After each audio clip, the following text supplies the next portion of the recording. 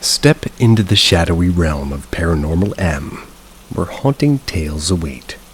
Don't forget to hit subscribe and turn on notifications. Let the mysteries unravel before your eyes. Very small headless figure. I used to talk to my dead grandpa when I was a little kid. Didn't even remember it. My dad was the one who told me, and he don't believe in ghosts. I regularly saw a translucent figure walk around the house, standing next to my bed. Human-sized black figure swinging between trees at midnight. That was during my childhood up in my teenage years. Then it slowly disappeared by itself. Fast forward to today. I can still sense paranormal presence, especially when I spend a few days and weeks in a new place. The last time I actually saw a translucent figure walking around was like 15 years ago when I first moved to my first owned house, and never again.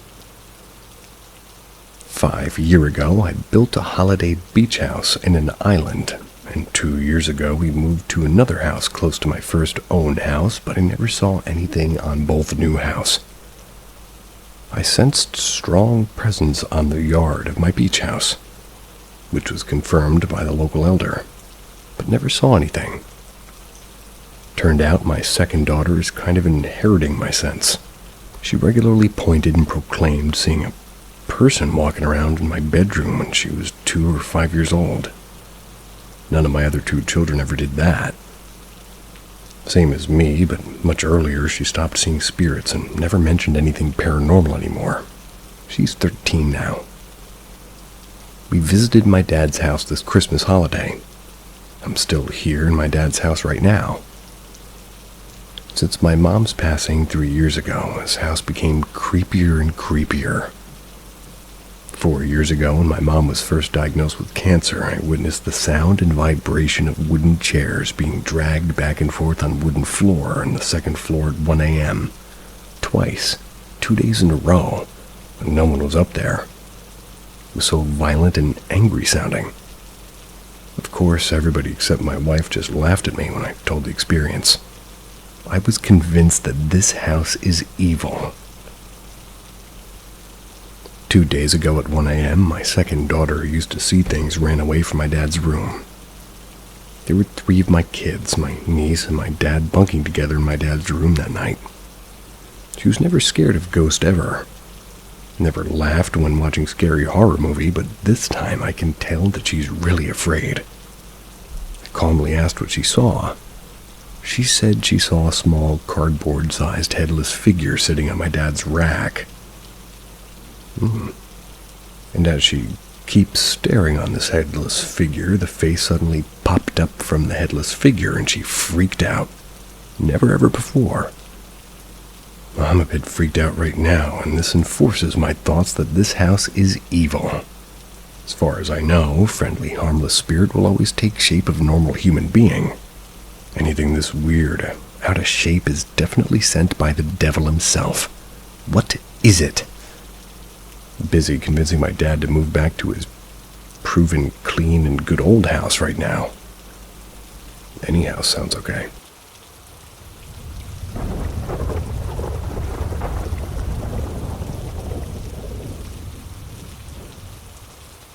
Something strange happened to me as a child. When I was 2 or 3 years old, I remembered that the night was starless. The darkness was immense, and the only thing that illuminated the environment was my house and a lamppost that was on the street. At that time, our house didn't have bars and the street was dirt. I don't know what time it was, but I think it was around 9 or 10 p.m. and I was outside playing. Just then, a man appears out of nowhere and calls me. He was a Caucasian man with light blue eyes, white hair, and pale white skin. He was wearing a red plaid shirt, green pants, and sneakers, as well as glasses for his eyes. He was quite kind. He called me and grabbed my hand. He told me that we were going to see some relatives, and he was taking me to the darkness of the street when my mother came out and called me. Since she was looking for me and couldn't find me, he shouted at me to come in, and the man kindly let go of my hand. His gaze conveyed confidence, kindness, and Above all, a peace that I'd never felt before. I'd gotten a little upset since I wanted to go with that man. The peace and happiness that he radiated was something that until today, at 18 years old, I've never seen or felt such a sensation in another human being. Not even in my own family. When he let me go, the man said, "Someday we will meet again." He walked slowly, disappearing into the immense darkness of the night. I've always asked my mother about that man, who he was, and if it's possible that he had some flyer or kidnapper of infants. She claimed that that night she didn't see anyone with me, and that I was completely alone. I was going into the dark with no one, alone. Those words still leave me thinking today and make me believe, along with other experiences I've had, that life after death is a reality, and it's more complex and full than we believe. Someday we will meet again, son.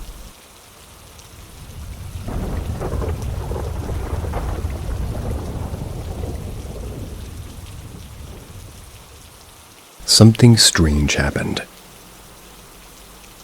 I had a thing happen this week that I absolutely cannot explain. I'm sure there's a reasonable explanation, but damned if I truly know what happened. Context. Husband and I have been married 15 years. We've lived in our house 7 years. We have a 14-year-old daughter, and husband and I sleep in separate bedrooms because he snores. So, Friday, husband and I had a kind of pretty angry argument from holiday stress. Oxymoron. Lots of angry words that were said, and I don't think that he meaned.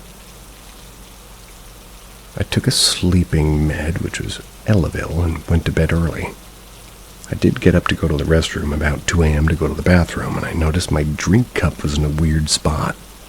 I also noticed my hairspray was on the corner of my counter. I haven't used hairspray in years. I wouldn't have moved it.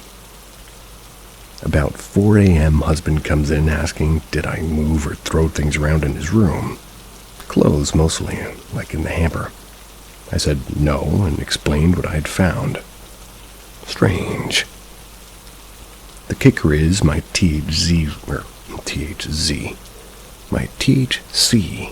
vape pen that was always in 1 or 2 places was gone. I know our kid didn't get it because she hates the smell. Our back door was unlocked, and I guess husband forgot because he was upset. I'm feeling honestly like a poltergeist or bad energy was in our house. I've never really believed in aliens, but these drones, was it the Greys? I'm a rational, educated person who can't understand what I went through. Does anybody have any thoughts? Obviously, haven't been sleeping well since then. I most certainly have thoughts, and some of them are... Can ghosts get high? I don't think so.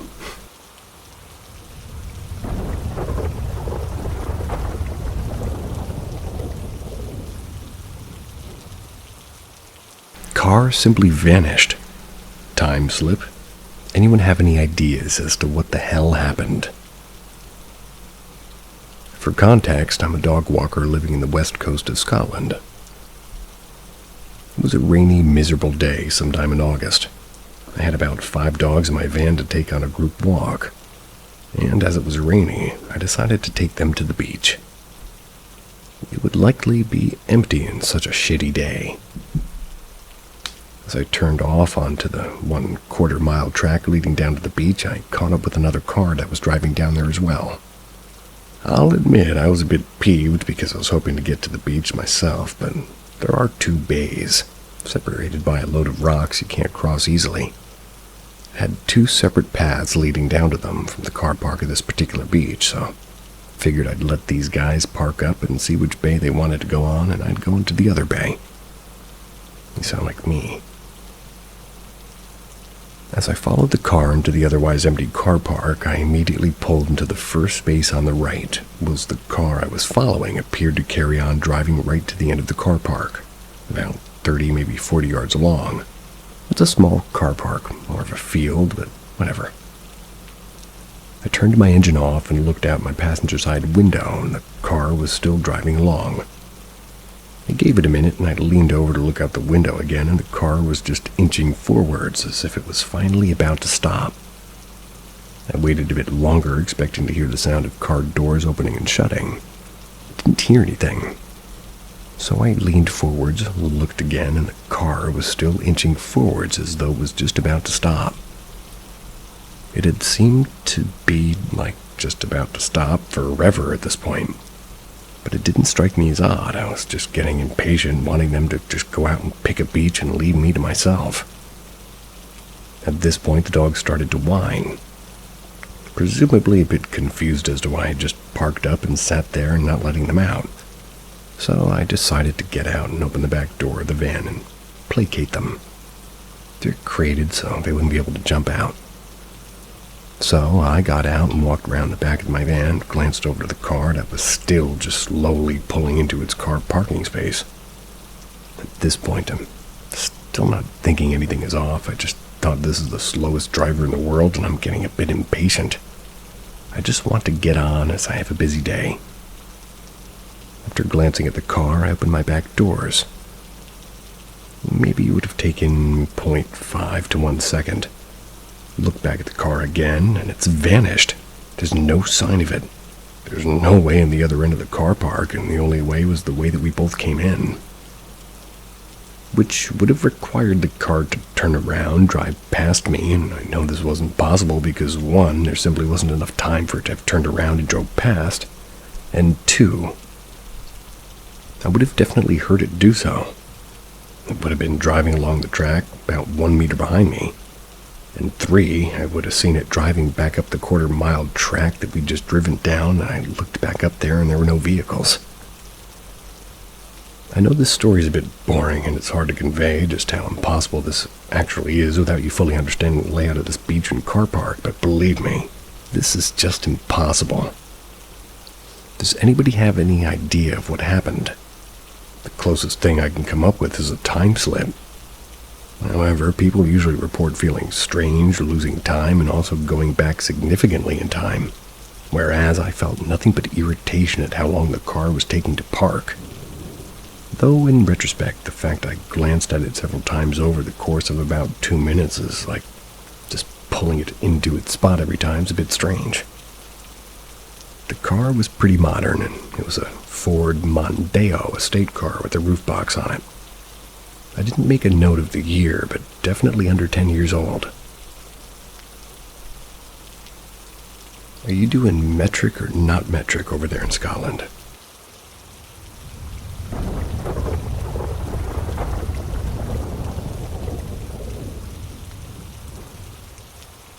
Can a house be haunted in a good way? Here's a question I've been asking myself for a while now. I, a female of 39, have been living in an old house, built approximately in 1820 for 5 years now. Used to be a farm at first, and remained so until after World War II. It's a small town outside of Paris, France. The house has evolved a lot over the years, and as you can see, it doesn't look as old as it is from the outside. Can't see. But it still sports ancient stuff inside, an old bread oven, for instance.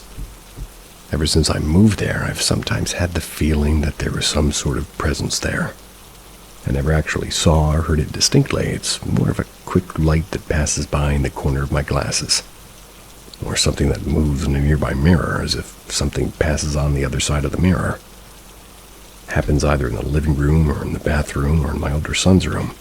Sometimes at night, I can feel a cool, steady breeze on my face like a quiet and comforting breath. And in all of these situations, I feel good. Paranormal entities normally terrify me to no end. I've experienced living in a negative haunted house filled with bad energy, and I strongly believe in ghosts and such. I just never heard stories with reassuring entities before. I feel like this entity, and for some reason I really think it's a lady, means nothing but good. Like she's protecting us or something. Could it be a dead relative, or could it be someone that's used to living here? She just feels nice and calm and like she wants me to know that she's around without scaring me at all. And so far, it's what's been happening. I slowly realize that she's here and that she means well. I even sometimes find myself worried when I don't, see or sense her presence for a few weeks. What do you think it could be? Has anything similar ever happened to you?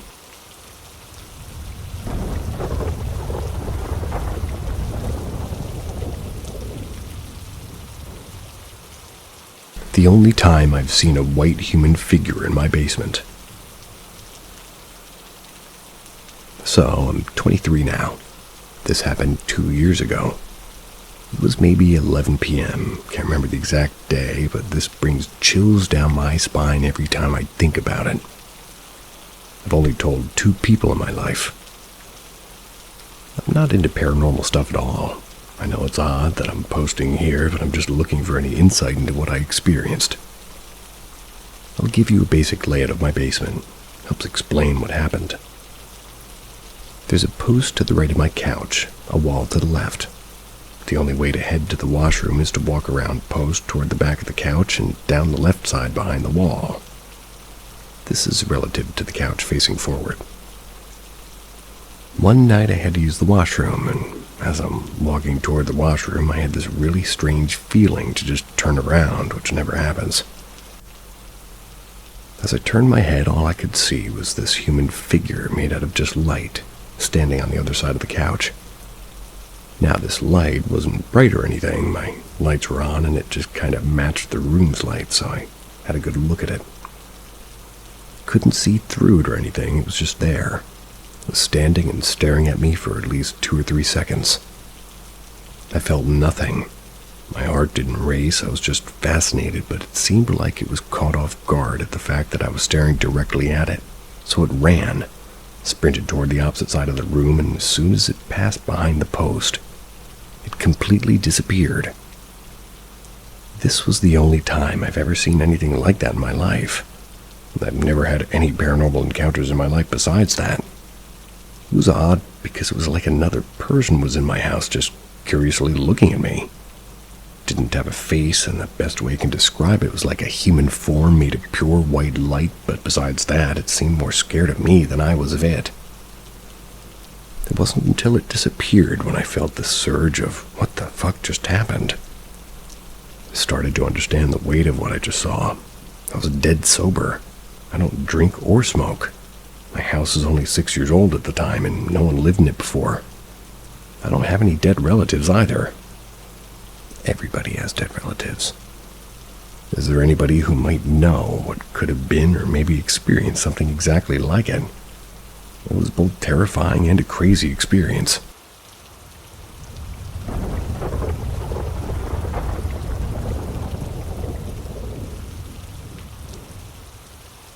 Thinking my house from circa 1890 might have spirits. Last month, my sister and I moved into this old house from around 1890. Might have been 1860, can't remember. Since moving here, there's been some strange stuff going on that, for all I know, could just be a coincidence or easily explainable. First is our backyard light. It has a motion detector on it, and I often see it turn on for no reason when I'm looking out the window.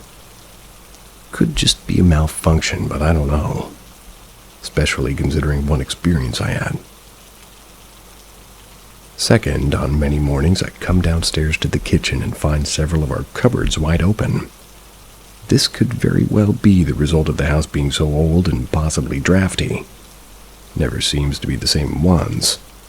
In general, there isn't a pattern, like none of the doors feel loose at all, and they all feel tight and have magnetic latches. One really unsettling occurrence has to do with our basement lights. We have a basement that has those short and wide windows that go out to ground level, and we can see them from outside. On several occasions, I've gone out at night, seen lights shining in the windows, not reflections, and I looked closely, and they were definitely the basement lights. Then gone back inside to find that the lights are off.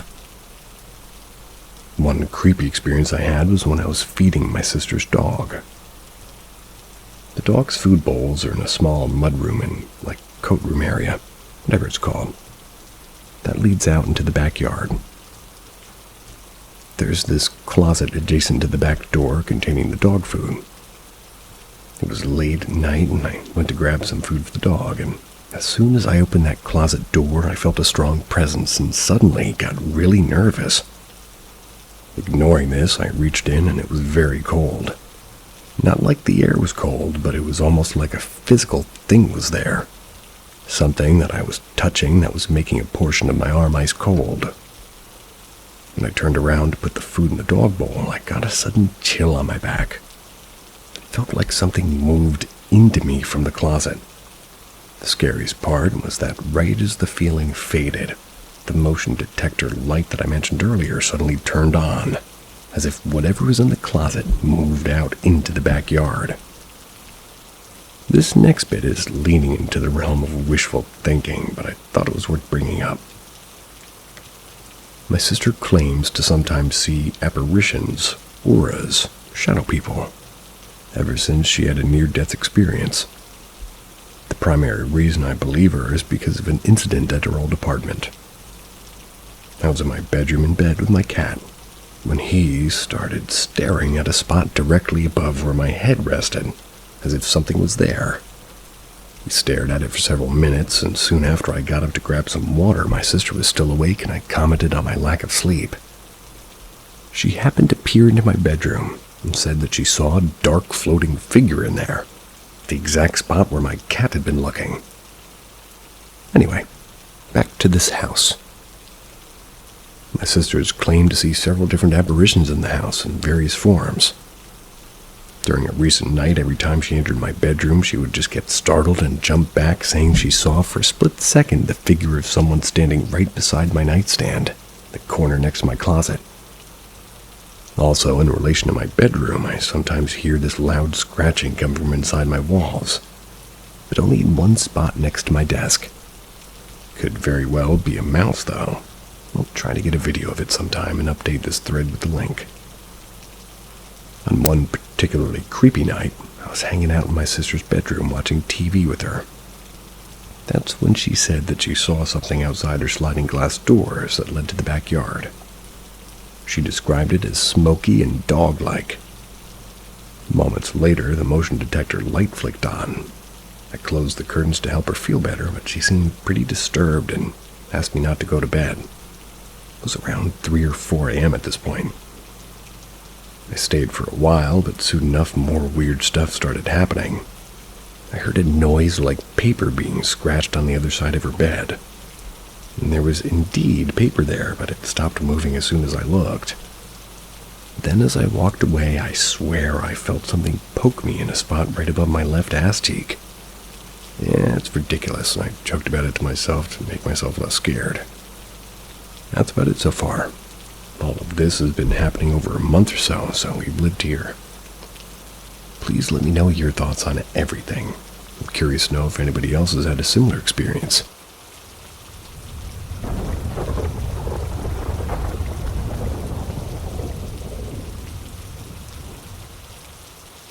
I don't know what to say about my first sleep paralysis. I've never had any sleep paralysis up until this point. Never experienced it again after this. I was laying on our queen-sized bed facing the wall with my back exposed to the rest of the bed. I was trying to fight the urge to fall asleep, but I eventually dozed off into a state in which I felt like I was both awake and asleep. Take note that before this I had checked the time on my phone. As I was in that state, my body couldn't move and my vision was starting to tunnel. Throughout this experience, I could only see the wall in front of me as I was laying on my side. I started to see shadows form around my vision. My hearing, I don't know how to describe this, but it felt like something was covering my ears, so the sounds I heard was a bit muffled. I began to hear high-pitched sounds, which eventually turned into screams. Sounded like burning souls from hell, squealing from that pain. For some moments, I felt like I saw those souls. Their voices overlapped, and I soon began to feel something. Since I was laying near the wall, a huge portion of the bed was behind me. Behind me, I can feel someone or something crawling rapidly. Their limbs were pounding on the bed as it makes its way toward me. However, just as I feel like they're about to reach me, they never do. While I was hearing those screams and feel like something was crawling behind me, my mind was actually, to put it simply, a bit calm. But the way my body reacts says otherwise. My heart was pounding in my chest and I felt like I could barely breathe. In my mind, I kept on thinking, why is my body reacting like this? It's like I had no control over my body. And I'm generally not the type of person to hyperventilate or react that much when something happens. So my body reacted like that and I was genuinely confused. The moment I woke up from that sleep paralysis, my vision began to clear and for a split second I felt like I'd forgotten how to breathe. The experience was not that long, but it was surely more than a minute. But when I checked the time on my phone again, it was still the same time from when I checked it before. What kind of bothers me is that most of these indications of hell in some of my dreams, including the sleep paralysis with the screams of the dead, my dreams are always, well, hyper-realistic. Although I don't generally dream as often now, it still sometimes bothers me.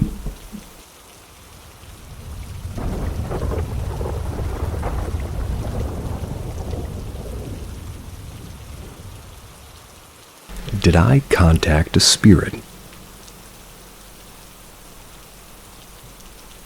So a few weeks ago, I started learning dowsing. I bought a beginner's kit. For those who might not know, dowsing, the type I practice, is basically using a pendulum to questions. You give it a direction for you to answer. For example, left to right and vice versa means no, and away from you to closer to you and vice versa means yes. So after following the guide on how to train the pendulum on answering yes or no questions, I decided to start messing with it. I asked it questions like, am I in such and such place? And am I holding such and such object? After checking that, indeed the answers were correct. I started asking other questions until I decided to ask, is there a spirit in the room? The answer was yes. I started asking it more questions such as, is the pendulum moving because of the spirit? And, am I talking to the spirit? Both questions were answered with a yes. After some time, I figured out he's male and he's a spirit. He refuses to give me his age. When I ask what his age is by assigning each direction a number, like 0 to 50, 50 to 100, the pendulum stops moving. And when I asked him, will you tell me your age? He said no. I also figured out his name is Uthgaz. Uthgaz, or Uthgaz. After many questions, Uthgaz tells me there's a demon haunting me, and he was forced by a more powerful being to protect me from it. He said he doesn't want to do it, but he has to. He also confirmed the demon haunting me is indeed the figure I've been seeing ever since I remember. Some context on the demon. Ever since I was little, I've seen a humanoid figure watching me. It's covered in gray hair, has abnormally long legs and arms, and has no face. It also has some horn-like things on both sides of its head. I wouldn't call them horns, though. It's hard to explain. I normally see it standing next to my bed, but I've seen it in my old school and in streets, even in the shower. It was always standing there and watching. But it's gone further than that. I've seen it standing behind my friends, grabbing their heads. They're oblivious to it, though. The worst has been when I'm taking a shower. I closed my eyes and I felt something weird touching my belly. I opened my eyes to see it right in front of me, its hand on my belly. It disappeared while I was frozen in terror. So, back to the original question. I know there's a big chance Uthgaz doesn't exist, and it's just my subconscious mind inventing it all and transferring it to the pendulum through micro hand movements. That would be a scientific answer. But ever since, I may have contacted Uthgaz, the demon has been more pacific. Or oceanic, to say the least. I tried searching Uthgaz online and I got no result. If anyone knows anything that might be useful here or has lived something similar, please let me know. Any information is deeply appreciated. Wish you all a great day.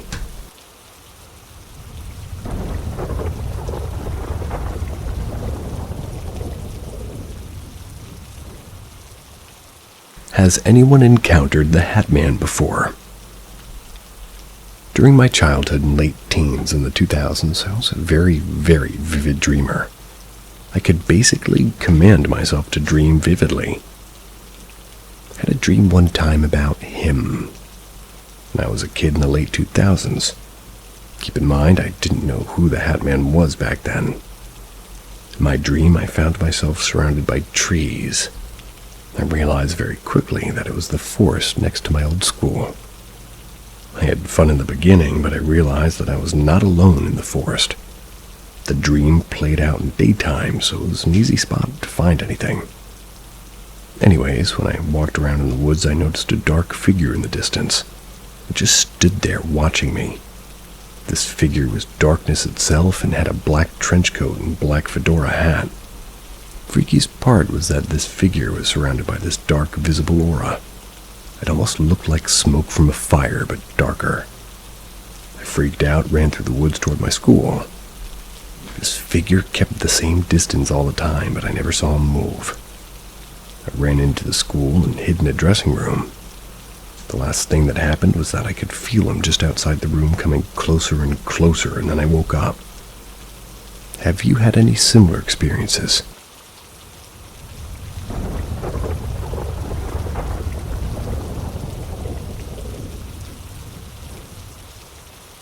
Has anyone felt or heard electricity before?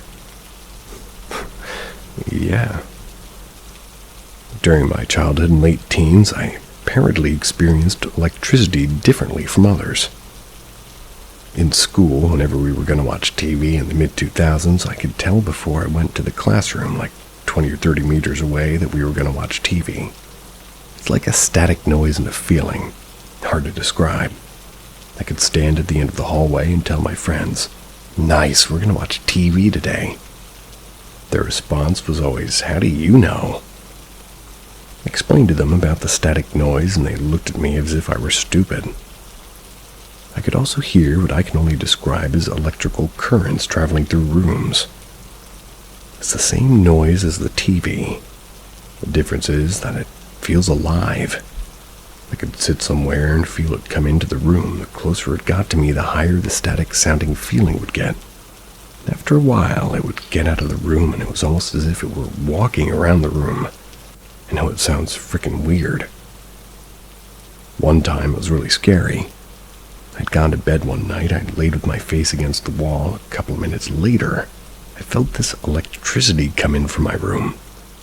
I felt how it came closer and closer to my bedside. The electricity became stronger and stronger. I realized that this thing or whatever was leaning down toward me inches away from me. I had to squint my eyes because the static sound and feeling from it was really strong, and because I was afraid. About 5 minutes later, it slowly disappeared out from the room.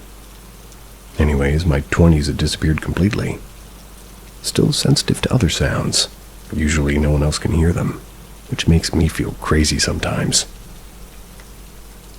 Don't feel crazy on that one. I have my own story about that. A good one.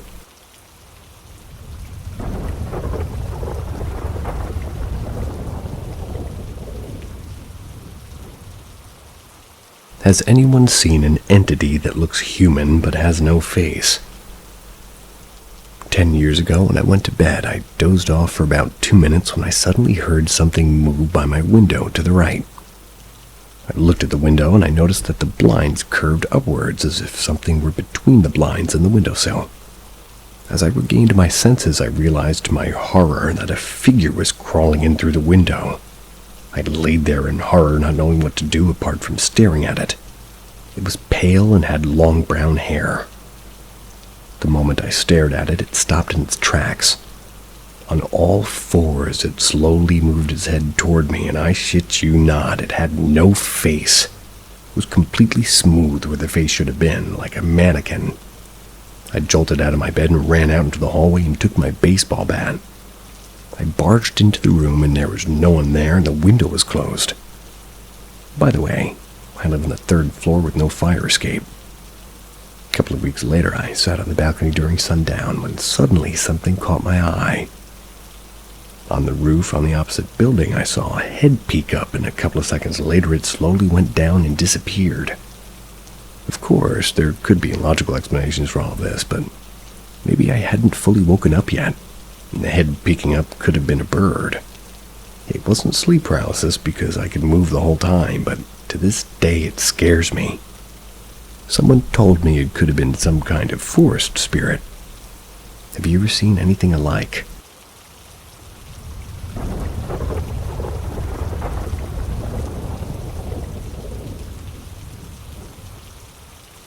My mother almost drowned as a kid. This is her story. When my mother was a child, 5 or 10 years old, she and her grandmother went to the beach. While her grandmother sat on the beach, my mother walked knee-deep in the water. Somehow she went too deep. That's 2 O's. Fell down, went underneath the water. She lost the perception on what direction up and down was, and she fought some time, but slowly lost the energy to continue. While she floated under the dark, murky water, she could hear her words, the most beautiful music ever. For some reason, she could never hum it or explain it. The music was otherworldly. While she drifted around under the water, hearing this otherworldly music, a face slowly showed up in front of her. It was an old man. This man smiled at her and he said, "It's not your time yet." And right after that, he said that, and his face disappeared, and she felt a hand grip around her leg. By great force, she was pulled out of the water. She gasped for air while her grandmother scolded her for walking too far out into it. Have you or maybe a family member had any similar experience?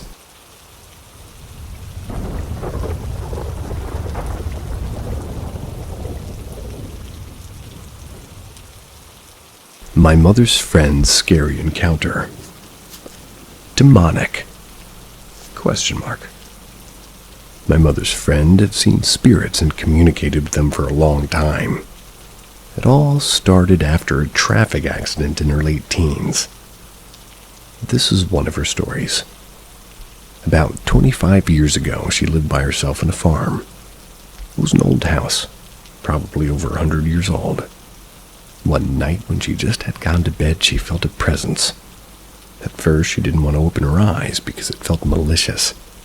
But after a couple of minutes, she felt that she really needed to. She opened her eyes, and at her bedside, a tall beast with yellow eyes stood in its hind legs looking at her. It snarled at her while drooling. The shock and fear it gave her made her freeze. She closed her eyes and whispered, "Go away," over and over again. After a couple of minutes, the presence she felt had disappeared. She opened her eyes and it was gone, like it vanished in front of her. The beast she saw, she could only describe it as being a dark-haired jackal. She said that it had the resemblance of Anubis.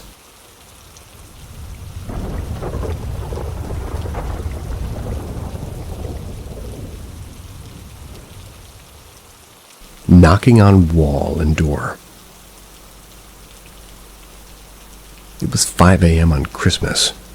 That's because my sleeping schedule is bad.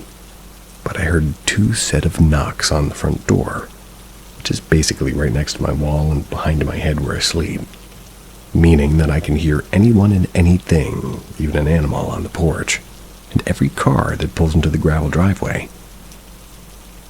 Anyways, I sit still, thinking it was my mom, and wait for my grandmother to open the door because the dog started barking, which normally wakes her up.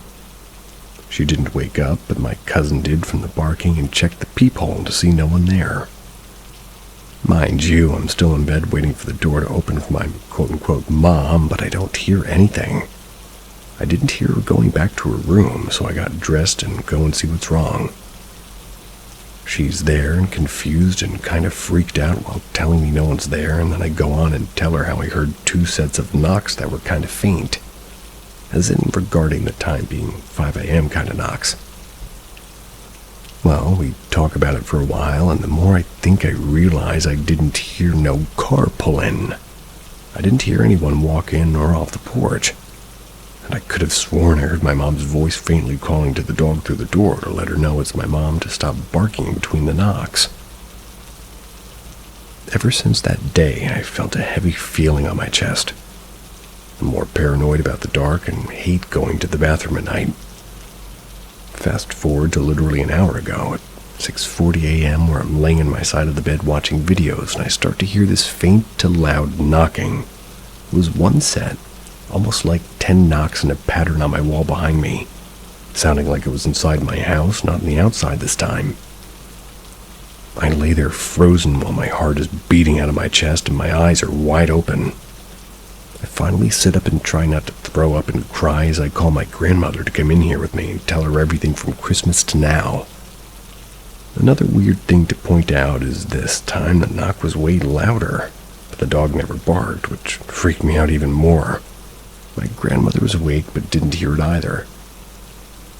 The more the days go on, I'm terrified what it wants.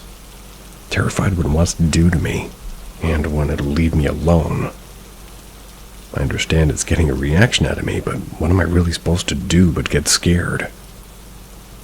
Another thing to mention is I've always heard knocks for years, but have never felt this heavy feeling or paranoia lingering for so long. In my last house, it was like 4 years ago, so I'd sleep on the couch and I would hear faint knocks on the window above my head and it would scare the crap out of me.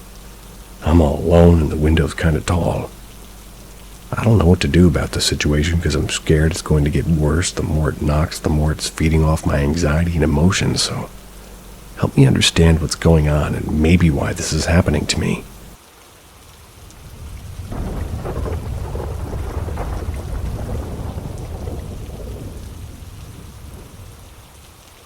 Shadow behind locked doors. I used to live in a shared rented flat with other girls. One day everyone was out, and I was alone on my floor studying. My room door was shut. The door had a small gap at the bottom, so if somebody passed by, you could see their shadow through it. That day as I was studying, I noticed someone walk past my door. I wasn't surprised because I thought it was one of the girls. Let's call her Jane. It was about the time Jane usually came back. The shadow crossed once toward the open area on the right and then back again toward her room on the left. Shortly after, I heard her room door open and shut, so I assumed it was her. About half an hour later, somebody knocked on the main door to the floor. Since Jane's room was close to the main door, well, I just expected her to answer it. I didn't even bother to get up. However, after 5 or 6 knocks, I got up to open the door myself. When I checked, I noticed Jane's door was shut. I opened the main door, and to my surprise, it was Jane standing there. I was confused, but I was so engrossed in my studies that I didn't think much of it. I let her in and went back to my room. 5 minutes later, Jane came into my room and asked if I had drunk water from her copper jug. I said no, and she told me she clearly remembered filling the jug before leaving, but now it was half empty. That's when it struck me. I had seen someone inside, and I had heard her door open earlier. And even more bizarre, the main door had been locked from the inside all along. The open area where I saw the shadow go was also locked. I told Jane everything, and she was so shaken that she threw away the water from the jug. We never knew who or what that was. Any ideas? A few.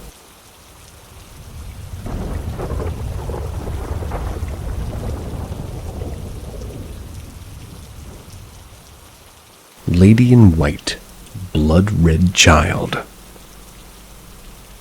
This happened with one of my friends, and I'm going to share the story from his point of view. I was driving home late one night around 12:30 a.m. It was nothing unusual for me. This was my weekly routine. I was used to these late-night drives, so I wasn't scared or even thinking about anything serious. It was winter and the roads were pretty empty, so I was driving at around 90 or 120 kilometers an hour. Then I came to a bridge.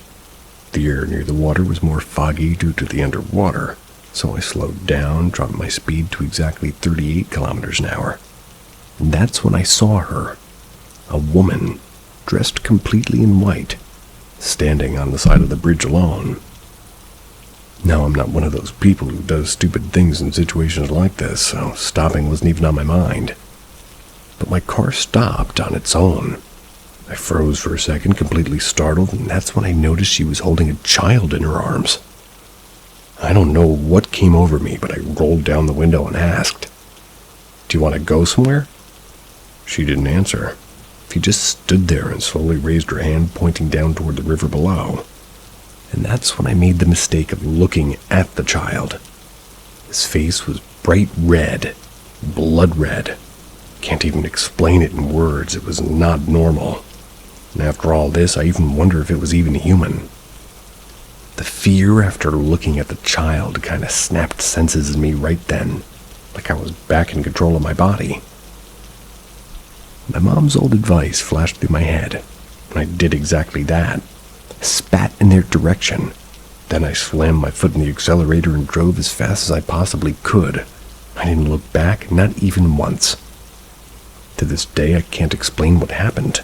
Why did my car stop, and why did I talk to her, and who was that woman and the child in her arms? And what exactly was she pointing at? Imagine if that was an actual person and you spit at her, holding up a kid. We'll go with the paranormal, though.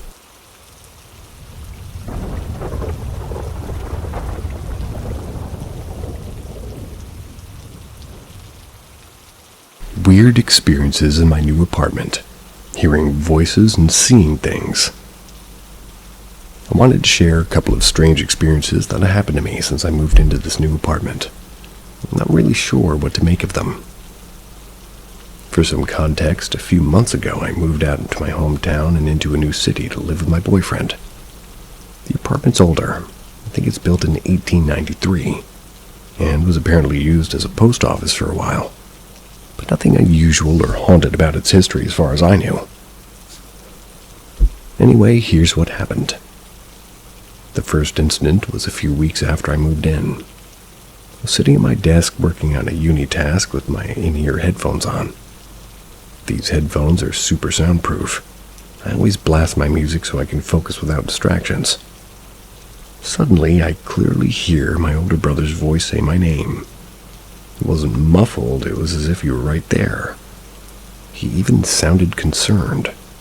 I jumped, turned around, and nothing. My boyfriend was in another room, and even if he had been nearby, I would have heard him through my headphones. I went and asked him if he'd said anything, and he hadn't. I tried to brush it off as my imagination or something, but then a few weeks later another strange thing happened. I was in the same situation. I was at my desk, headphones on, totally focused. Out in the corner of my eye, I suddenly saw my mom's cat walk by. The thing is, I don't have a cat here. My mom's cat is back in my hometown. Both times I felt totally confused, but not scared. Just really unsettled and confused. Except for the weirdness of it, I don't feel like it's something bad, but I'm still wondering if I'm going crazy or not. As I said, I looked into the history of the building, but aside from its age and its past as a post office, there doesn't seem to be a lot of information about it, and particularly no spooky or unusual things about it. Could this just be my mind playing tricks on me, or could there be something else going on? Anybody else experience something similar?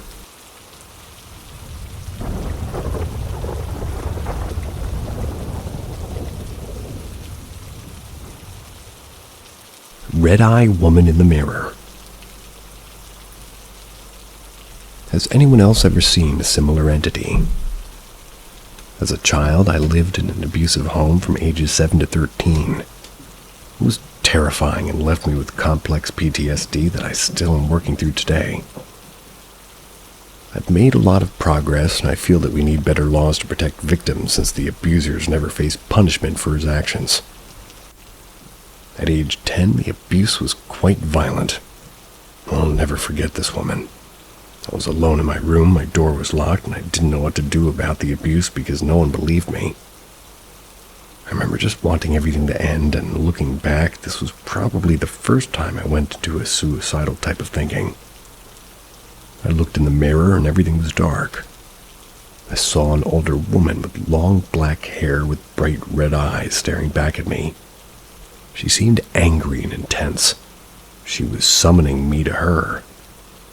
I had a sense something was very, very, very wrong. It felt like I was in a trance. I couldn't move, and it was like I was being drawn to her in the dark. I had to physically shake myself to get back to reality. I don't know how long it was, but it was a very intense experience. She was gone, my room was bright, and I saw my blonde self reflected in the mirror. The abuse did get worse after this, but eventually my dad believed me and divorced from that family. I always wonder who that woman was. We were living in South Texas at the time, and I haven't seen her since, but her presence in that moment never escaped me.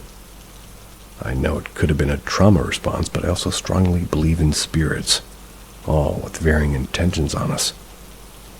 Any ideas on who this was or any similar experiences? Well, the other idea was that she was an earlier, angrier version of an ancestor who was wronged. I see some similarities to another entity who I work toward healing, and doesn't really bother me as often as she did in my early healing journey. She also had long black hair and lots of anger, but never with the red eyes. This one would show up when I was doing ancestor meditation and yell at me, but now she's more peaceful. I met with a medium last year who helped me with the calming of this entity. It went really well. Maybe this was the same one, still open to ideas.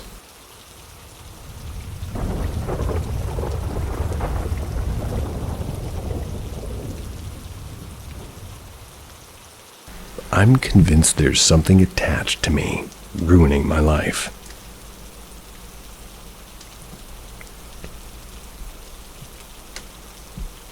Let me start by saying these events are all 100% legit.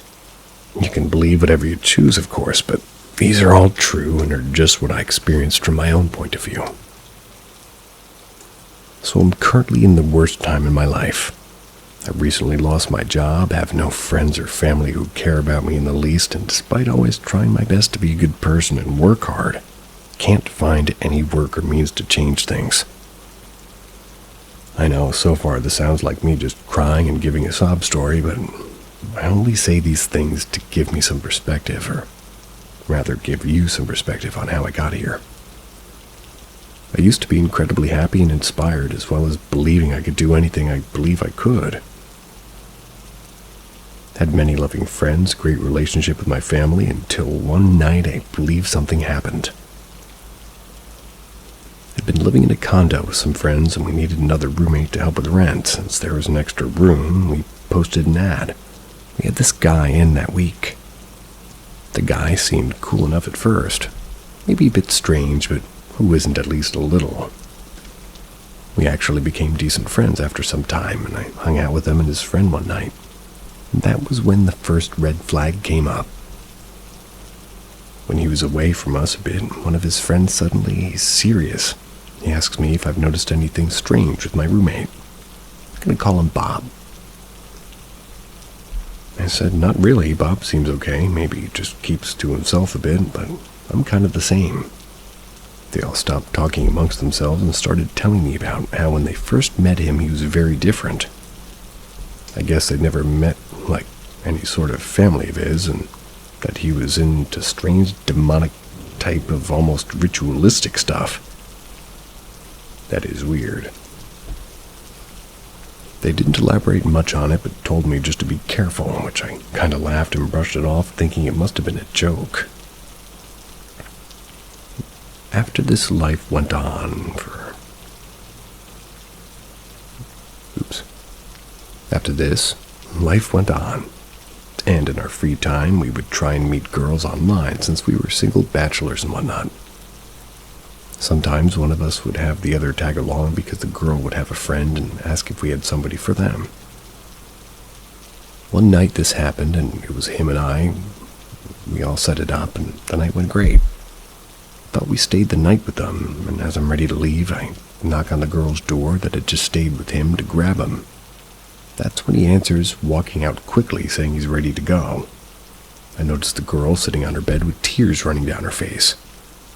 I was shocked and immediately asked if she was okay, to which she nodded. He, already at the door, yells for me to come on, and he's got things to do.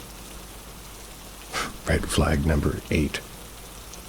I looked back to her, and she just gave me this look, and I still see in my head that I can't figure out what exactly she was thinking, but it was enough to have never left my memories. So, I had last mentioned this guy was strange and into some possibly demonic stuff before I met him. I had later found out that during that night with the whole upset girl incident, he had actually been angry with me, because apparently the girl I had ended up connecting, wink wink, that was actually the girl he was originally talking to beforehand. I'm confused now. He was mad things didn't play out like he wanted, unbeknownst to me, of course. That planted the seeds for this growing resentment that he had for me, and yeah, it's completely subjective, but it's my thoughts on it. So, eventually, everything added up to him randomly and stealing my phone, after which we'd all been chilling in his room. Being us and some friends, mind you, but I had accidentally left the phone in his room during the night. This wasn't due to lack of me trying to grab it, though. I had knocked and knocked many times through the night. What was extra crazy is that he ignored my knocks, and in the morning claimed he had headphones on and couldn't hear me. Also claimed my phone wasn't in there and tried blaming it on the friend that were over, which was absurd. Get this, though. He magically had the same exact phone as my lost phone 1 week later, which, long story short, led him to no longer living with us because I had had it with him by this point. Keep in mind, there were many other smaller incidents that also happened, but they're mostly petty things that you wouldn't care about. So, jumping to the last time that we had actually hung out before that whole phone situation. We had been on another double date. He went on another. We were all in the car talking, and then at one point the supernatural topic came up, which put us in a spooky mood. Well, dude suggests me go to the cemetery that he knows not too far away, so we do. While we're all there, things are chill at first. We're walking and joking, and I'm trying to spook out the girls in the corny ways we do. When suddenly, out of nowhere, roommate just screams out, "I command any demons here to possess myself and follow me until death." Oh, well, possess the protagonist here. We all stood there speechless until one of the girls said that she was tired and wanted to go home. A week later, the phone incident happened, and I've never heard from him again.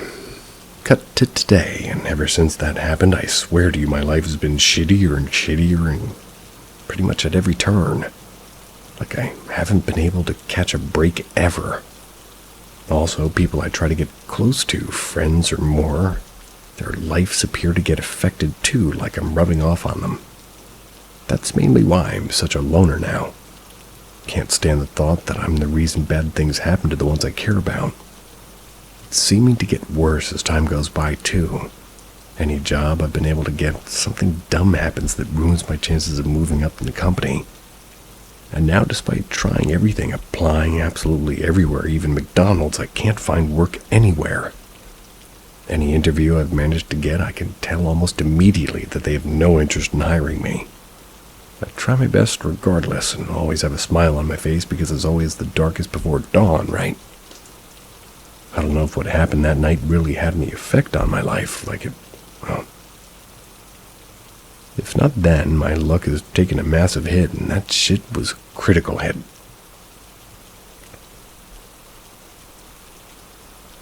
I got some things to say, but I'm going to hold them.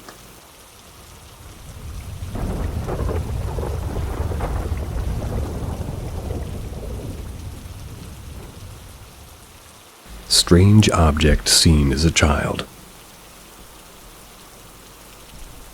This is one of the only times in my life that to this day I still don't understand what I was seeing.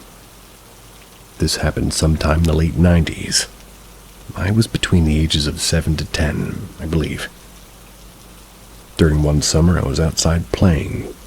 As I was walking up to the steps to go back inside, I looked up and spotted this super strange object floating in the sky, maybe 10 to 15 feet above me, but a little ways, like it was coming closer. At first, I thought it was like a kite, but immediately I knew it couldn't be because there's no wind really, and it was staying at the same height, moving at maybe about 5 to 8-ish miles an hour toward me. The best way I can describe it is like a cube, but it's moving and reshaping into itself, almost like a 4D object, like a tesseract, I think it's called. I remember I was so shocked and scared that I had my hand on the doorknob to go inside, but was frozen because I was scared to look away for fear of losing it. I wanted so badly to yell inside for somebody to come look, but I knew it would be gone in a mere moment. So I just stared at it noiselessly, and it went by me. It was so close I felt I could almost jump and touch it, but it was just out of reach.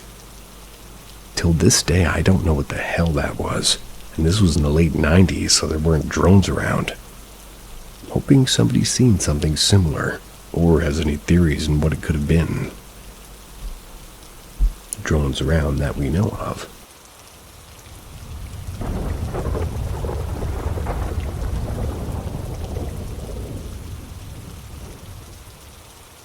Dad's strange encounter as a teen. When my dad was 17 or 18, he remembers lying in his bed, unable to sleep at around midnight. The street lamp light from the other side of the street always hit the wall and ceiling in his room. It was deadly quiet in the street, as it was the 1970s in Belfast. My dad lived off Falls Road, and there was a curfew imposed in the British Army, so no one was allowed out after dark. Suddenly, my dad hears the sound of someone sprinting down the street and sees a break in the streetlight on his wall. He jumps up and looks out the window to see who is running. No one is there. He keeps looking for a few minutes to see if anyone was hiding in the gardens, expecting to see an army or the police Land Rover to appear, looking for somebody, but nothing appears. He shrugs it off, goes back to lying down, but minutes later he hears exactly the same sounds. And again he jumps up to look, but nothing. That's when he was about to go back to lying down again and hears the running sound once more. But this time he's like, well, he's there to see it. He sees a shadow cast on the house and pavement that grows and shrinks with the angle of the light being cast. He hears the footsteps get louder and fainter, but can't see a person, a dog, or anything that makes footsteps. He didn't sleep that night or properly for a few weeks trying to listen out for the sounds, but it never did happen again. Was it paranormal, or was my dad just having sleep issues living in an area plagued with fighting, violence, and death? Not sure myself. My dad isn't a believer in ghosts, but he knows what he saw and heard what was strange and has stuck with him for over 50 years.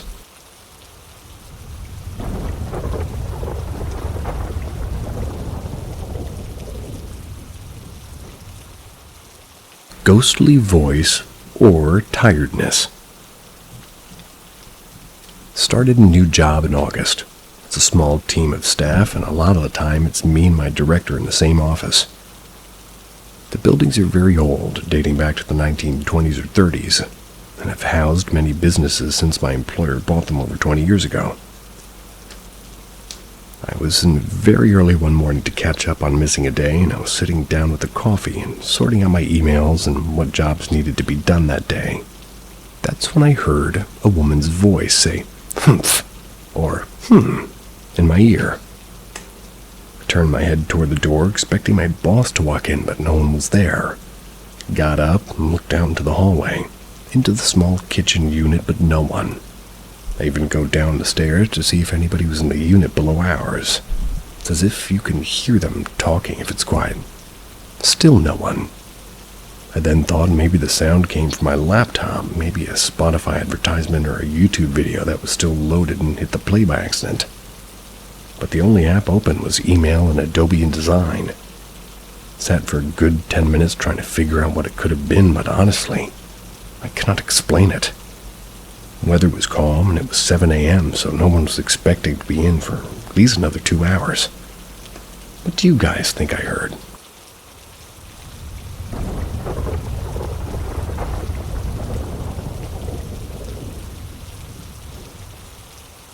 Paranormal M is here to uncover stories that'll keep you awake at night. Subscribe and hit the bell to stay up to date on our chilling episodes. Prepare for a journey into the unknown. We hired a domestic, and now I feel better about my mental health.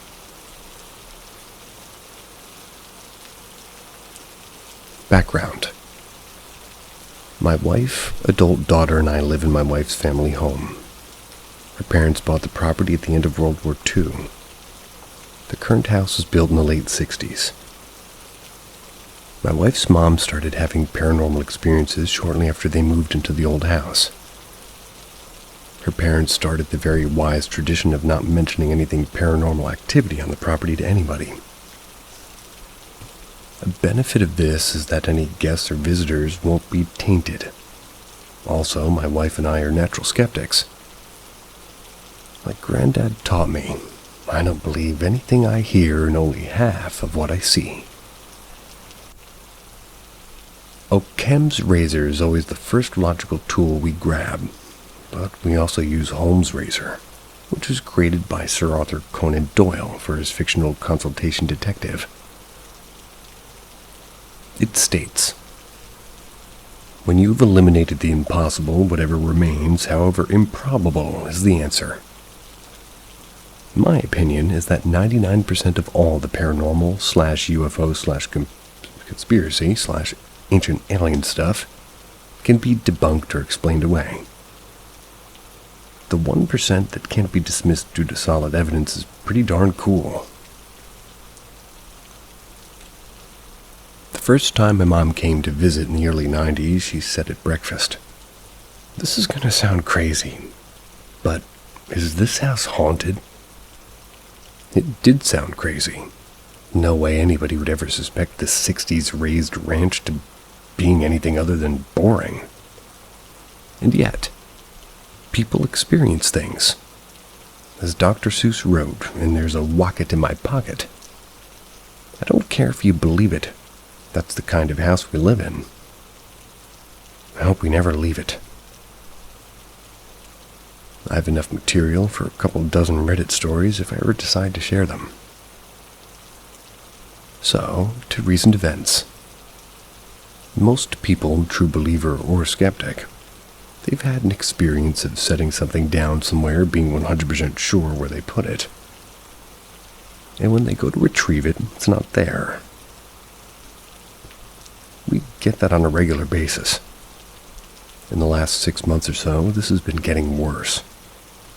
A few times lately I went to my wife with what she described as that 1,000-yard stare, muttering about how I was sure I had just put X in Y location. A few seconds or minutes later, it wasn't there. One would think I'd be used to this after a third of a century, but nope. Got to where I was seriously questioning my mental health, to the point of thinking I might have to voluntarily go into an inpatient. I mean, objects don't just move on their own, right? So logically, the faults must be in my perception. We're finally in a financial position to hire a domestic, Jane. Jane is a no-nonsense retired RN, sharp as a tack, and she says, a fellow skeptic. Her first day, she and I were given the kitchen a long overdue deep cleaning and decluttering. I just opened a package of scrubber sponges. They're bright blue, two-tone blue, and it's mostly in a clear wrapper. I handed Jane one and put the package on the counter at the north end of the kitchen by the coffee maker.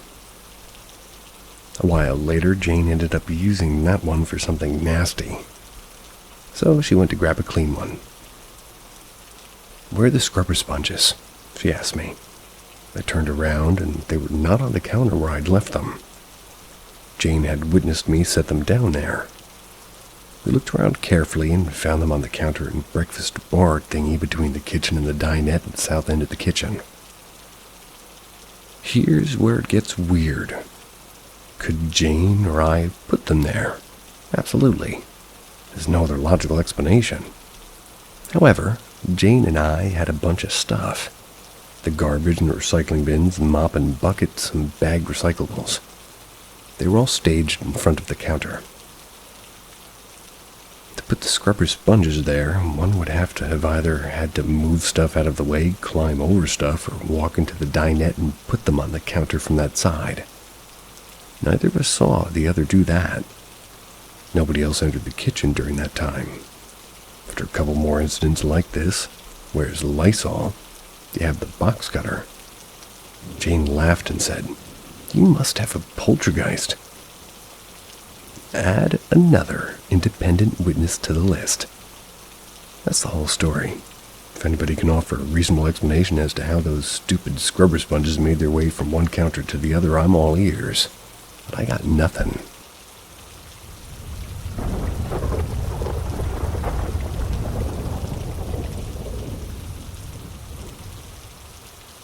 I think I saw a portal opening when I was 14. When I was 14, 20 now, I was sitting in the basement of our old house. I was with my sister, who was 16 at the time. The basement was quite big, maybe 5 meters from the entrance to the back wall, and maybe 2 or 3 meters wide. We were sitting on a bed at the back wall just talking, and what I happened to be looking at the entrance when suddenly, next to the entrance, a kind of ball of light or electricity. It appeared and it stretched to the floor and ceiling. It made a very weird high-pitched sound that got higher and higher, and then it disappeared. It kind of looked like some sort of portal opening, and it was very bright and white in color. My sister was very freaked out and asked me if I saw it too. I did, and almost right after, I went to the spot, wanted to check if it left any marks or anything behind. It didn't. There were no ceiling lamps or anything near it, so I don't think it was some kind of electricity. It didn't appear up from the floor or down from the ceiling.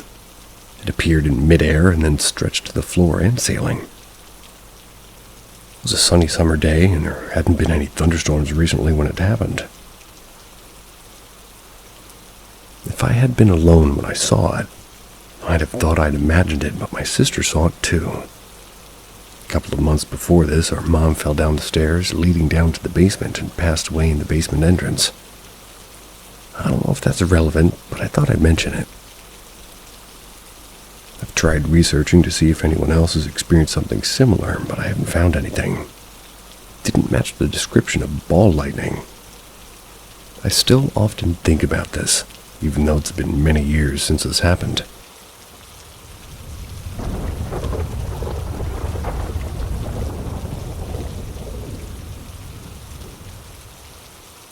The Haunted Wardrobe and the Soldier's Curse. When I was younger, my grandfather and his sister used to tell me the same chilling story over and over again. A story about a wardrobe that haunted our family for generations. This wasn't just any wardrobe. It was the kind you could move around, not built into the wall. It seemed normal enough at a first glance. But the spirit tied to it, that was anything but normal. According to my aunt, the spirit of a soldier haunted this wardrobe. The soldier had supposedly died during a war, connected somehow to a stash of diamonds he either stole or found. Many people were searching for those diamonds, and the soldier paid the ultimate price when someone killed him. What they didn't know was that he had hidden the diamonds inside the wardrobe. The story goes that the soldier's ghost stayed with the wardrobe wherever it went, always wearing his army uniform. My mom remembers the wardrobe vividly. When she was little, it sat in the backyard of her aunt's house. She and her siblings would play near it, but she always had the feeling of being watched. She never dared go too close. My aunt claimed the spirit had even spoken to her once. It promised to reveal the location of the diamonds. but only on one condition. It wanted a life in exchange for the treasure. My aunt believed the soldier's death over the diamonds had bound him to the wardrobe, and he wouldn't give them up without claiming another life. Terrifying things would happen when anyone tried to open or search the wardrobe. It would tip over seemingly on its own, nearly crushing them. Sometimes nails would shoot out of the wood as if the wardrobe was defending itself. The family eventually stopped trying. They left the wardrobe in the backyard, not wanting to destroy it, since it had been passed down through generations, but also too scared to keep it in the house. Years later, my aunt had to move to Australia and couldn't take the wardrobe with her. She asked my grandfather to take it. He hated the wardrobe and wanted nothing to do with it, but reluctantly he agreed. Instead of carefully loading it into his truck, my grandfather threw it into the back with no straps or ropes to secure it. Then he drove recklessly, hoping the wardrobe would fall off along the way. And it did. Somewhere down the road, the wardrobe tumbled off the truck, shattered into pieces. My grandfather didn't even stop to look back. He left it there, broken on the side of the road. What's strange is that we never heard from the spirit again. It didn't come for revenge, and it didn't seem to follow him. You'd think that perhaps it stayed with the remains of the wardrobe. Whether someone picked up the wood or the remains are still rotting on the side of the road, I don't know. But part of me wonders, what if the diamonds are still out there too? What kind of curse might follow anyone who finds them?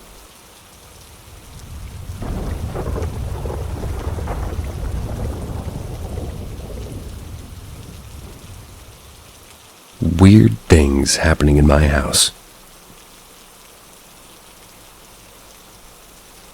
So let me preface this by saying that I don't think my house is haunted. We purchased it in 2022.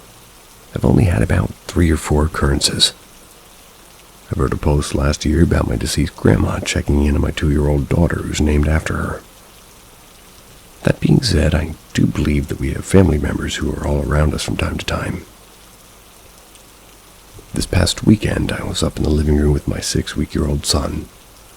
He was super fussy and hadn't slept yet. It was about 2 or 3 a.m.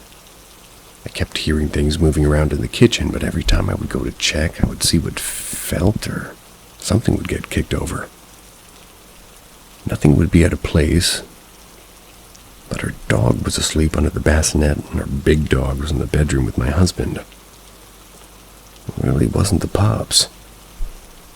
It kept happening for the rest of the early morning and almost sounded like footsteps, but I kind of just brushed it off. No big deal. The baby ended up finally sleeping at around 7 a.m. and I did as well. Fast forward to tonight. I was home alone with my son and my daughter, who's 3 now. She was playing, and I noticed she walked up to a long, skinny table where I keep family pictures. She was babbling on about, "Mom, I saw her. She came to see me." Really didn't think much of it and just said, "Cool, baby. There's lots of pictures over there." That's when I looked up and noticed she was pointing to a picture from Christmas in 2022 with my husband's family. She was pointing at his Mamu, who passed away in 2023. She was only 12 months old in the picture, so I really doubt that she remembered her. I was a little spooked, so I asked her again, "What do you mean?" She told me she saw her, and she came through her door. I've always believed in the paranormal, and I find it comforting that Mamu came to visit her.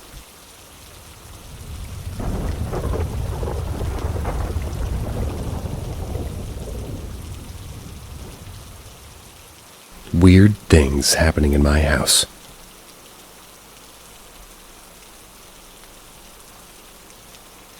So I've been living in this house since 2019. The house has been owned by my family since it was built in 1910. It was renovated in 1998, and a couple of families have lived here since it was built. So in these 5, almost 6 years, quite a few paranormal things happened. So I'm going to list some of them here. First, our dog barking in the same room, but not in the same spot. But he would mostly look on the ceiling when barking. Second, a couple of cases of doors opening and closing on themselves. A couple of doors in the house have distinct sounds when opened or closed. Like the basement doors kind of hanging, so you have to slam them really hard to close them and press the doorknob also, really hard to open them. I was picking something up from the basement, and I was sure I slammed them shut. But halfway up the stairs, the door opened on itself. Third, I was up until 3 or 4 a.m. and in the walk-in closet. It's also a storage room. Something fell. I got up and went to see what caused that sound with a flashlight. I looked around, everything was how it was before. My only logical explanation is that a part of the vacuum cleaner fell and caused that really loud sound. Fourth, a TV turning on by itself. Might not be paranormal, but I'll list it here because it's weird as hell.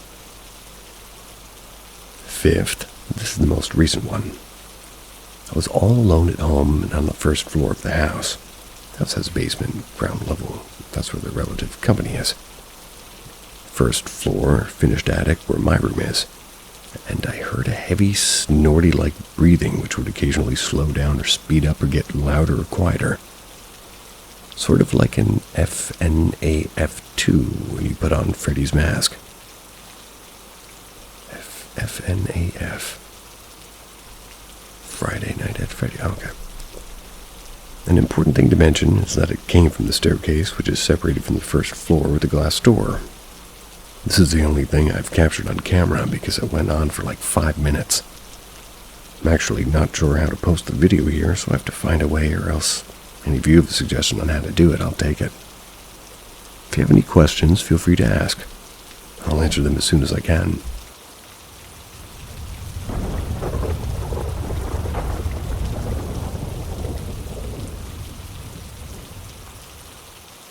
Odd, playful, nearly translucent beings I'd seen as a kid. To preface, I'd like to share that I know nothing about all this stuff, and therefore I can't say I believe in it. Still, I can't defend what happened. Perhaps numerous times when I was a kid, so I'm lowering my walls down in this hopefully safe subreddit. I was probably around age 11 or so then. It was at the crisp of winter, and every morning I'd wake up at around 6 a.m. to bathe for school. I was learning to bathe and dress alone, without doing it with my siblings to save water and time. Yep, awkward joint family thing. During that age, it was always just me getting ready for the bathroom as early as I could before the others could wake up. The first time this happened, I'm sitting in the toilet. This was on the second floor of our childhood home in the suburbs. The windows on my right were overseeing a foggy yard full of tall trees and whatnot. It was always a green, plant-filled view blanketed with white winter fog in the mornings. That morning, however, when I sleepily looked out the window as I usually do amid zoning out, I'd seen 2 unmistakably white but nearly translucent beings. They were about 2 or 3 feet apart each, or rather 2 or 3 foot tall each. They were playing with each other mid-air. It was right above my aunt's ancient mango tree. I had an eye-level view from the bathroom window. They were rolling and tossing about, and it seemed almost like they were giggling and being playful. The giggles sounded like your stereotypical idea of little children laughing over something that gave them absolute glee. Could have sworn I heard the joy from them. I completely froze, as any child would at age 11. It lasted for about, say, 2 or so minutes. They kept bickering, rolling atop each other, giving a quick spin like air puppies. As for their appearance, it was not human. Didn't have a face, if I recall correctly, just white. And yet it felt like they were smiling to themselves the entire time. These beings did not take notice of my gaping, frightened, bewildered face by the window, still unable to process what I was seeing. Or maybe they didn't care. They gradually disappeared, joy and all. Once the fog thickened and covered several branches of the tree, they were originally just hovered in the air. My first movement after they were out of sight, to book it from there, undies at my ankles faster than I'd ever run in all of my records. They headed to my parents' room. Residual, slowly growing panic visible and apparent. I told them, I just saw a ghost, I saw them. To which their response was, there's no such thing, sweetheart. Which, well, typical. Nonetheless, I made my mother, who was somewhat worried I'd been so shaken, made her go check the bathroom, the window, behind the shower curtains and everything. Granted, after that, I bathed with my siblings and had my mother stick around for several months. There were still blips and pieces of them that I'd catch during the cursory glance by the window during the rest of the season, but it was never quite like the full, playful show they gave me the first time. They didn't feel malevolent, but it was definitely unsettling. I remember being constantly afraid to close my eyes or remove my glasses during my shower. That's because it left me super vulnerable, and what if they were behind me? Even when the window was closed, which is often what happens because, well, obvious reasons. I still felt their presence for numerous consecutive mornings, sometimes nights. The constant goosebumps on my arms and neck and the unsettling feeling of perhaps being watched never really left me. Until winter passed and we moved to a city some hours away from Mom's work. Then, around 2 years later, we returned back to my parents' house in the suburbs. I had to get adjusted to the same bathroom again, but I never encountered those beings or whatever after moving back. Never had the creepy feeling sit on my shoulders. I'm not sure what it all was. Now I'm in university and haven't been to that state in years, but it gets pretty spooky where I live at nights as well. But with entirely different quote-unquote encounters, so it got me thinking back to those inexplicable moments of my childhood. If you've read all this, then what do you think it could have been? Never told anybody about these encounters, and even when I tried as a child, they just laugh it off. I learned to shut up and not acknowledge it even happening. Helped me feel safer that way. Whatever it was, I'm glad it or they didn't actively try to reproach and ruin my life. They were content just giving me a grand display of their tricks and bubbly personalities. So I'll count my small mercies, I guess. Let's all do that.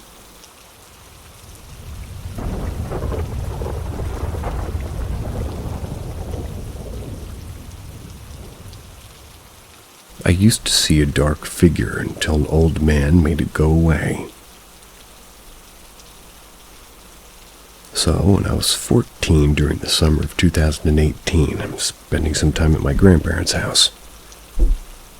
During the afternoon, I'd like to go into the backyard and play some football. It was always fine, until one day I kicked the ball into the part of the yard that has a little corridor that leads, well, I guess it leads to the front yard of the house.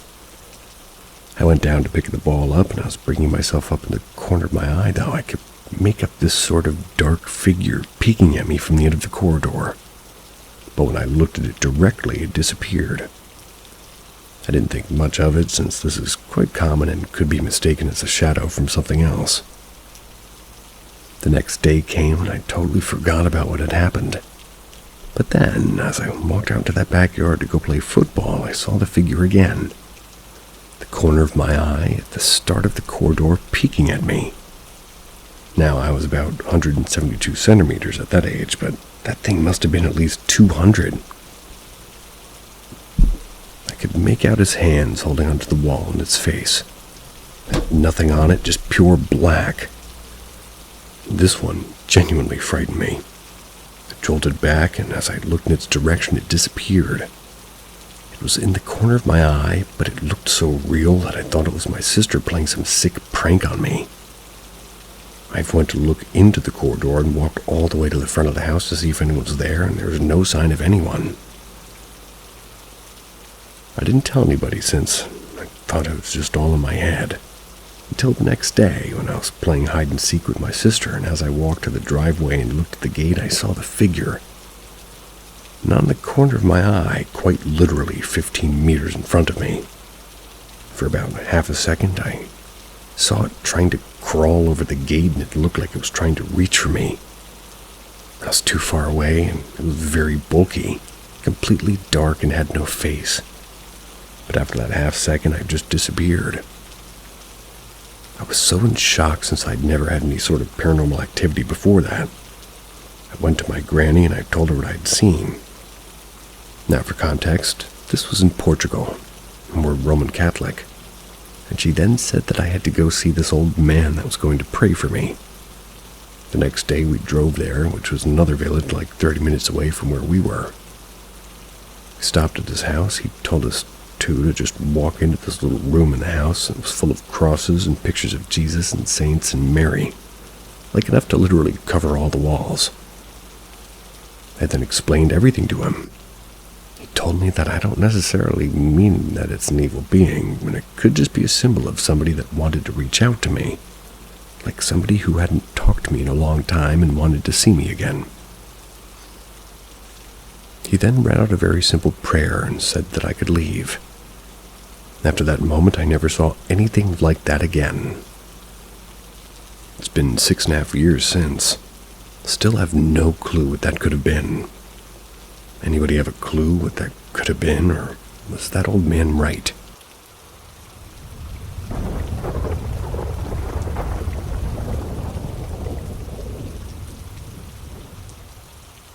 My real terrifying horror/paranormal supernatural experience.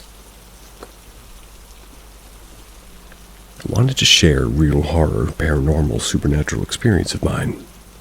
My family is a joint type family in my native homeworld. Hometown. Which is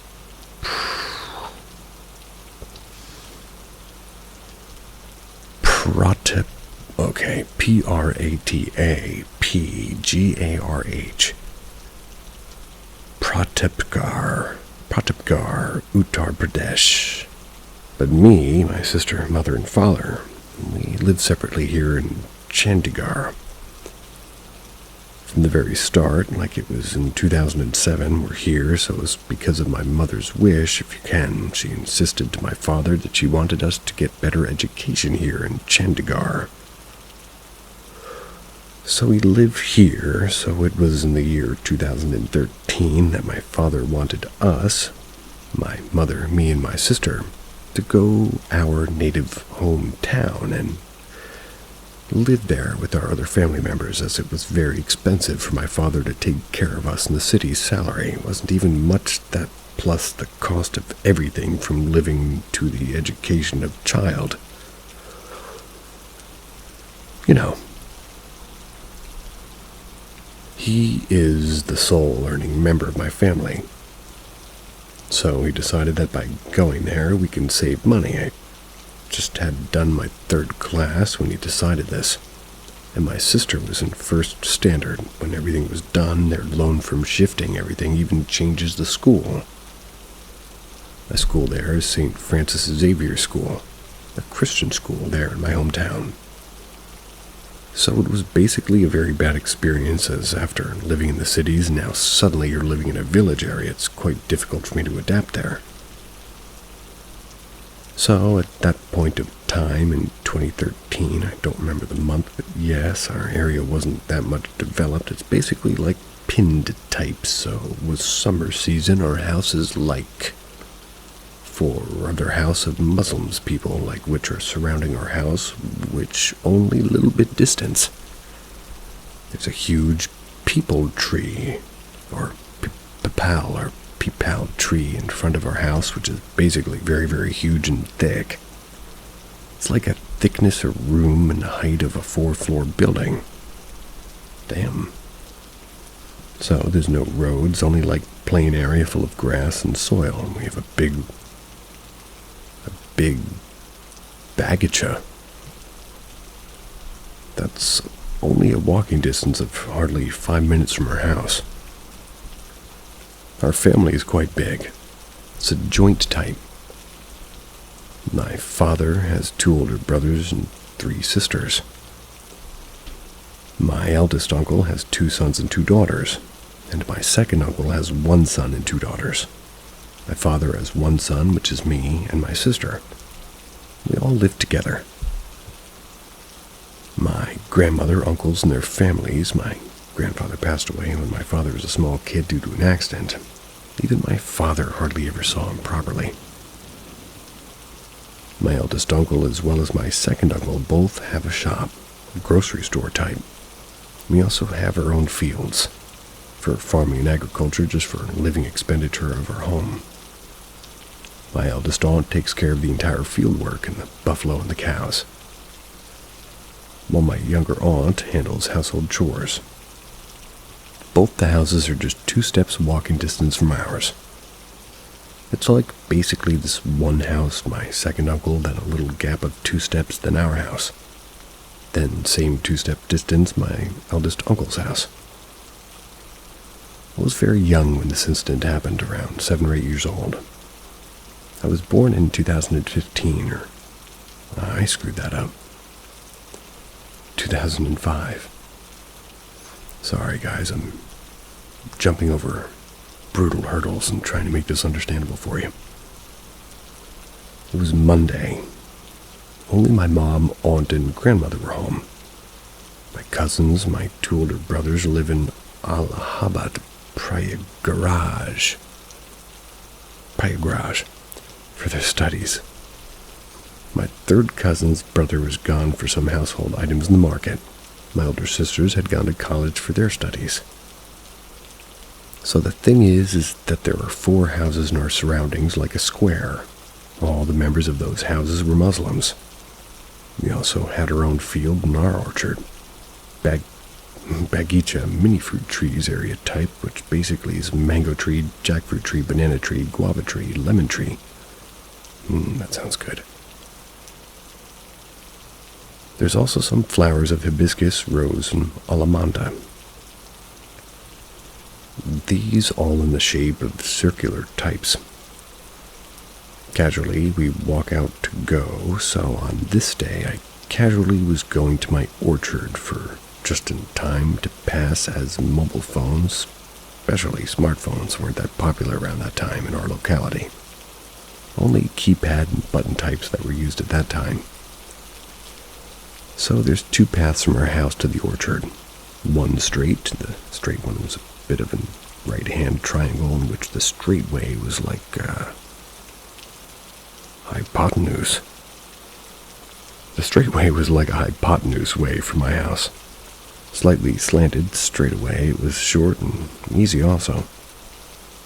And one slightly curved. The curved one was a bit like a long path, and it was a pathway with both sides surrounding the fields. Don't worry, I'll show you the map of all these things. I wish. That day, just on a whim, I chose the curved path through that. Every time I chose straight way this time, why not curved one? It was summer peak time around 12 p.m. The sun was scorching, very hot, with strong hot winds. There he is. No one was outside, everyone was at home. No one was in the field, only I was the fool one going outside for fooling. Don't even why. After I started walking on it, I had a thin stick, just picked it from the ground, fallen somewhere. I was walking, hitting the ground with the thin stick I had in my hand, looking around.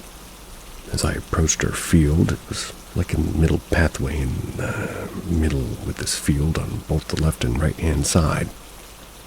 The right side field was our family field, and the left field was some neighborhoods.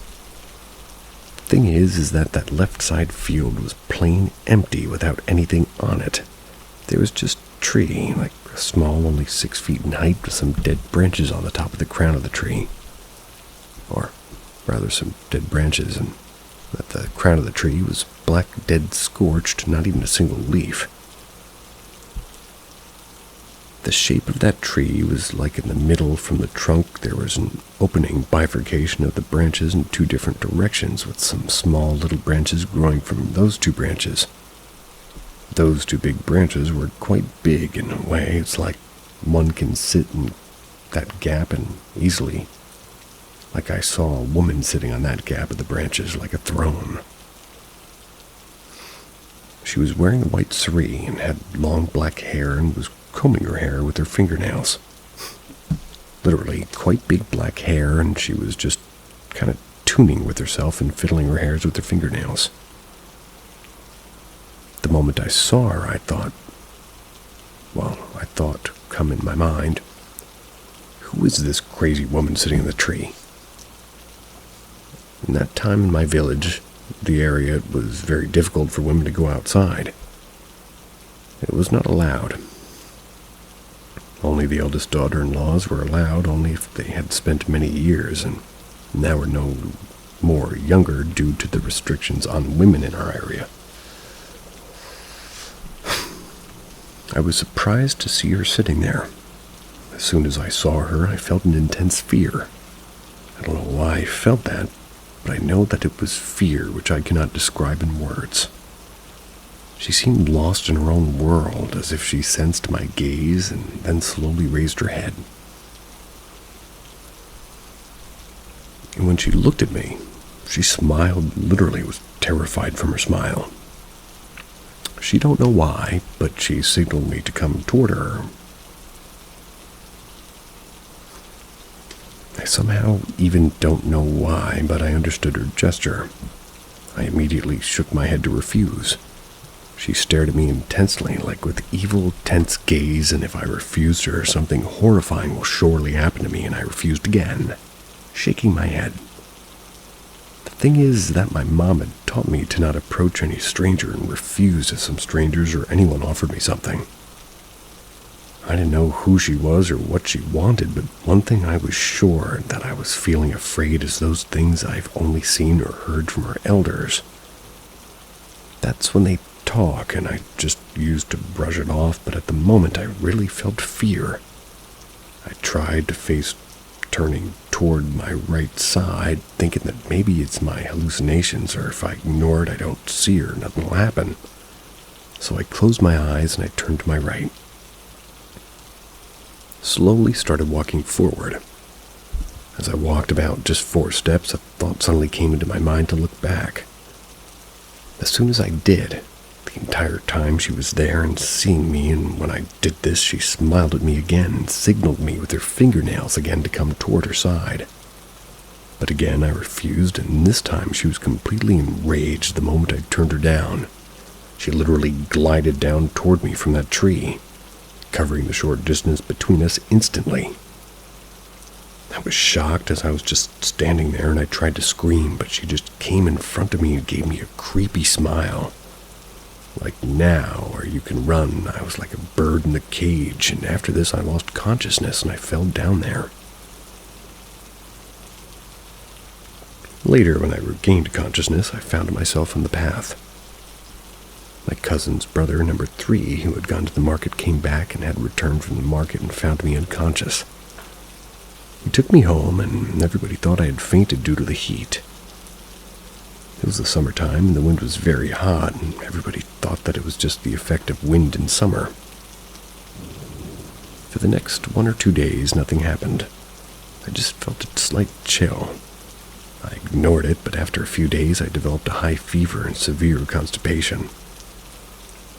I still remember as it was summer, and we all used to sleep on the roof during the night, and it was unbearable to sleep without electricity. The thing is, it's random. There's no proper or stable timing of the electricity in the area at the time, so everybody just used to sleep on the roof. I remember my mom was putting wet clothes on my forehead the entire night. She didn't sleep that night, just doing that in hope of cooling down my fever, but it had no effect. My fever was extremely high, like my head was on fire. I was feeling a burning type of headache and pain, and my mom stayed up all night changing the wet cloths and trying to bring down my fever. She was very scared and worried that something terrible might happen to me. You asked for it. Not the guy in the story. As the medicines weren't also working, no effective painkiller, everybody started worried, and especially my mom, as my father was here in the city of Chandigarh. Having no other choice, we had asked our guardian spirit. In our family, we believe in a guardian spirit that protects our home. My eldest uncle performs rituals and prayers to appease the spirit. When I fell ill, they realized I wasn't suffering from a normal illness. My eldest uncle performed a ritual. Basically, every family member gathered together and my eldest uncle tries to contact with the guardian spirit. He asks our guardian spirit that what is happening with me, and is there really some kind of evil thing, maleficent spirit harming me, or doing all of these things? Then it really told that there was a female, bad and harmful spirit inside of me. In Indian culture, this is known as a chudale, a very bad, dangerous spirit. When our guardian spirit told this, our family, everyone was really worried and afraid. It was really not a good thing. Later, my eldest uncle, with the help of my guardian spirit, took me inside the room where the ritual happens. Whenever my eldest uncle talks or seeks some answers, or if some kind of trouble is coming toward any family members, such as this evil spirit harming thing, there in the room they asked me, which was basically the thing inside me, and that thing, the chudale, literally replied, saying, "Why are you bothering or annoying her?" The chudale said this.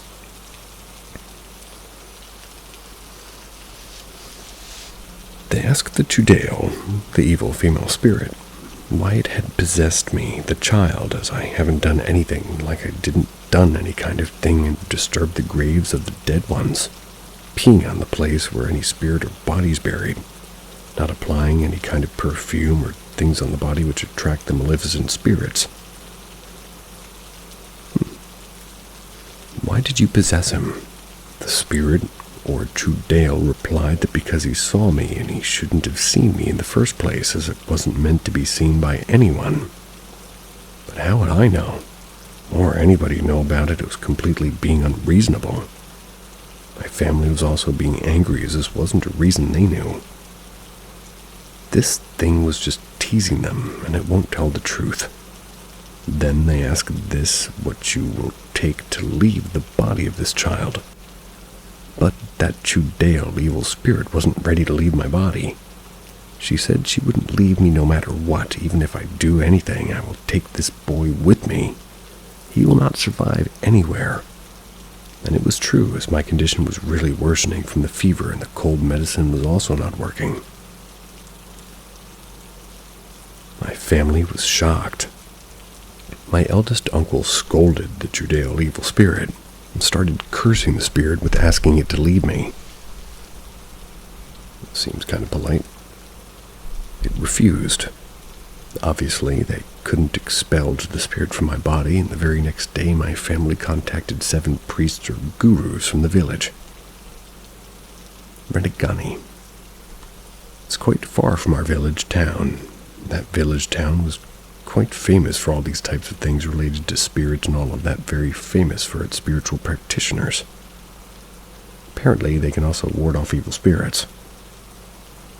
They're always contacted by the nearby villages, also, as sometimes there's also other beings possessed from the spirit, and after some day, a date was decided. I don't know the date or day, but on this date, they decided to perform puja, hawan, and recited mantras.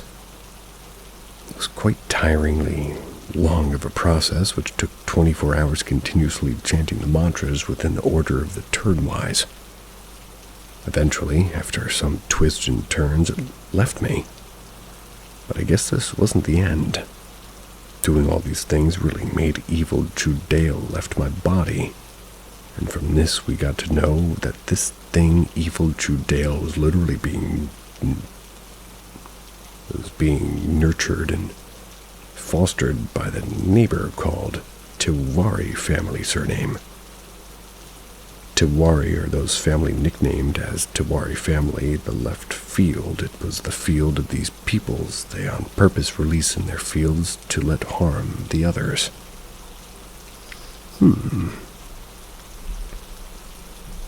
But after this incident, I don't know if it was the after effect of all of this thing or something else, but I would have had the same incident as recurring nightmares for 3 or 4 months every year, reliving the experience. These nightmares would be so vivid that my body wouldn't respond and I would be able to open my eyes until the dream ended. It was as if somebody was manipulating me, making me remember that every tiny detail of that incident, forcing me remember every single thing. It was quite scary as the dream and my body wasn't following my will like it was like a machine completely doing its order until the very same end. My mind was awake, but my body wasn't. I couldn't turn or move my fingers a little bit. Because of these recurring nightmares, I remember the incident very clearly. It's been a frightening experience, and even though it's been many years, I still recall the details. Whenever I ask my family about it, they scold me or tell me they don't know what I'm talking about. Really. These nightmares continued until 2019, but I haven't had them since then. Despite that, the memory remains etched in my mind, but thank God I'm okay now. I'm grateful to have overcome the experience, and thankful to God for keeping me safe.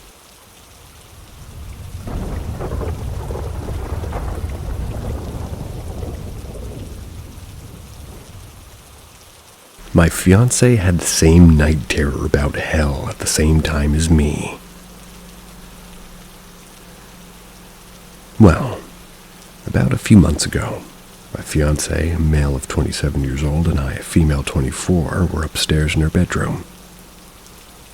Next to our bedroom is a spare bedroom that my fiancé and our roommate, male 24, use as a man cave or gaming room. At that moment, our roommate was in the room gaming while my fiancé and I were watching a new K-drama on Netflix. This K-drama was about a guy who was a fake shaman and he tricked people into believing he was real with the help of his sibling or friend. Can't remember which one it was. Long story short, I started to pass out and I looked over and saw my fiancé passing out as well. All I remember was screaming. It sounded like the depths of hell, screaming people. I was so scared and all I saw was black and I felt the ground underneath me shaking violently. The screaming was so intense that I swear I thought I was dead and I was in hell. The scream sounded like people burning to death. Writing. This even after a few months later gives me chills and a PTSD vibe. I can't handle screaming of any sort because of what happened. I struggled so hard to open my eyes as I started to scream with whatever was screaming. As I opened my eyes and continued to scream, my fiancé is already screaming and running to the door. As he's reaching for the door and screaming, I noticed that the shaman show was still on, but the Mac keyboard was stuck and causing the show to keep playing and stopping nonstop. I looked at my fiancé and started screaming. What the F? What the feck? I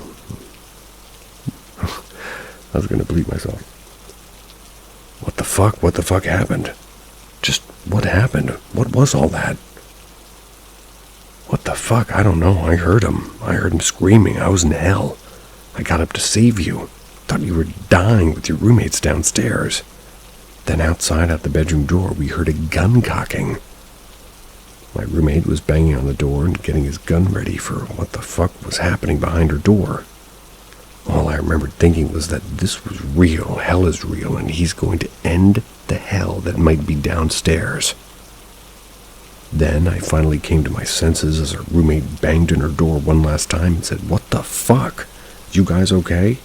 What's going on in there?" And all I said was, "Do you got a gun?" "Why?" he replied. "I thought somebody broke into your room." All I heard was bloody murder screams. We all eventually calmed down and explained to our roommate that my fiancé and I had the same hell night terror, and that we were sorry for scaring him.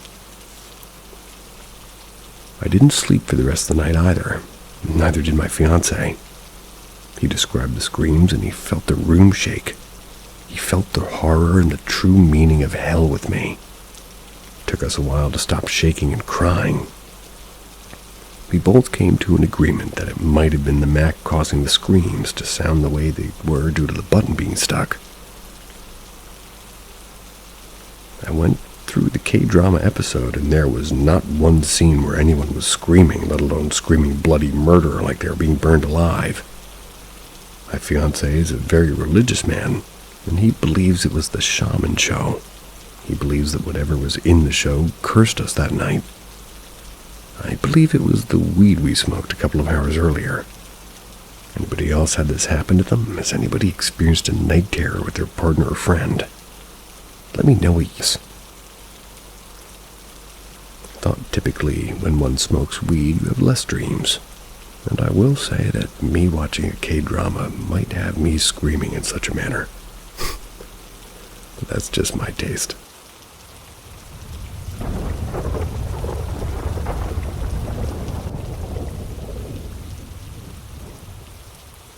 Me and my sister's encounter. This happened between 2014 and 2016. One night, my family and I are going out to dinner. We would all get in the car in the garage and then back out and leave.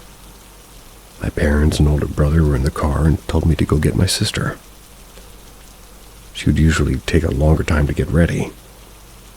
She's in the bathroom upstairs, so I walk inside the house and toward the stairs. From the bottom of the stairs, I yell out to her from the bathroom to hurry up because everyone was in the car already.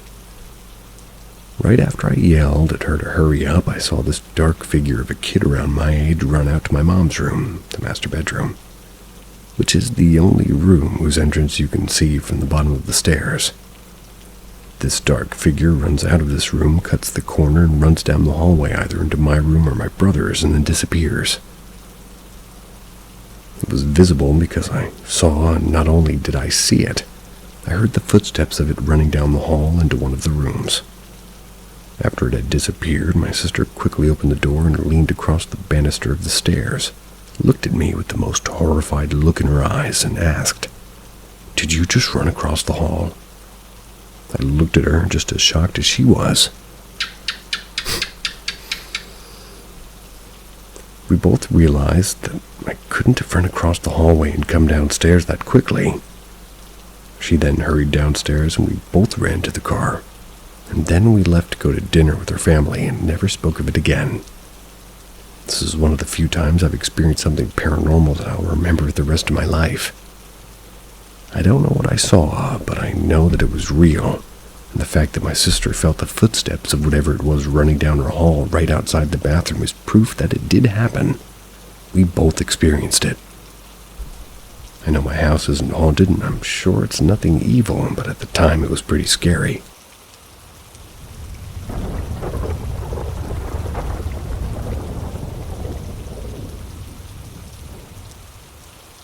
Experience while driving home.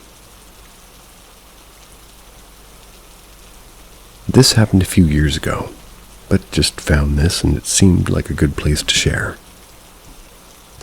When heading back from my mom-in-law's one evening with my then wife along with my 3 daughters, all teenagers at the time, we were on a small road that had a railroad crossing. It was getting dark, slight misting rain and cool like early fall. As we approached the track, even though it has crossguards, I always slow and look both ways as I'm approaching and while crossing. As I looked to my right before I crossed, I saw a figure standing in the middle of the tracks, about 30 feet away. I wasn't expecting to see someone and had to do a double take. As I looked back, there was no one there. While it was brief, I did get a clear image of what it looked like. A young woman, long wavy dark hair, wearing a long white dress with long sleeves with a white hood or veil over the top of her head. But not like a wedding dress, just an old-style, formal-type dress. Her head slightly tilted forward like she was glancing down, but her eyes were looking up as if they were crossed.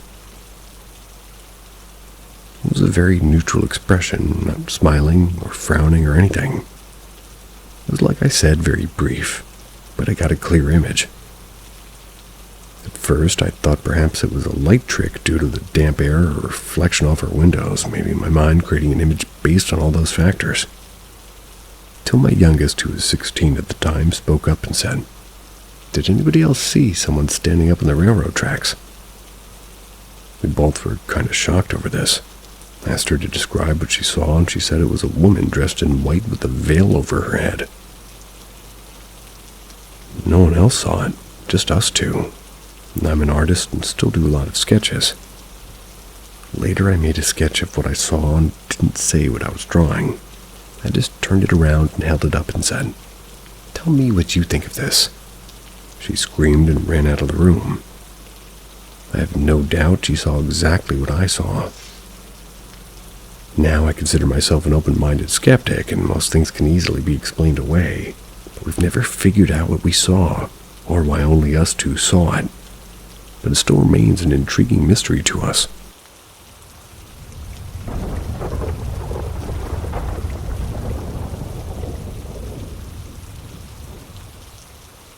This morning on my hospice unit.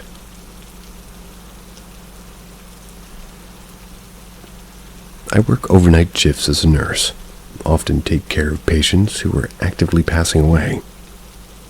A large part of my work is to make sure that they're comfortable, clean, and that I monitor the patient to keep the family updated in their condition.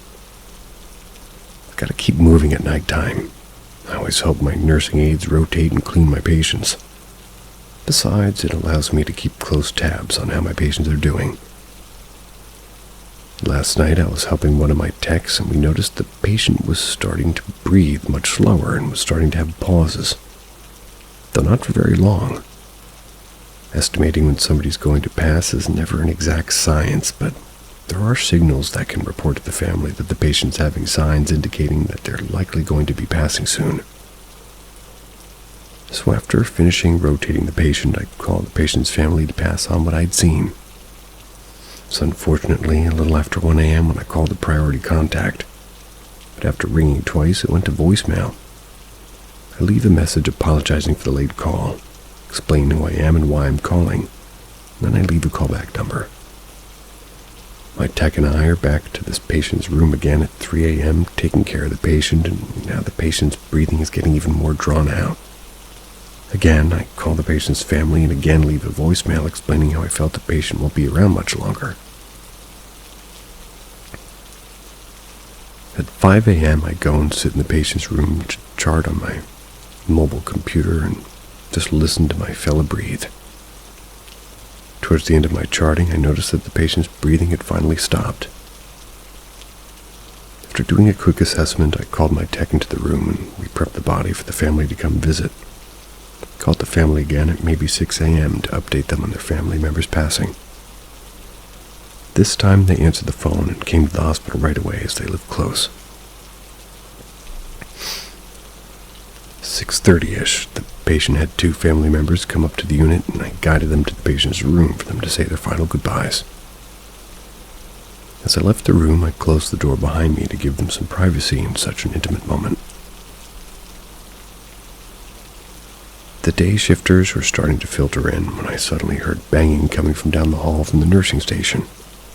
I quickly got up and investigated, as banging noises at 7:05 was really the bane of my existence. I found that the banging had come from my expired patient's room.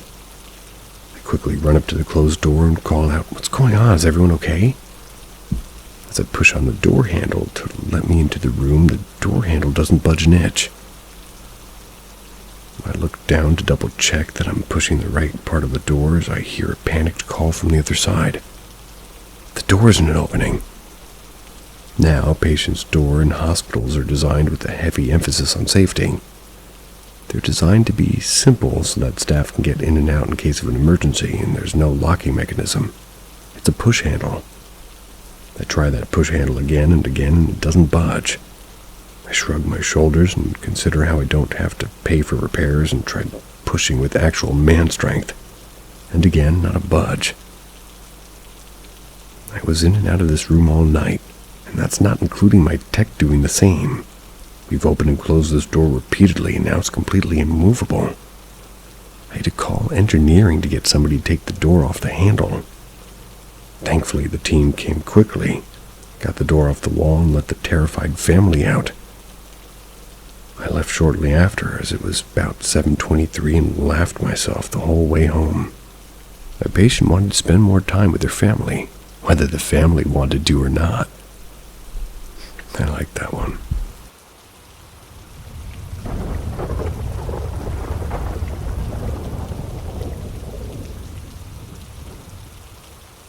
A real story about sleep paralysis. This didn't happen to me, but a friend of mine, whom I'm very close with, and she also happens to be my relative. Also a very triggering experience for those who are dealing with sleep paralysis. I had an episode of it the first time about a month ago.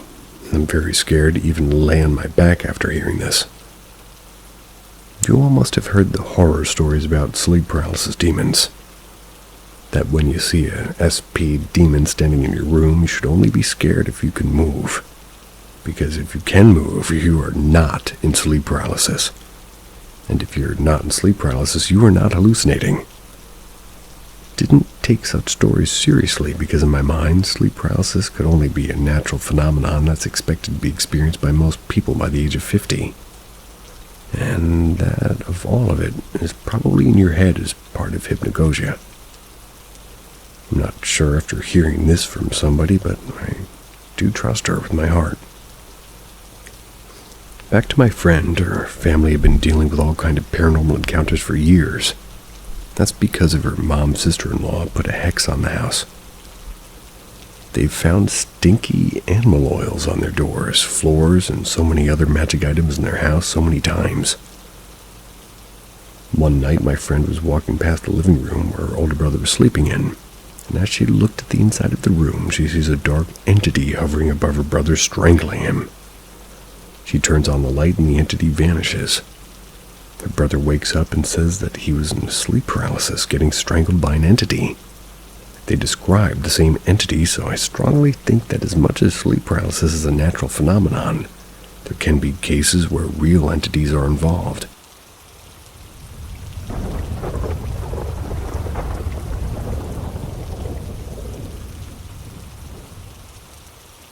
Visitor after a close call. Years ago, I was driving home on a Sunday mid-morning after an early job I had. I was on a frontage road and missed my entrance to the highway, so I continued straight toward the next traffic light. The light was green, but a car coming through a crossed street red light struck my car. I caught the car to the corner of my eye before impact, so I had enough time to react so that it struck my driver's side front wheel with the passenger side front wheel, rather than me being T-boned. No injuries from either of us except for small cuts and maybe bruises from airbag deployment.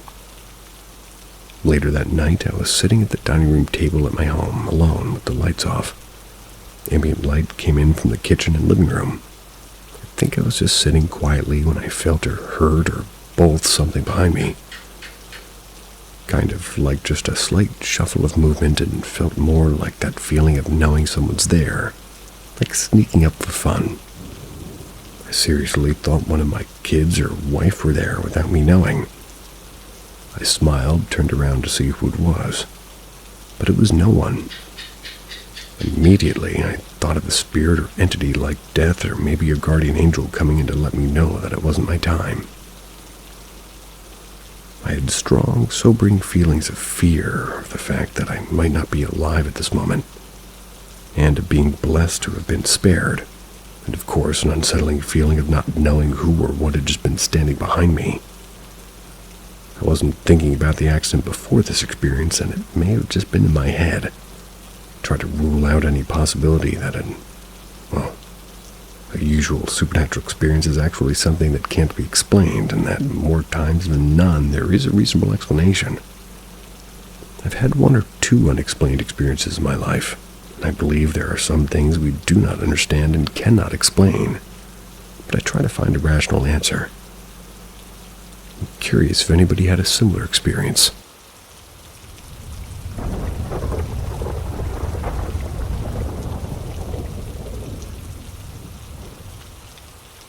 I got a lot to explain, but I need help. I'm a 19-year-old male. I want to start by saying I'm not an expert, but I know I'm not an idiot. I was valedictorian of my school as well, and find so much joy in reading and learning about physics, psychology, logic, and biology. A true atheist prior to this experience. I may be agnostic, don't know anymore. I was a heavy user of cannabis, but strictly weed in the sense of it helped my ADHD and depression, yet I did heavily abuse to the point I found myself one day uncontrollably puking for 14 hours. That's where I went to the hospital and was diagnosed with cannabinoid hyperemesis syndrome. This was devastating, as you can imagine, as somebody who was smoking a quarter ounce a day to themselves. Yet I still knew what had to be done, and I quit smoking. I had 10 days till I had a dream again. And when I say it was a dream, it was something else entirely. Still trying to wrap my head around it. If a bunch of trauma growing up, including suicide between my grandfather, my best friend at age 16, and his mother, this was the reason why I picked up weed to begin with, as a way to cope with the loss, and I stuck to it like glue. Moving forward, I had a dream where inside of it, I'll spare you to read it. At the end, I found myself staring at the mirror, and my eyes were red, and so red, in fact, that they were almost black, a deep wine color. And in the dream, I was trying to convince myself they weren't red, and I was high, so I was going to be okay. Yet when I looked in the mirror, I saw the 3 people I mentioned before just behind me. Hanging out, I was comfortable with it. If I paint the picture a little more, my friend as well as his mother killed themselves the same way by a shot to the head with a shotgun, relatively blowing their entire head off. Grandpa hung himself with some kind of strong elastic material. And in the dream, I couldn't help notice that at one point, me and my grandfather's eyes were the same color. That's when I woke up. I brushed it off entirely due to, understanding that I haven't had a dream in a few years because of weed, and it was going to be intense and started my day. And here's where I'm losing all explanations. My dream lined up with my day to a T in an emotional and metaphorical sense, to where toward the end of my day there was a conversation between my roommate about friends throughout school dying and being bothered by this conversation, but not relating the dream to reality. I isolated myself in the room where me and my girlfriend got in an argument, and she left with calling me weird.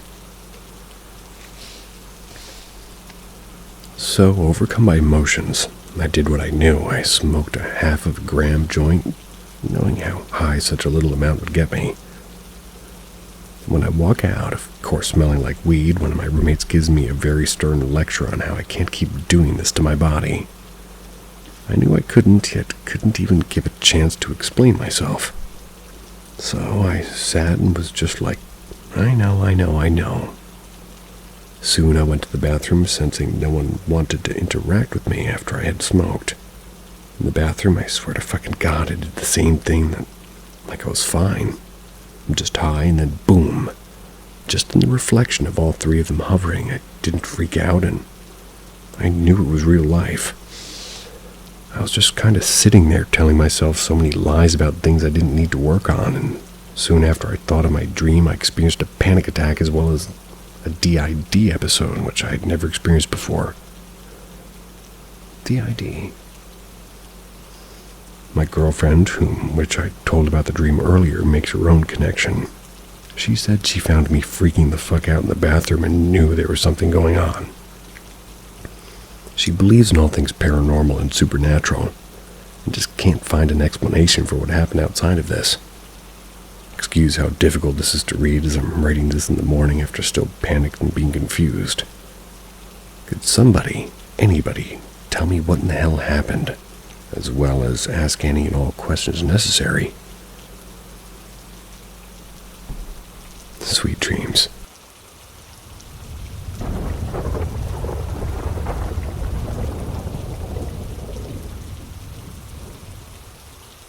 Welcome to Paranormal M, your portal to the strange and supernatural.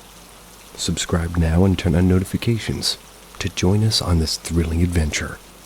The next chilling tale is just around the corner. Smelling things.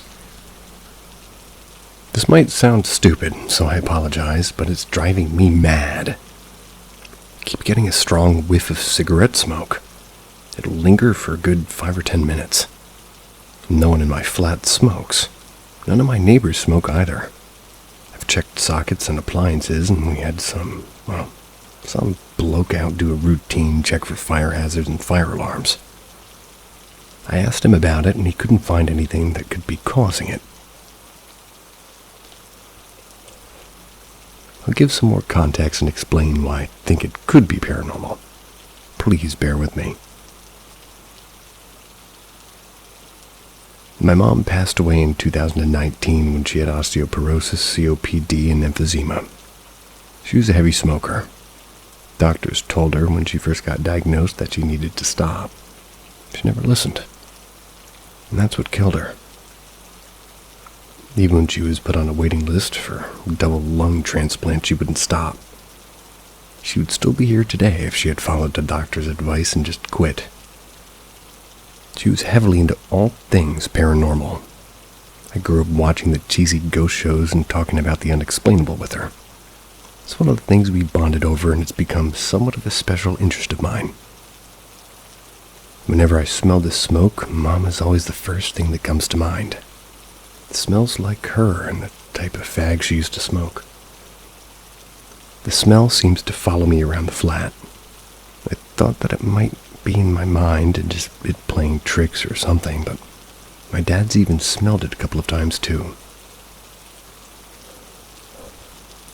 The funny and fucked up thing is the last few years with her were absolute hell. The sicker she became, the more abusive she got. That was both to me and Dad. She promised that when she died, she'd haunt us. She wanted to make my dad suffer especially. There's been a couple of odd experiences that we haven't been able to explain. We try to joke about it and say, it's Mom coming to get us. My dad's a skeptic, but when these things happen, you can tell he's uneasy about it. Like for a split second, it really could be Mom setting out to do what she promised. I don't really have anyone to talk to about this. They think it's ridiculous. So I thought I'd post here to get your opinions and see if anyone else has had similar things happen.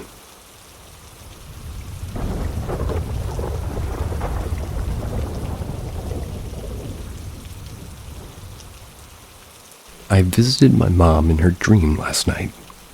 When I called her today, she confirmed it before me telling her. I'm not sure where to begin, and I'm still shook. I've always had vivid dreams, so to speak. I always know when I'm dreaming, and I love it. Since I can remember, I got to know the term lucid dreaming, and I always look forward to sleep, so I can fly and so on. Last night, though, was different. I was standing in my mom's apartment, and her back was turned against me. She was far away, but I could see her clear. I shouted, "Mom!" She didn't answer me, so I yelled, "Hey, fatty!" Looked like she heard me, but didn't know where the sound came from. She turned around, but still didn't look at me, so I yelled again, "Hey, fatty!" I don't know why I yelled fatty. I've never called anyone that, and my mom is nowhere near overweight, so it was kind of weird. I remember waking up and I felt bad. I felt bad I was mean to her. I was kind of weirded out by everything. I told my husband, and he was laughing, saying, "Who cares, it's just a dream." My husband's nowhere near spiritual, doesn't believe in anything supernatural. I still called my mom just to talk to her. The first thing she said after I said, "Hey, Mom," was, "Hey, honey, I had the weirdest dream. Someone yelled something at me, and I think they called me fat." She was on speakerphone. My husband's jaw dropped. I was shaking. I told her it was me. It wasn't a dream. If I didn't have my husband by my side, I would have gaslighted myself because I would think I was going crazy. What is this? I've had dreams where my grandmother told me I was having a baby girl. Didn't know I was pregnant. My grandma died at my birthday, so I've never even met her. She was right. It was a girl, and I was pregnant. It wasn't planned. My daughter was born at her birthday.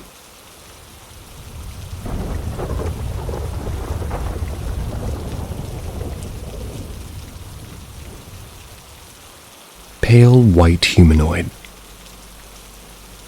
I'm in the Philippines, and there's not really any similar stories or sightings of pale white humanoid in our country. It was evening at my mom's house around 9 or 10 p.m. I was about to cook something in her dirty kitchen. The kitchen is located at the backmost part of our house. It's at the very corner of our lot between two rooms. The neighbor's property and half-wall opening to an open lot. The wall is about 5 feet with metal bars and chicken wire on top of it to prevent snakes and rodents going inside her home. I opened lights and was greeted by this white, bald humanoid. I'll call it humanoid because, hell, it didn't look human. It had bloody red veins on its head, long fingers or nails, I'm not sure. They were as long as its head. It's poking out behind the upper left corner of the half wall. I just froze there trying to make out what it is. I think it's a good 5 seconds. Its hands moved in a fanning motion. A good example is when an oriental folding fan opens and closes. In that motion. Its hands were in front of its face doing this, simultaneously going down the half wall, disappearing from view. When it was gone, boy did I storm out of that kitchen. Now this year, in January of 2025, we were there for the holidays. We were about to leave the house when it happened. My wife said she had seen a pale white arm from the room adjacent to the dirty kitchen. As she described, the hand did same like fan-like motion. It vanished to the room. My wife said the arm had a shadow. The arm poked out of the door. When the arm disappeared, she got closer to look and found that the door to the room was closed. I didn't tell the first story to my mother, but when my wife saw the thing, and that seems it's already inside the house, we asked her to burn incense in that part of the house. Greetings, Philippines.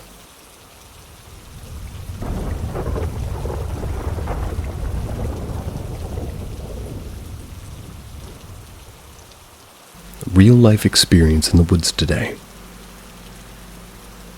I typically bike about 10-15 miles into a local state park every other week or so. Came upon a wooded trail that would lead into a hiking-only area. I sometimes decide to ride these, and it's really fun to deal with the terrain. I hadn't done this one specifically before. Anyways, I get to the opening of the trail and hear a bird sound, except it was low and fluttering. Couldn't have been a bird because something was off about it. Mind you, this was the Florida swamplands. There's dried out swamp around the trail with a wooden small bridge to cross, starting at the hiking trail. I stop the bike, take out my one headphone and just listen.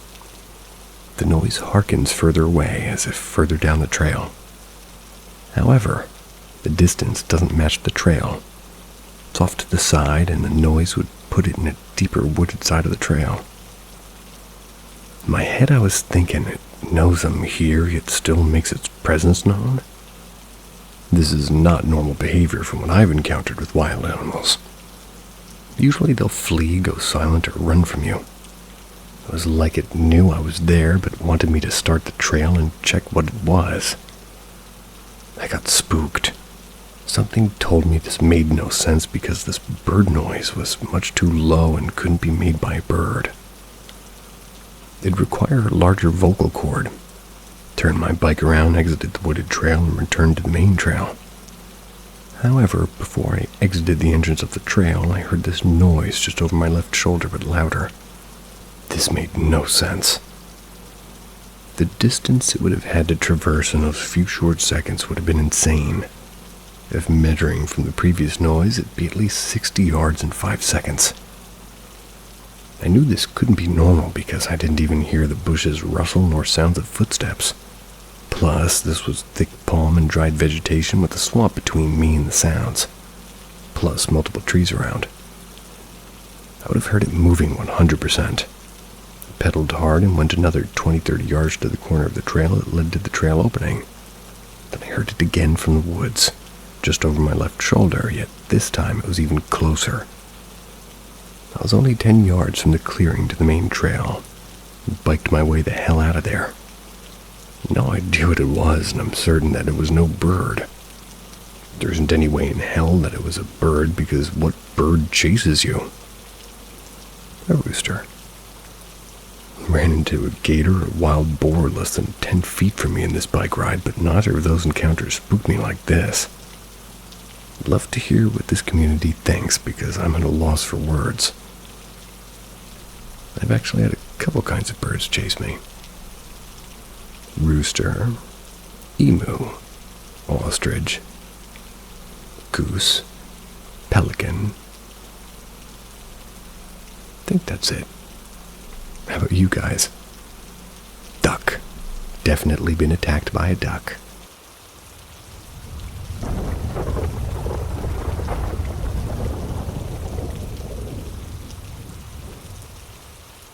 Knocking on trees.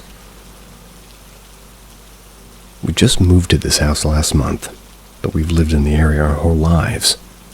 Our backyard is a big wooded area where they've turned into a metro park. There have been a lot of deaths throughout the years from accidental drownings and suicides. It's a beautiful area filled with cliffs, wildlife, a big river, and creeks. It also has its own Native American history that's passed down through generations. As far as I know, none of these properties were built on any burial sites, but I learned years ago that there is in fact burial grounds in this park, but everybody keeps it hush-hush for respect reasonings. So anyways, last night I was out back burning a piece of paper with my dog, whose favorite thing to do is to bark at the corner of our garage every single night. There's nothing even over there. At first, we thought it was a huge family of deer, but they weren't there. She goes in straight protective mode. Her fur stands up, so I stood out with her. Then all of a sudden, we heard knocking on the trees. Not like the 3 knocks of doom, or whatever Google says. It was more of a look at me, I'm over here knock. It was a full moon. The area was beautifully lit, and yet we saw absolutely nothing. My dog just stood frozen like I was just kind of staring to see where it was coming from. We saw absolutely nothing. Then it did it again. It was not under any circumstances looking behind the garage. It didn't sound like it was coming from that way or anyway. Just dead on behind right where we were at. This went on for about 15 minutes. Knock, pause, us staring. Felt like somebody was watching me. I dropped the paper and we both slowly backed into the house, Homer Simpson style. Shut and locked the doors, and we can still feel something staring at me. I don't know what that is that's out there, and I do know that it wants to make contact. Anybody have any ideas on what it could be? Homer Simpson style.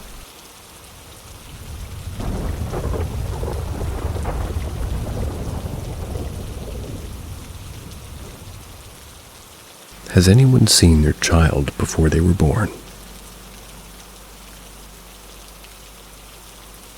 The week my unborn child was conceived, I kept seeing a boy every time I would look at the bed. Or at the BD.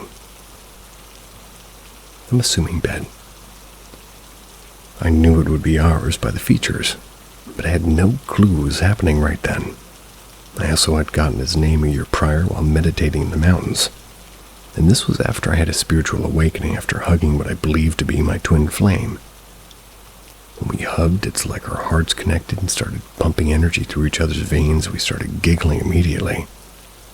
He swung me around right in front of my ex. Thankfully, he didn't see, and we composed ourselves in time. So at that point, of course, I'm like, no way, after what I just felt.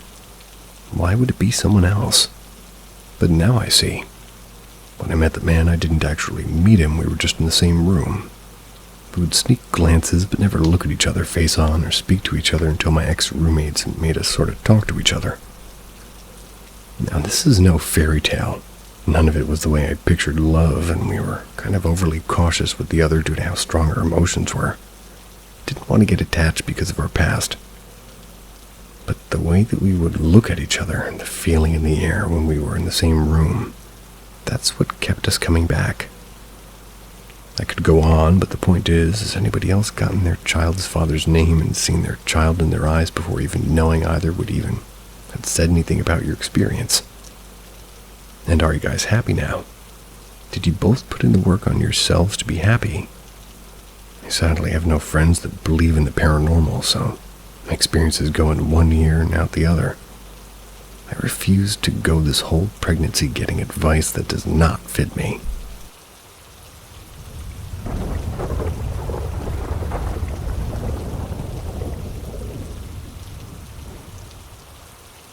Is my house haunted, or is something attached to me? For side information, I've lived in this house for 4 years, so the activity's been over the years of living here, and it's been built in the 1980s. I, female of 21, live in a small, poop brown house with my mother, 40, sister 18, and brother 16. Elk River, Minnesota. It's a small town off of many rivers. It's about 15 minutes from the Halloween capital in the world. Growing up, I never believed in anything spiritual. I don't believe in God, and I always told everyone ghost stories were exactly that, stories. Till I got to 8th grade, I lived in a house where the TV would randomly turn on and change channels. I took a photo with some friends in the backyard. When you took a close enough look, there's a figure standing between me and one of the boys in the dark. We lived in the woods in a small neighborhood at the time. There were no lights or anyone else standing behind us. That's when I began to believe. I moved into the house I'm in now, my junior year of high school. That's when my parents got divorced. Started with me and my friends buying a Ouija board from Goodwill. Whoa, that sounds like a strong Ouija board. I never had looked into anything, and me and my friends at the time thought it would be funny to prank my sister with it, who's always had a fascination with anything spooky. The friend I was with screamed and then threw the board at the wall. After the board hit the wall, the house was quiet. I had a bad feeling about it, so I just put the board back in its box and put it away. About a week later, my sister calls me while me and my friend, let's call her Kayla, we're in the McDonald's drive-thru, asking if I was home. I told her no, because obviously I'm trying to get a McChicken and an iced coffee. When she tells me the door handle to the bathroom keeps turning while she's in the shower. My brother was at school, my mom works 2 jobs, and normally doesn't get home till 5 or 6 p.m. I tell her, well, don't die, I'll be home soon. I hang up and head home. I come in, yell for her, and she walks out of her room and goes. I come out and I see no one. I tried to come out of my room a few minutes ago, and I swear I saw a woman walk down her hallway. Another time, I had come home at around 3 a.m. after going to the casino with friends. You can gamble at 18 here. I brush my teeth, wash my face, and climb into bed. So it's about 3:25 at this point when all of a sudden there was a high-pitched sound in my ear. Like almost a loud ringing, and the blanket got pulled off my body. Normal people probably would have freaked out, but I just closed my eyes and pulled the blanket over my head. My friends have heard their name whispered to them in the dead of night. And there was a time Kayla was sleeping on my couch upstairs in the living room, she started to feel the blanket getting tugged. Sleeping in my room downstairs at the time, and she assumed it was just me trying to mess with her. She turns her body to hit me and realized no one was there. I'd been packing the house since last January and left my phone in the bathroom, the one my sister was in from the beginning of the story, propped up playing music on the towel rack. I was out in my room when I heard something fall. I walked into the bathroom where my phone was now laying on the floor. I didn't think anything of it because maybe I got a notification and maybe it just fell, But when I went to go check it out, I really had noticed my candle sitting on the bathroom sink. It was close to the faucet and nowhere near the end of the counter. So I pick up my phone and go back to packing. When all of a sudden I hear glass shatter in the bathroom I was just in. The candle that had been close to the faucet was now shattered all over the floor.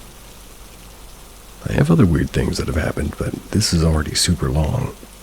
I have another one about Zach Bagans' Haunted Museum in Vegas as well. But what do you guys think? Am I haunted, or am I just crazy?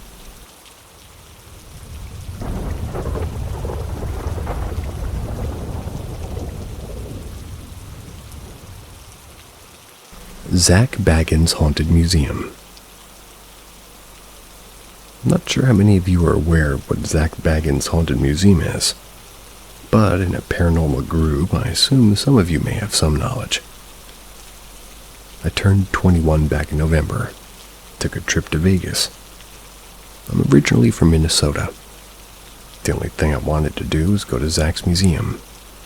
I'm a huge believer in the paranormal and have many encounters over the years. So my mother and my 2 cousins were on a trip with me. We walked 3 blocks to get to the museum from our hotel, and we purchased the RIP pass so we can partake in the up-close and personal experience. I'm Irish. I always wear a silver 4-leaf clover necklace around my neck. I had worn it for 2 years prior to this point. Outside the museum, I was playing with the pendant. It's an anxiety habit. Just sliding it back and forth in the chain, which I do frequently. We go through the museum, walk to all the rooms, which are all filled with super cool and creepy looking objects, including Peggy the doll, Gretchen the doll, and Dybbuk box. Not only that, they had the devil's rocking chair and objects from serial killers. While walking through the museum, my back was on fire. My mom was nauseous. And my one female cousin had an instant headache while we were inside the exhibits. And we were all fine pretty much prior. The lore on Peggy the doll is if you look into her eyes, you can contract bad luck. We got to go into the room with Peggy, and I'm staring at her, right in the eyes, because why not? When I reach for the necklace to anxiously play with my pendant, and it's gone. Chain still around my neck, the loop that held the 4-leaf clover still in the chain. Just the clover itself was missing. And yes, skeptics could say, well, you've been wearing it a while, it could have just broke. But it just happens to be weird timing. And the next day, my mom ended up getting really sick for the remainder of our 5-day trip. Went to the museum on day 2. Coming home to find out she contracted the flu, scratched her cornea, and got a sinus infection. Although she didn't go into the room with Peggy, only I and my male cousin went in.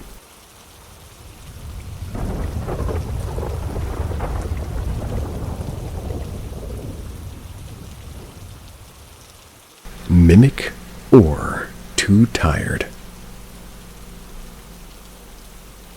Before I get into the backstory of my old home, I'd like to talk about my encounter. To set the setting, I'm in my brother's room playing Roblox on his computer. Headphones are on and music is playing. Leading up to me playing on my brother's computer, I had been awake for 24 hours and was playing on my phone in the basement, which was my normal hangout spot at the time. My mom was needing to talk to someone, didn't want to, me listening, hence me going to my brother's room to play on the computer while he was away from home doing something else. While playing, I heard clear as day, like a clap, clap, and then my name. It was my mom's voice, so I instantly turned around to look and the headset off, and the door was closed and no one was there, and my mom was completely across the house. There is no reason whatsoever to explain it. I told my mom, because I genuinely was freaked out at this point, and I went to sleep at around 9 a.m. for a couple of hours, because I'm not even that tired. I was thinking I'm hallucinating, so maybe sleeping will help. Thing is, I've never ever had issues with staying up or being affected since my dad worked midnight shift. So we'd be up all the dang time, But for me to say I was too tired and hallucinated, it doesn't sound right because it isn't right. Now to get into the story of my house. It was a military home built in the 50s, but in the 80s a basement was built onto it, or into it. In the process of building the basement, a man went missing. Nothing much to say, it's most definitely haunted, other than the suspicious concrete slab under the carpets, but the basement has always scared us.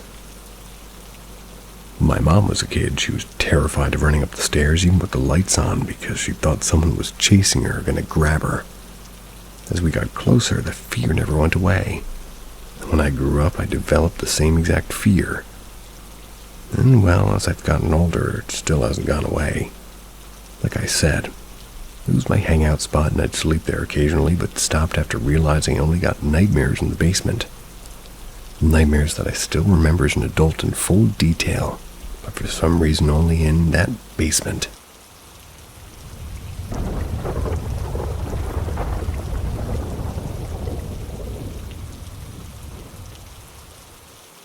Disappearing doors and vanishing roommates.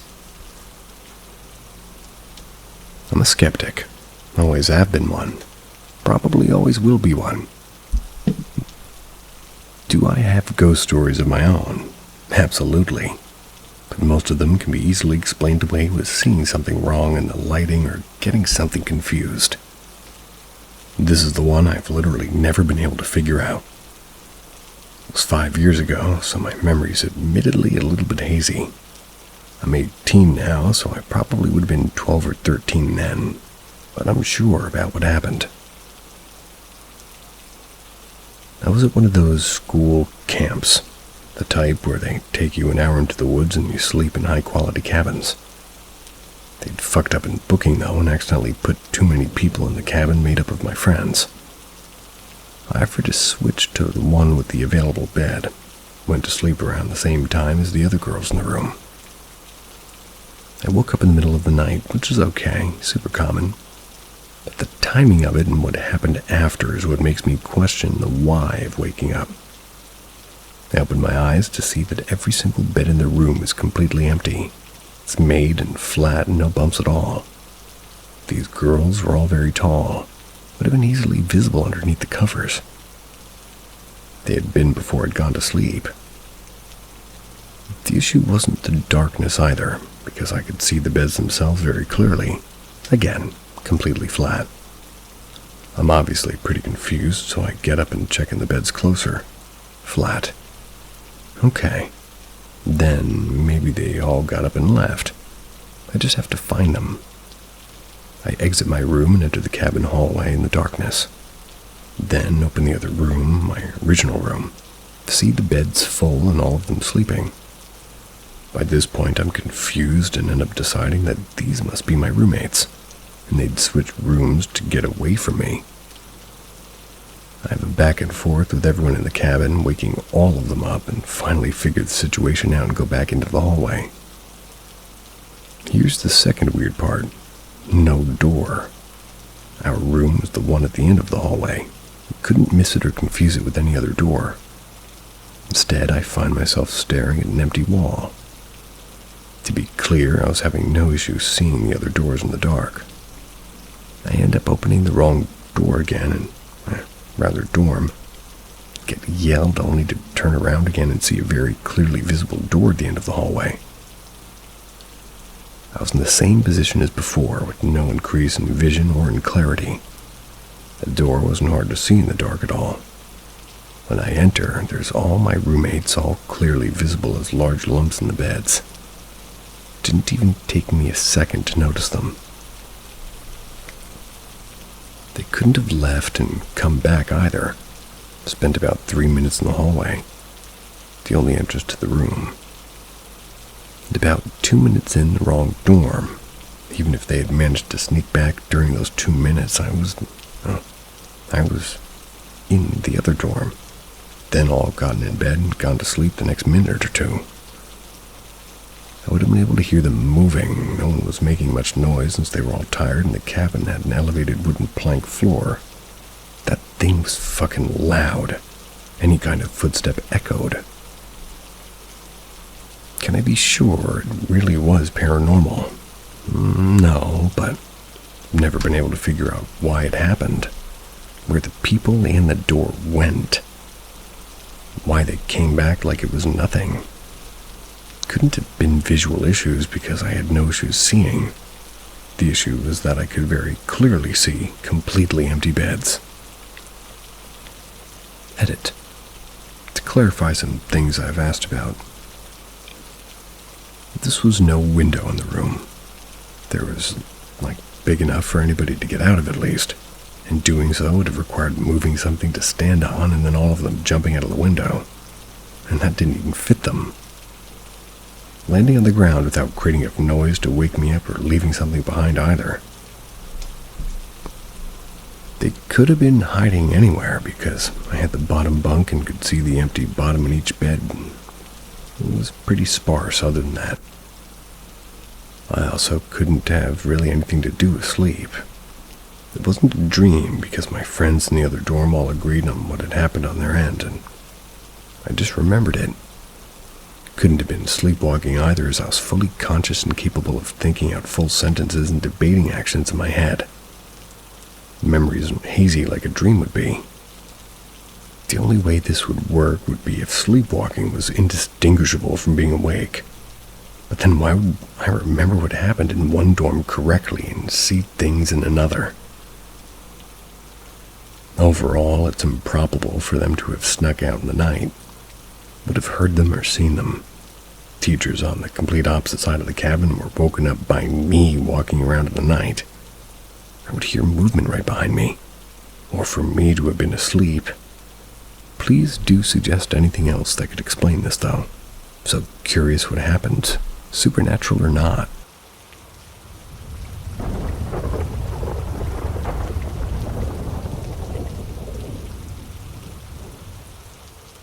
Is it an incubus, an alien, a spirit? What could it be? Experts needed. I've been dreaming of an unknown being, or having this being enter my dreams or take me into another dimensional space. It's happening for more than 2 years.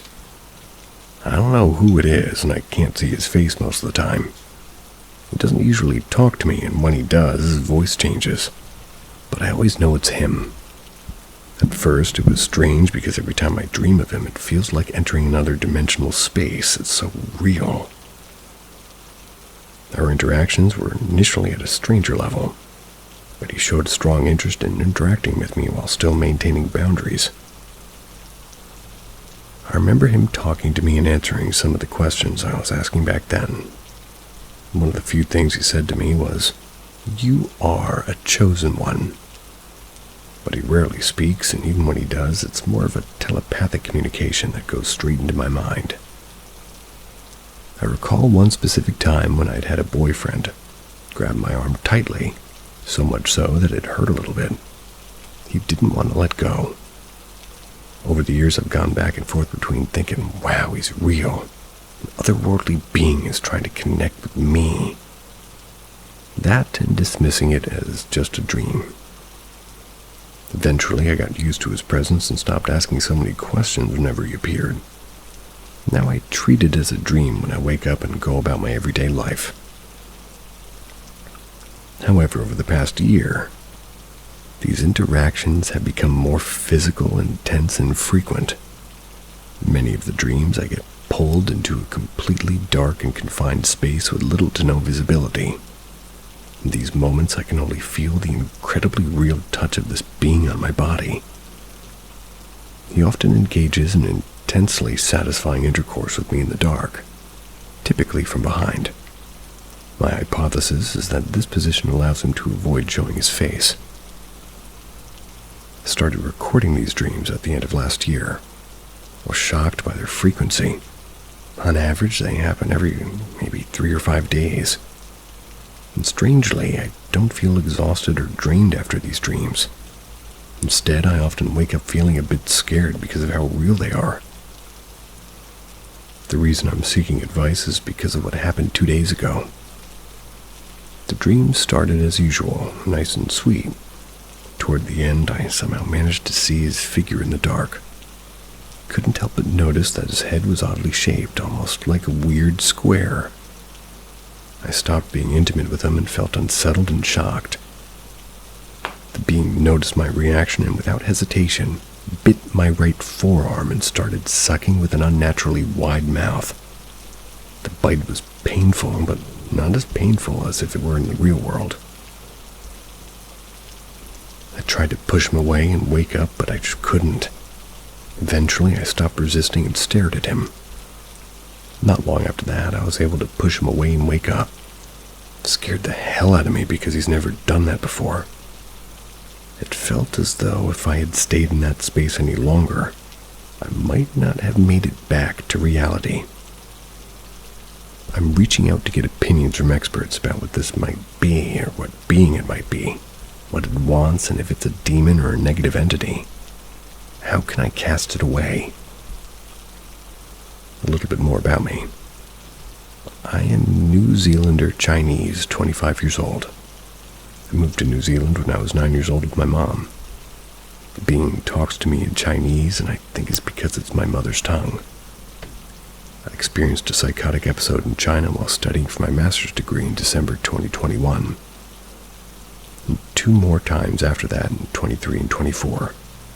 Every time I tried to live or work in China. I've come back to New Zealand every time an episode happens, and now I don't suffer from any symptoms. More psychotic episode symptoms were hearing voices and having split personalities. I think it's important to share this information to help identify the key to my situation. However, I don't believe that my mental health issues are the reason why I'm having these dreams. Feel free to ask any questions if you have any.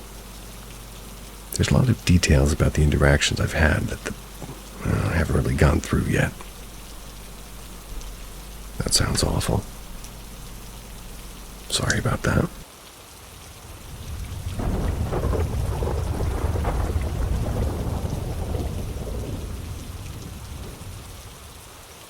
Odd experience during a spirit communication game.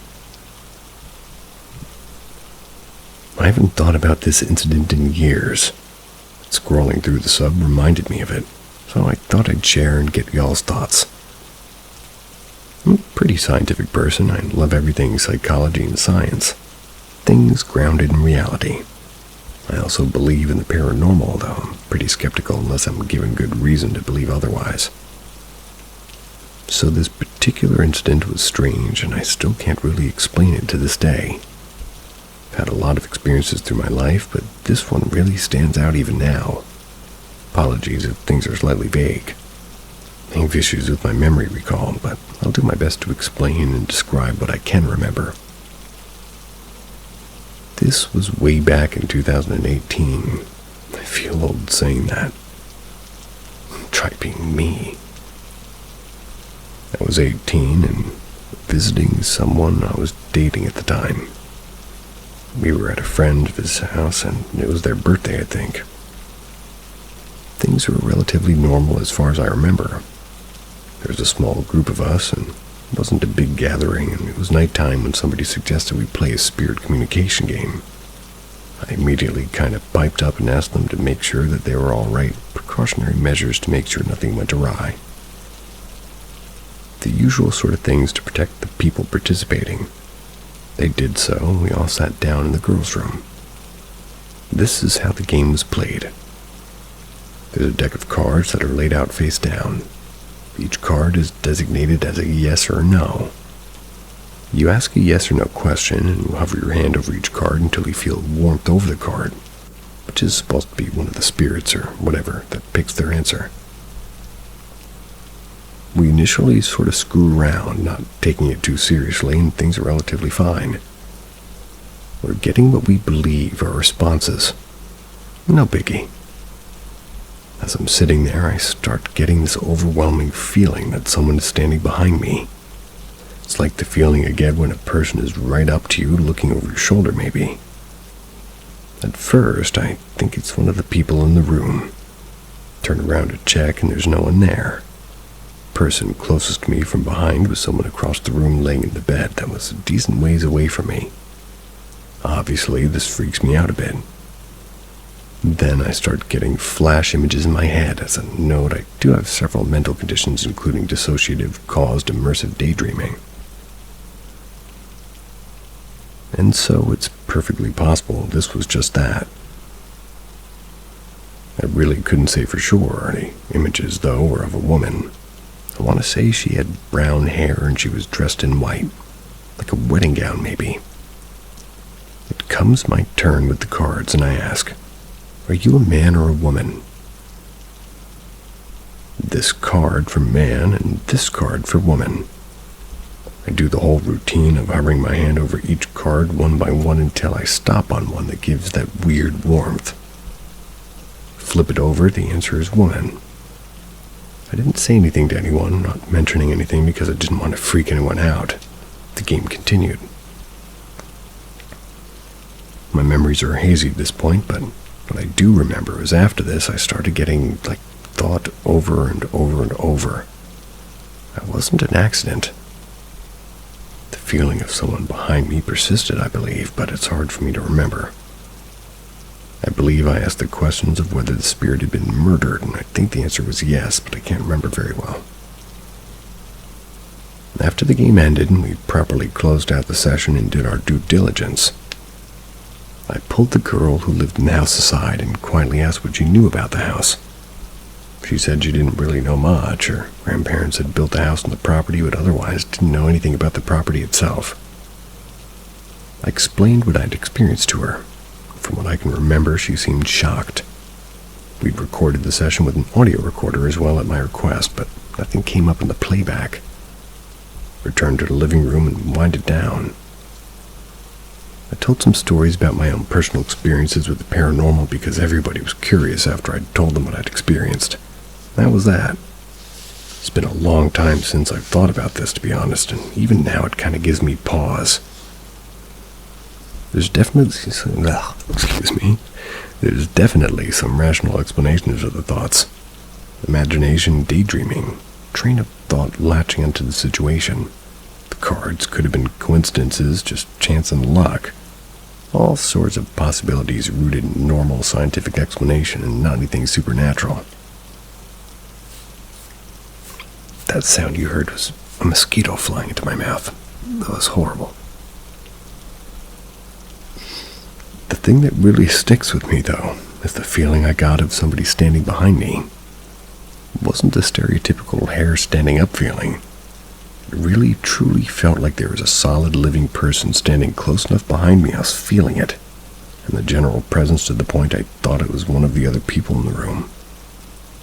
Only to find out there was no one remotely close enough that could have caused that sensation.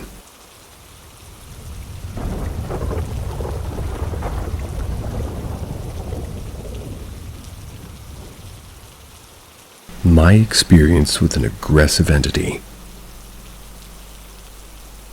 I was living with my mom and little sister, who was 3 at the time.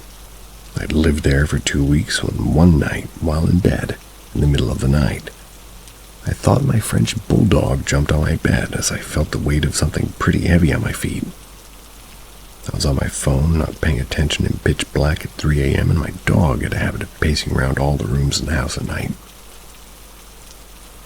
I didn't look, as I was so sure it was her because of the sheer weight of it, and the mattress was dipping until I went to try to move my foot. I had pins and needles and looked up from the phone and saw that the dog wasn't there. But I put the lamp on straight away, thinking I couldn't see her because it was too dark, and pulled the covers really hard and ran into the hallway shouting for my dog. She waddled in, but didn't really want to come in. It was being awkward, but scared me even more as she was obedient. To my actual horror, I turned back into the bed and there was a huge dip on the end of the mattress.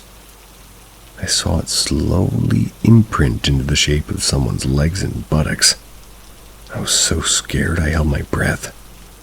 My dog was staring at the bed from the hallway and started growling, which again isn't like her. I was about to risk it all and shout my mom, even though I know she would be annoyed if I woke her.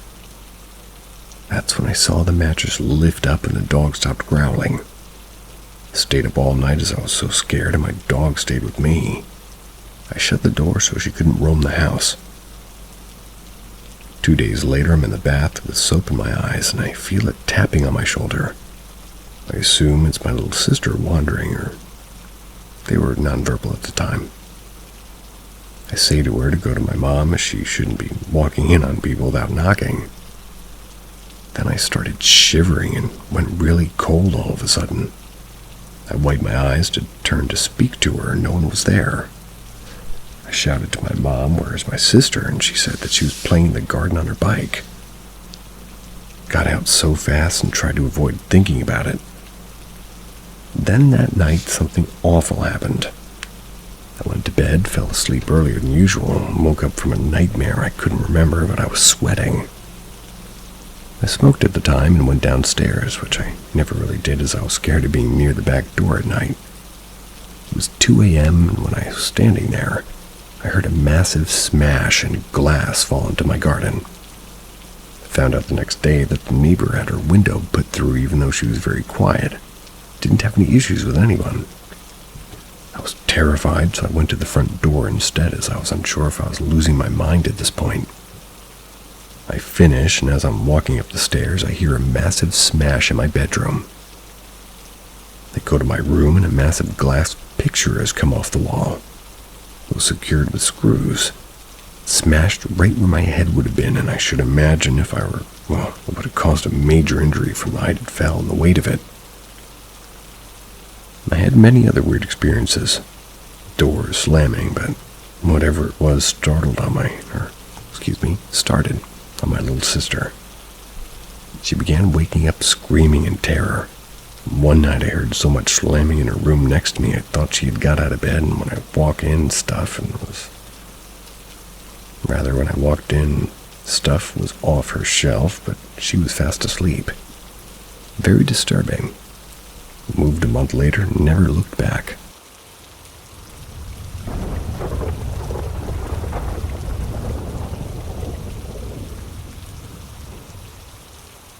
Could I be my uncle reborn? A strange dream and a family secret. When I was around 12 or 13 years old, I had a strange dream about becoming a monk. My family is Buddhist, but since I'm a girl, it's not possible for me to become a monk.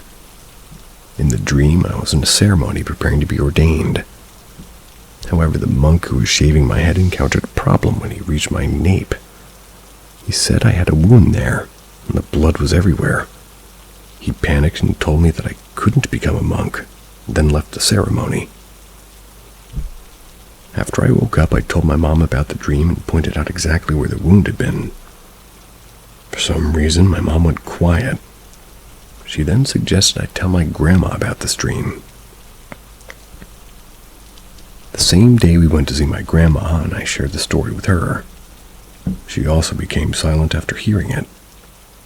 Later, my grandma asked if I knew about my uncle's death. I told her no, as my family had never spoken about him before. Turned out that my uncle had been killed. He passed away 2 months before I was born. On the day he died, he had been told to stay home but didn't listen. He went to a concert instead, where his friends got into a fight with some random men. My uncle and his friends tried to escape by riding their bikes home, but the men mistook my uncle for the person who had mocked them. They followed him on their bikes. Thinking he was safe, my uncle eventually stopped. But the men got up to him and attacked him from behind, injuring him severely in the neck. Afterward, left him unconscious in the train track, where he was struck by a train. My grandma told me that my uncle, he had wanted to become a monk for her, but never got the chance. Both my mom and grandma were shocked when I pointed the exact spot on my neck where he had been injured. Do you think this was just a coincidence, or could I have been my uncle in a past life? And there's even more options than just that one, in the realm of the paranormal.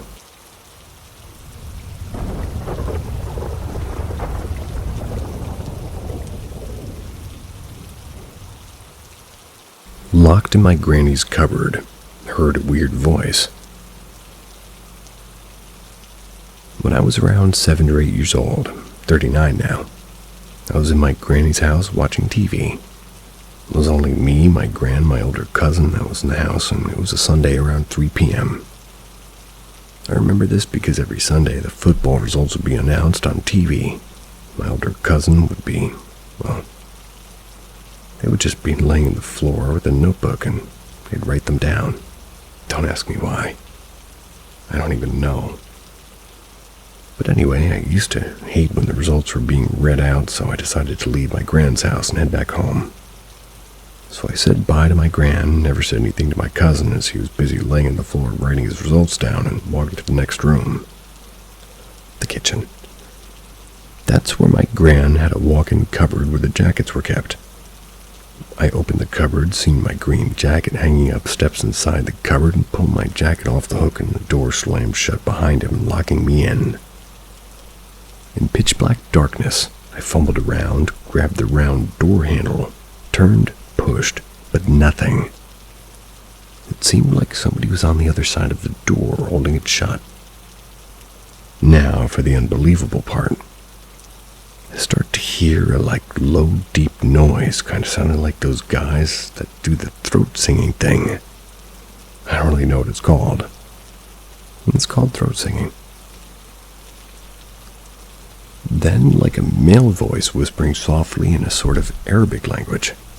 I'm now screaming, crying, and punching and kicking the door, and it's still not opening. The voice and the low sound is still chanting away in the background. I'm panicking like crazy by now, and my heart's beating out of my chest. I then lean on the door with my shoulder and push my feet in the back, and bang! Door flies open. I stumbled forward, and I fall on the kitchen floor. No one had been there holding the door, and in my head I was convinced it was my older cousin that was playing a prank. So I run back to the living room, and my cousin's still laying on the floor in the exact same spot, writing his football results down. My gran's still sitting in her chair, and they both look like they've not heard a thing. My gran seen I was distressed, asked me what's wrong. I said nothing, put my jacket on, and walked home. Never told anyone what happened. For years this has played in my mind. The whole event must have only lasted for 30 seconds or so, but inside it felt like a lifetime. I'm not a superstitious kind of person, but this 100% happened to me. I can't explain how I got locked in, as there was never a lock in that cupboard door. It was only ever a round, turned, handle. But most of all, I can't explain that noise and voice I heard.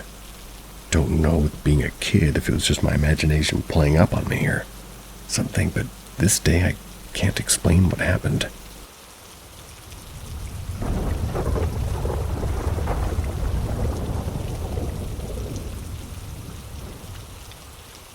First paranormal encounter. In September, I traveled to Barcelona with my dad. We rented a small apartment in the middle of the city from a famous rental agency there. Honestly, wasn't expecting anything. When we got there, the apartment was on the 4th floor, which is the last of the small building. No neighbors besides a woman living in the 1st floor. The whole vibe of the building was creepy. No elevator, just stairs. The building door closes automatically when you enter, and no one besides the ones living there is able to get in. So our first night started, my dad has a hearing problem. I stayed a little bit talking to my boyfriend, and I start hearing noises outside, like someone's going up and down the stairs. It was scary already, because, no one lives there beside the woman in the 1st. I thought there were some thieves who came from the rooftop, and I was scared to death, especially that one moment I heard them outside our door directly. Told my dad the next day, and he was like, meh, maybe it's that woman. He's just careless.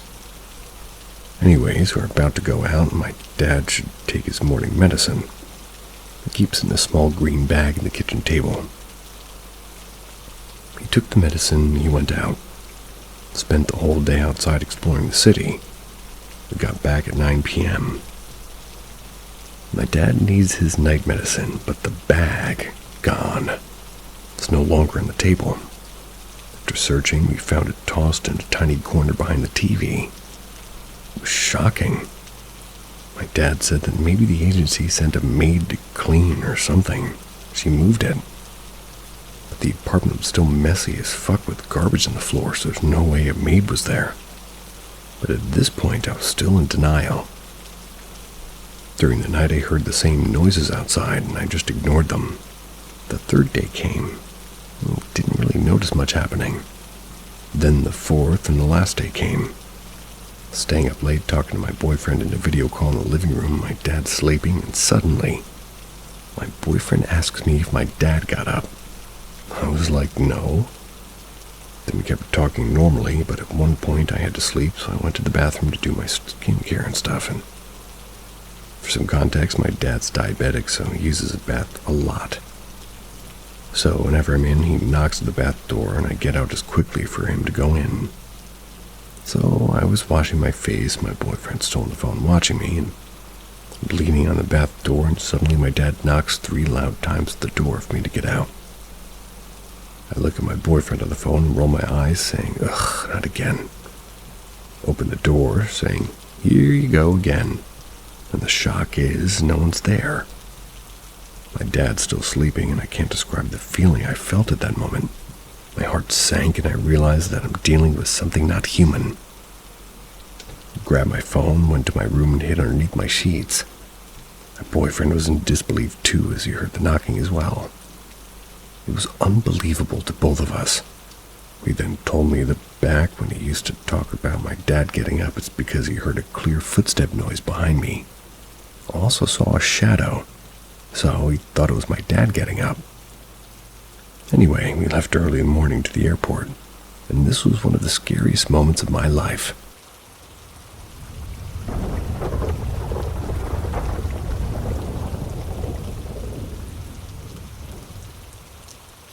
The Wraith of Mary King's Clothes.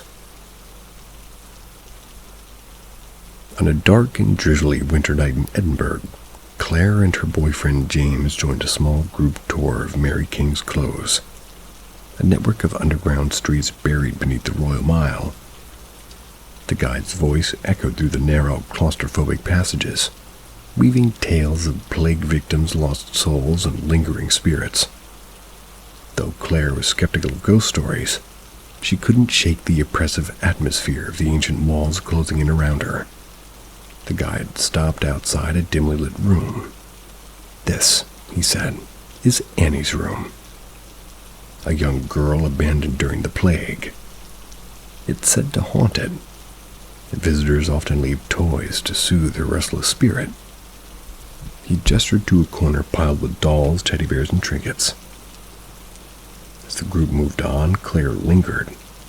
Something about the room's icy chill and faint musty odor drew her in. Annie, she whispered, half joking. A sharp knock echoed from the far corner of the room. Startled, she turned to see nothing but the shadowed walls. Assuming it was James playing a trick, she hurried to rejoin the group. But James was with the guide. The tour continued deeper into the clothes, but Claire's unease grew. She felt a persistent tug on her scarf, as if a child's tiny fingers were toying with it. Twice she turned around expecting to see someone behind her, but the dark passage remained empty. James teased her, blaming her jitters on the eerie stories. At the tour's end, the guide pointed out a steep staircase that led to an unsealed exit. The staircase was closed for centuries, he said. The construction disturbed something best left alone. People report whispers, laughter, and other things. James, ever the skeptic, convinced Claire to climb the staircase before they left, hoping for a thrill. The steps were uneven, and the air grew colder with every ascent. As they reached a landing, Claire stopped dead in her tracks. At the top stood a figure cloaked in shadows, a gaunt woman in tattered 17th century garments, her face a pale mask of rage, her hollow eyes locked on Claire, and her mouth twisted into a silent scream. James laughed nervously. A projection or something, right? But Claire couldn't respond. Her throat was tight and her pulse thundered in her ears. The woman raised a skeletal hand and pointed down the staircase. Suddenly, a cacophony of whispers filled the air, overlapping voices pleading, sobbing, and cursing in Old Scots. The smell of decay filling their nostrils. Without warning, James was yanked backward. He fell hard against the stone steps, gasping. Claire tried to help him, but an unseen force held him down. His eyes widened in terror as claw-like scratches appeared in his arms, oozing blood. "Run!" he screamed. But Claire was frozen. The woman's ghastly form moved closer, her feet never touching the ground. She leaned toward Claire, her breath like icy death. Then, as suddenly as it all started, the whispers stopped. The apparition vanished, leaving Claire and James in suffocating silence. They scrambled down the stairs, bustling into the night air, shaken and pale. Later, in the safety of their hotel, Claire pulled back her scarf to reveal faint bruising around her neck, a perfect imprint of small, childlike fingers. They never spoke of Mary King's clothes again, but locals say they weren't the first to encounter the wraith, nor will they be the last. And if you ever feel a tug in your scarf while wandering Edinburgh's haunted streets, don't turn around. You might see her.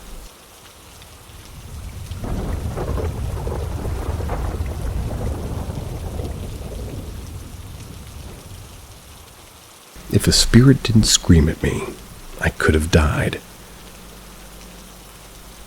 No, I've never been a spiritual person, really.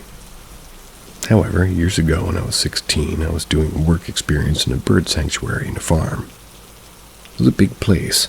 It was shut for the winter. There were 3 of us working that day, me, the boss, and a volunteer.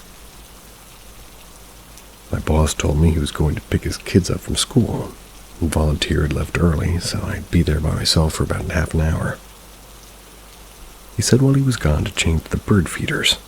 Simple job, no problem. Except one bird feeder was drilled into a barn to which I had to climb a wall with an 8-foot drop to reach. Pretty much a tragic accident waiting to happen. But this time we had inches of snow and the brick wall was very icy. I got into the wall and balanced while walking across carefully to the bird feeder. About a few steps in, this incredibly loud male voice screamed, "Get down!" It made me jump, but I awkwardly laughed and apologized thinking it was my boss. Only thing was, is I could see the car parked from there and his car was gone. Couldn't have been the volunteer, she had also gone home.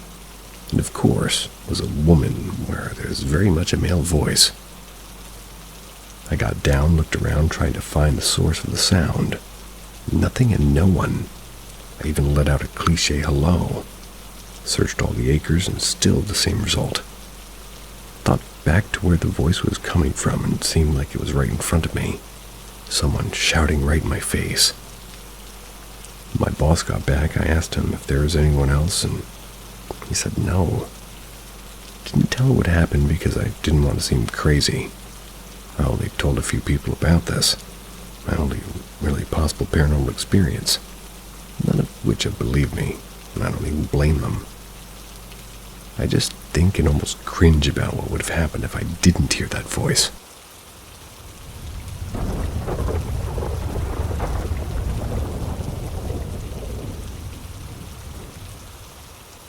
My parents say they don't believe, then tell me these stories.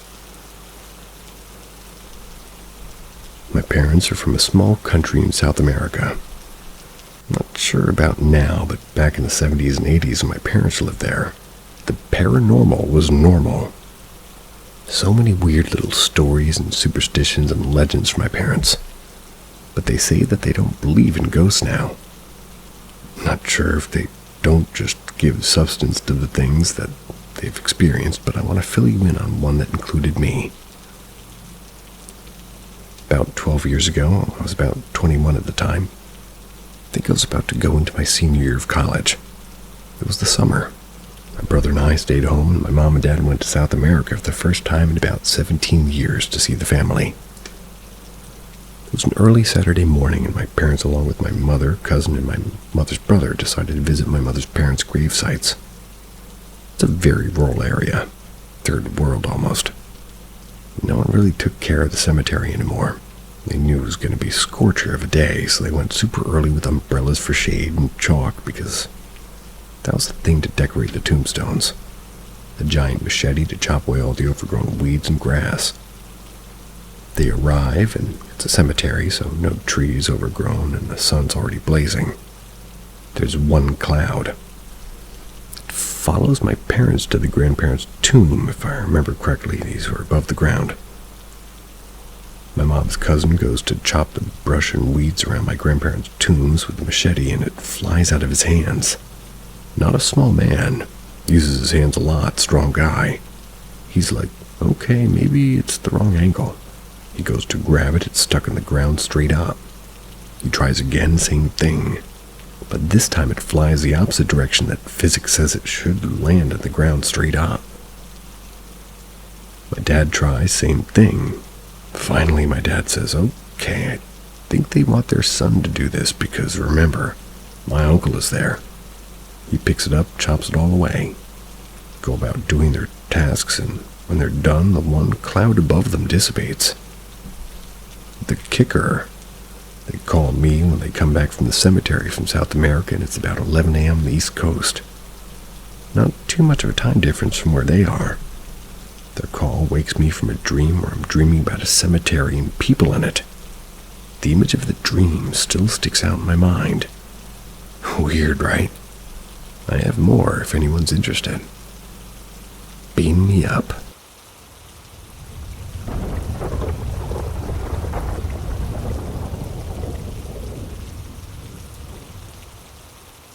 Welcome to Paranormal M, where the line between reality and mystery blurs.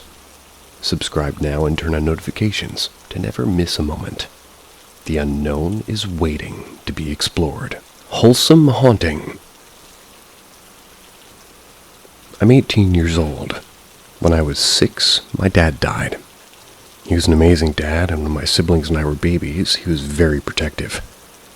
He was also in the military, and before he went on his last deployment, we made a Build-A-Bear, a customizable stuffed animal. When you squeezed the hand, it would play a recording of him singing "You Are My Sunshine," which he always sang to us at nighttime, or to calm one of us down. When my dad returned from his deployment, the song wouldn't play. He could squeeze all you want, and it just wouldn't. We thought it was just broken, because little kids do break things. Well, 2 weeks after my dad died, I fell down the stairs. From upstairs, you could hear my dad's recording play. It hadn't worked in the 2 years after he had returned. And it suddenly worked now. My mom, my sister, our brothers, all stunned. We tried to make it play again. Nothing. We thought it was just a fluke, some crazy coincidence. Well, my sister's boyfriend broke up with her next week. She came home crying. The moment she stepped through the front door, the bear goes off. It kept happening. When one of my brothers stubbed his toe, when my sister smacked herself in the head with the cabinet door. Bright one. For years, every time one of us was upset, you would hear the bear. Stopped a couple of years ago. We figured that Dad decided that we were all teenagers now and didn't need his protection anymore. My sister didn't go to college because of her disability. She's taking some time off to heal and figure out her own path. I'm the second oldest. I just got my first college acceptance letter. I came in, tore the packaging open, and jumped for joy. We were all crowded around the kitchen when we heard it. The frickin' bear. Hadn't gone off in years.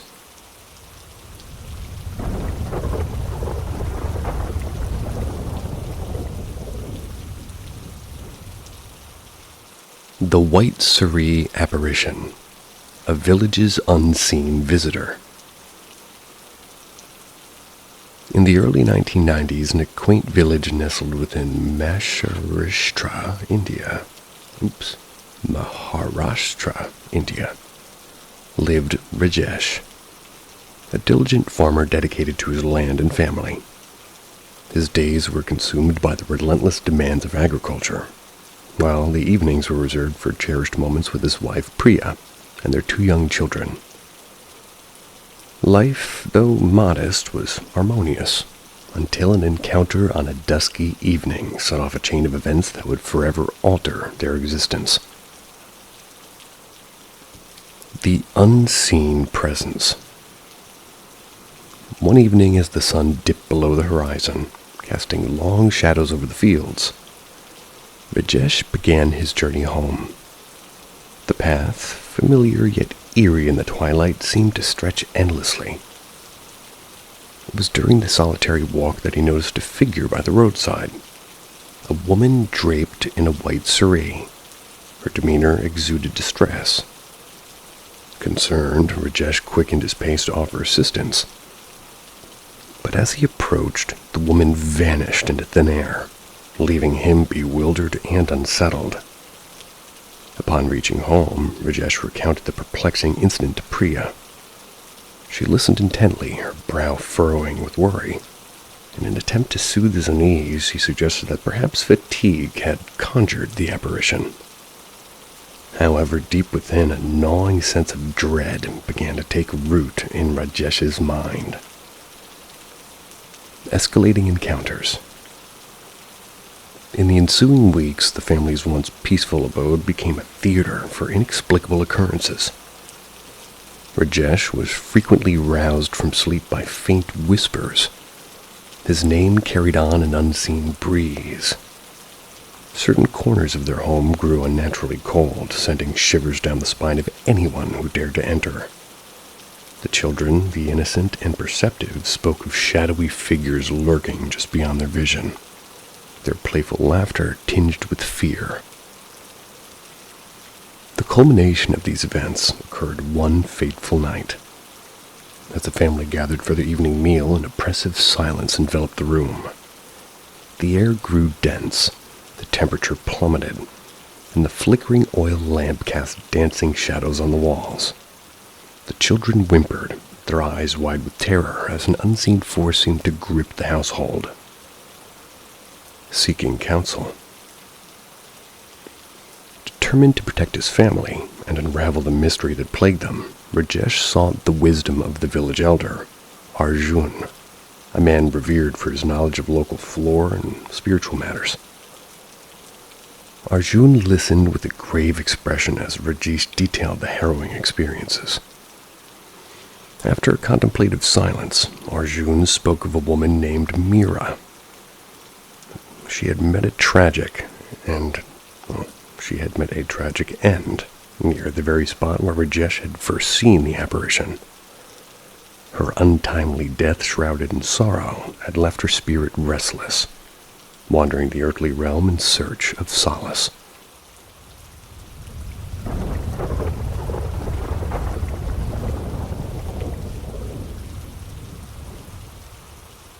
Need answers to smelling perfume. I'm back in my hometown for a bit after a long gap of 3 years. Met some old friends of mine for dinner at a little far-off place from my house. I went for dinner riding my bike instead of asking friends to pick me up. I live way off route for any of them to come pick me. I have my own transport for a change. Well, by the time we got done, it was about 1:30. I had a long ride since I lived so far. Also, it'll be worthwhile to mention that these are all village roads. There's literally no traffic or people on the street at this time. I started my bike, put some music, and began the ride. I encountered no one on my way except for the occasional vehicle passing by and some stray animals. It was not eerie, and I didn't feel weird at all for 80% of the ride up until I turned the corner to where my street starts.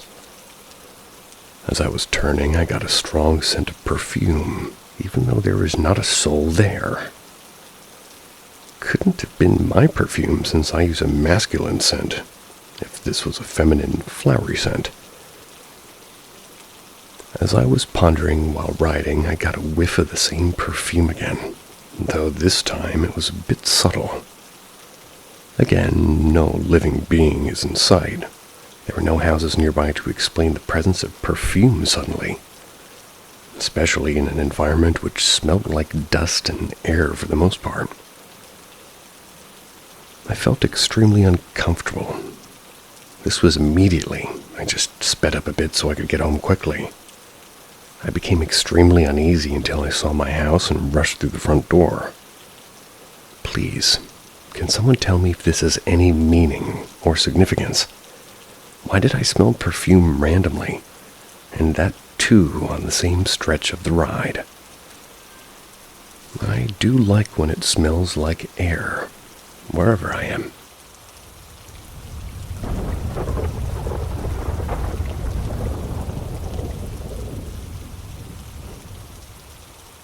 Apparition at La Salette. So I know anyone can just spit out a story about what they've seen. So I need to preface this with something important. Up until 5 months ago, I was a hardcore skeptic and atheist. The supernatural or spiritual realms weren't something I thought of. When I was much, much younger, about 20 years ago, I did believe in this stuff until I started going down the trail of YouTube skeptic and atheist videos. I determined this stuff wasn't real, and nobody had solid evidence of it.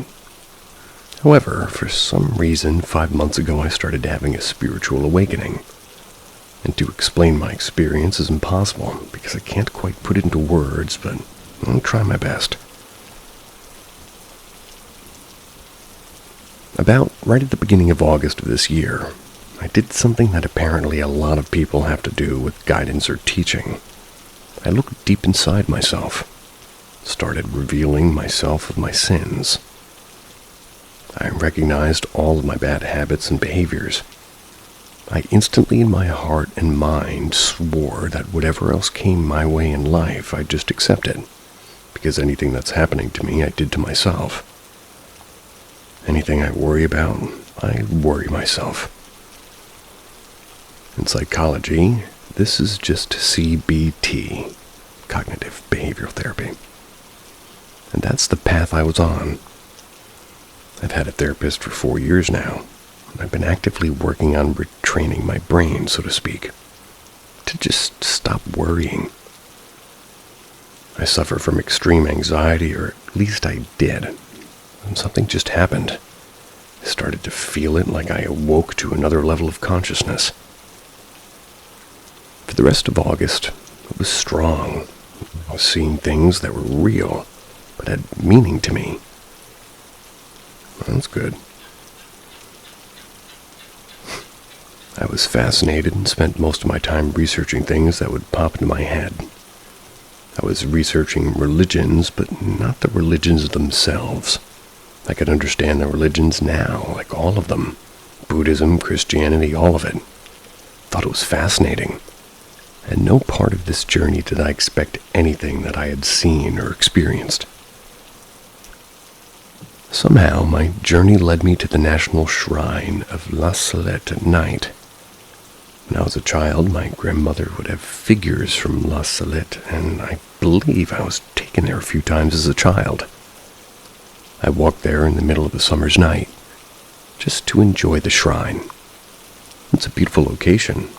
People there are insanely kind. I was exploring the rosary, and around the giant rosary, there's these plaques that tell the story of Christ. I was following them along, just kind of looking and enjoying the night, and then I saw it. A person in a white robe walked in front of me, about 40 feet away from where I was standing. It just walked, but also sort of glided. This is not something I was expecting, and I knew if I didn't try to figure it out if it was a person or not, I'd regret it, so I followed the figure. However, when I tried to follow it, it would vanish. Then the figure would just be walking in the complete opposite direction. I started walking trying to cut the figure off, thinking it was just a person. But when I tried to get a good fix on the area and where they could be, they were in a different location far away. It was as if somebody was purposely just appearing out of nowhere and vanishing, then reappearing in a different spot. However, the person looked so real. The weird thing is, the figure emitted light in a sense. Not bright light, but when I looked at the figure, it could be seen in the dark without having shadow cast upon it or having light really emit from it. It was just there, as if someone superimposed a figure, like in a movie. However, it was the most surreal experience I've ever had. I didn't think to take out a phone and capture it. It just appeared and vanished too frequently, and I was in awe and trying to prove it was a person instead of an apparition. I know this is ghost stories, but I call it an apparition because it didn't seem like a ghost at all. It felt like a benevolent figure that appeared there just to show me a bit of the spiritual. I've had other experiences that proved my spiritual awakening, but this was the thing that stood out to me the most. But also, I've accepted it as commonplace. It wasn't spooky or scary. It was actually kind of reassuring. It was like something was trying to show me that, yes, the spiritual exists, and to continue on the path of exploring religion and the spiritual. A lot of weird stuff from August has faded after the month was over, but in my head all of this stuff happened very clearly, and, well, in reality. I'm not sure if this helps anyone, or is interesting to this forum, but I feel like explaining that these things are real, and actually do happen. The only other plausible explanation is that somebody likes to dress in a white robe at midnight and play pranks on people. However, it's absurd since nobody is really there at 12 at midnight except this homeless lady with her bicycle. She didn't wear anything white, so I know it wasn't her.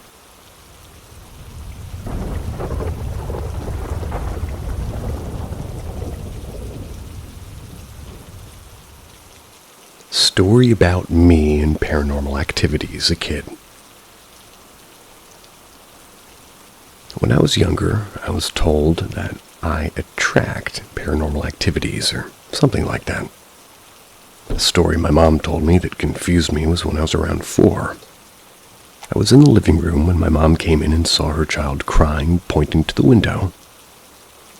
Of course, she checked and nothing was there, and when she asked what was wrong, I guess I stated, "Mom, I saw a man in the window." I stated that he was pale and tall and pointy.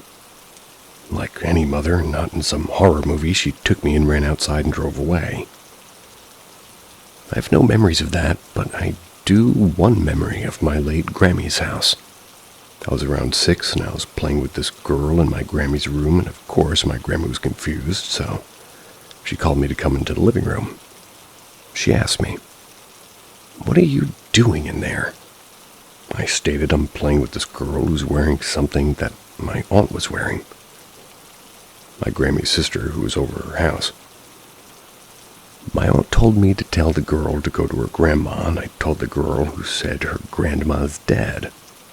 So my aunt then said to tell her to go to heaven with her grandma. So I told the girl that, and she started walking up clouds of stairs toward a bright light. I don't remember anybody who looked like that girl in real life close to me, or remember seeing her face, so I'm not sure if that's a dream or not.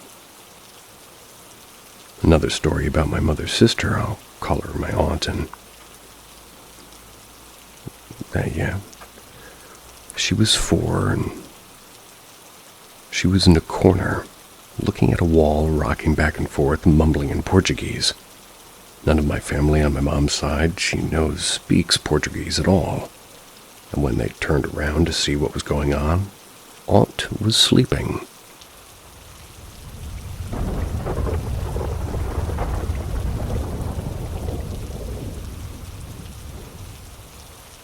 I thought my dad was home. I was 17 at the time, and my dad, he had got a new girlfriend. He would sleep at her house often. I've always been a little paranoid when home alone, so I always locked my door when I was in my room. I had gone to bed and locked my door and was laying in bed watching TikTok. I had forgot to turn off the hallway light, and through my door I could see the light, I should say. Then out of nowhere, I heard somebody walking up the stairs.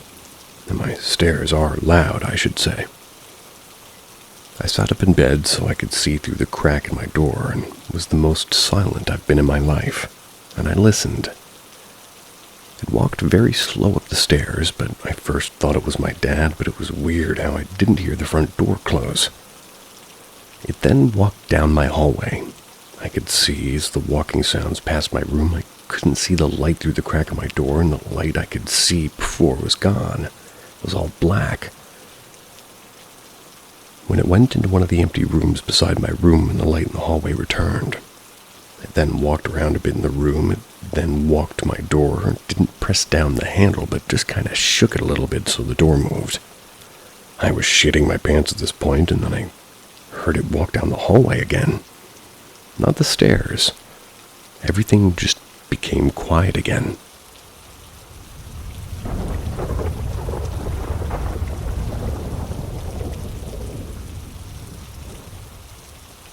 My neighborhood ghost attached itself to me. So, backstory before my neighborhood was built, there was a family that lived in the main house in a section of my neighborhood.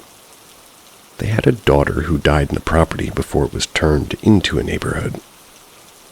When I was growing up, I was always terrified to sleep into my room. I always felt like someone was watching me. I used to be so scared I would sometimes sleep in my parents' room on their floor. When I was 9 or 10, I was sleeping on their bedroom floor, and I randomly woke up and saw a little girl cuddling my mom with a doll. The doll was an old-timey looking glass doll, identical to the one that we'd have in our basement. She was just staring right at me. My mom was sleeping on her side and was facing me. It looked like the girls was just spooning her. I obviously woke up my mom and screamed, but no one was there, and my parents said it was probably just my imagination. Jumping a little in time here, after that, I never saw the little girl again. But as I got older, maybe 16 or 17, I noticed my stuff would go missing. For example, I had an A necklace that I loved, and one night I took it off and woke up and it was gone. I asked my mom if she took it or had seen it. She said no, so I assumed I misplaced it. Well, 6 months later, the same necklace was placed perfectly in my carpet. I asked my mom if she'd put it there, and she told me that she hadn't seen that necklace in 6 months. Happened again my freshman year of college. Came back home from break and had my mom with my favorite jersey. After she washed it, and she said that she put it on my bed when I looked and it was just gone. A year later, it was hanging in my closet like it had before the whole time. But I know for a fact no one in my family had touched it or seen it in at least a year. My TV would turn on to random channels even through the remote, or even though the remote was on a shelf next to my bed. Lights turning on and off. There were more things that happened, and I can talk about them later, but nobody else in the family experienced stuff. I've talked to a lot of other people in my neighborhood who've heard a little girl giggling or crying in footsteps that sounded like a child. They all said it wasn't their child, or they don't have any. That was the only things my neighbors had really experienced. Only small things that they can brush off. I don't know why, though, that this ghost has attached herself to me. No one else has experienced anything close to what I had.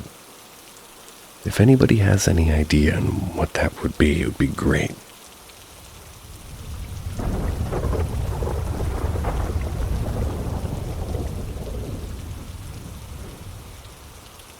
I think I saw something in my dorm.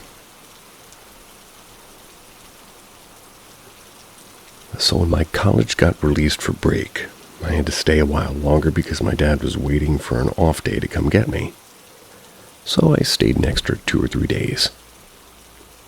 So the night before my dad came to get me, I decided to do some laundry.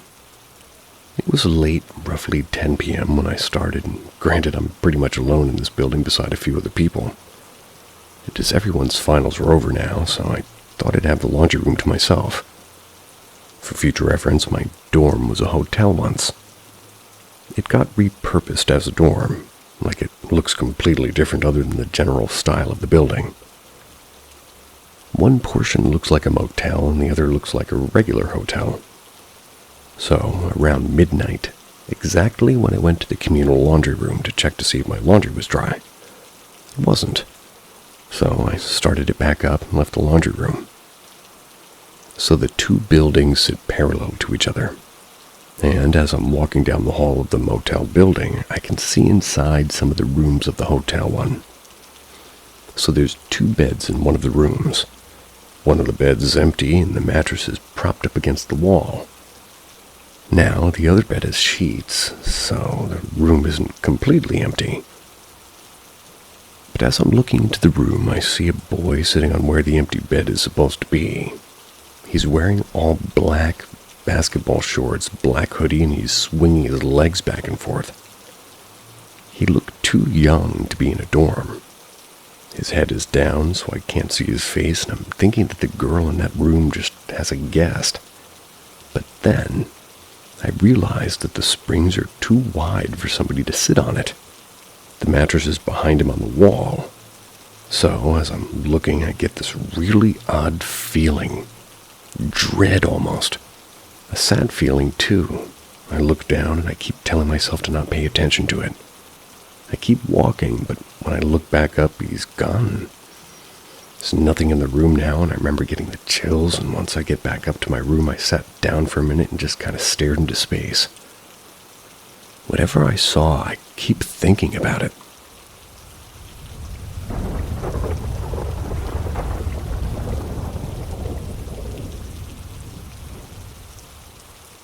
Weirdness on the road. It's been 20 years since this experience, and it's only really come back to me because it was the 20th anniversary get-together. There's a 6-lane highway between Kuwait and Iraq. It's officially known as Highway 80. It runs from Kuwait City to the border of Safwan in Iraq and then on the Iraq city of Basra. The road was used by Iraqi armored divisions in the 1990 invasion of Kuwait.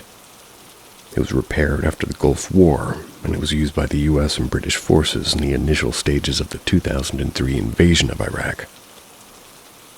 During the Persian Gulf War, American, Canadian, British, and French aircraft and ground forces attacked retreating Iraqi military personnel attempting to leave Kuwait on the night of February 26, 1991. This resulted in the destruction of hundreds of vehicles and the deaths of many of their occupants.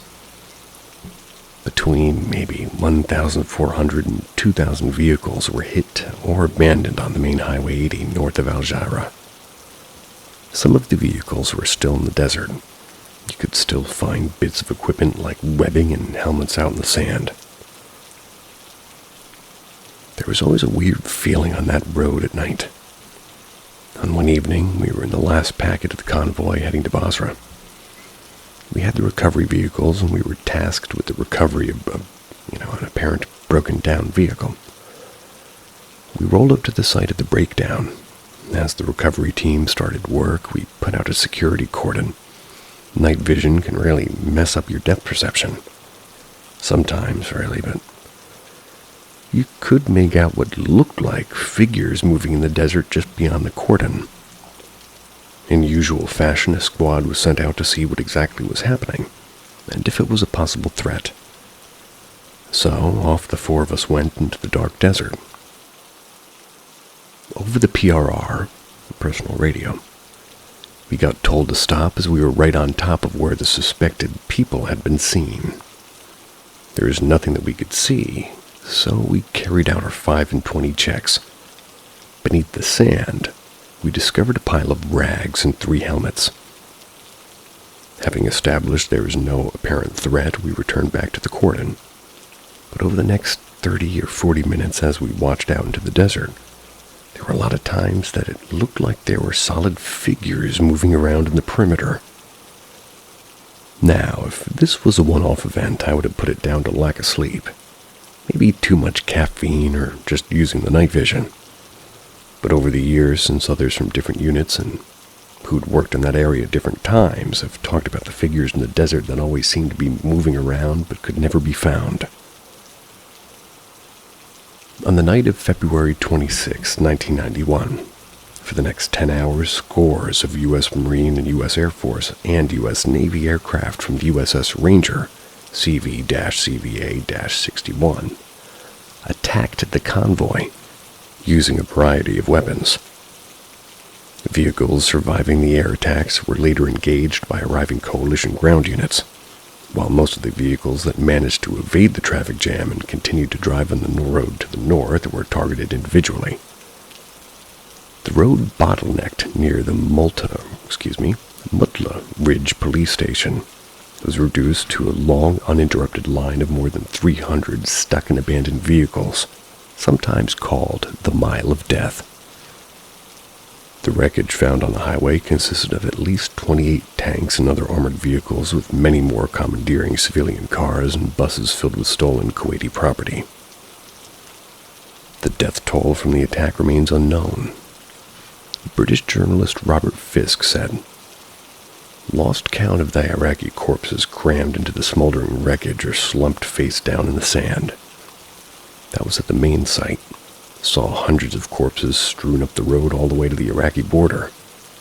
American journalist Bob Drogan reported seeing, as he put it, scores of dead soldiers, and as he put it, in and around the vehicles, mangled and bloated in the drifting desert sands. A 2003 study by the Project Defense Alternatives, the PDA, estimated fewer than 10,000 people rode in the cut-off main caravan. But when the bombing started, mostly simply left their vehicles to escape through the desert or into the nearby swamps where some died from their wounds.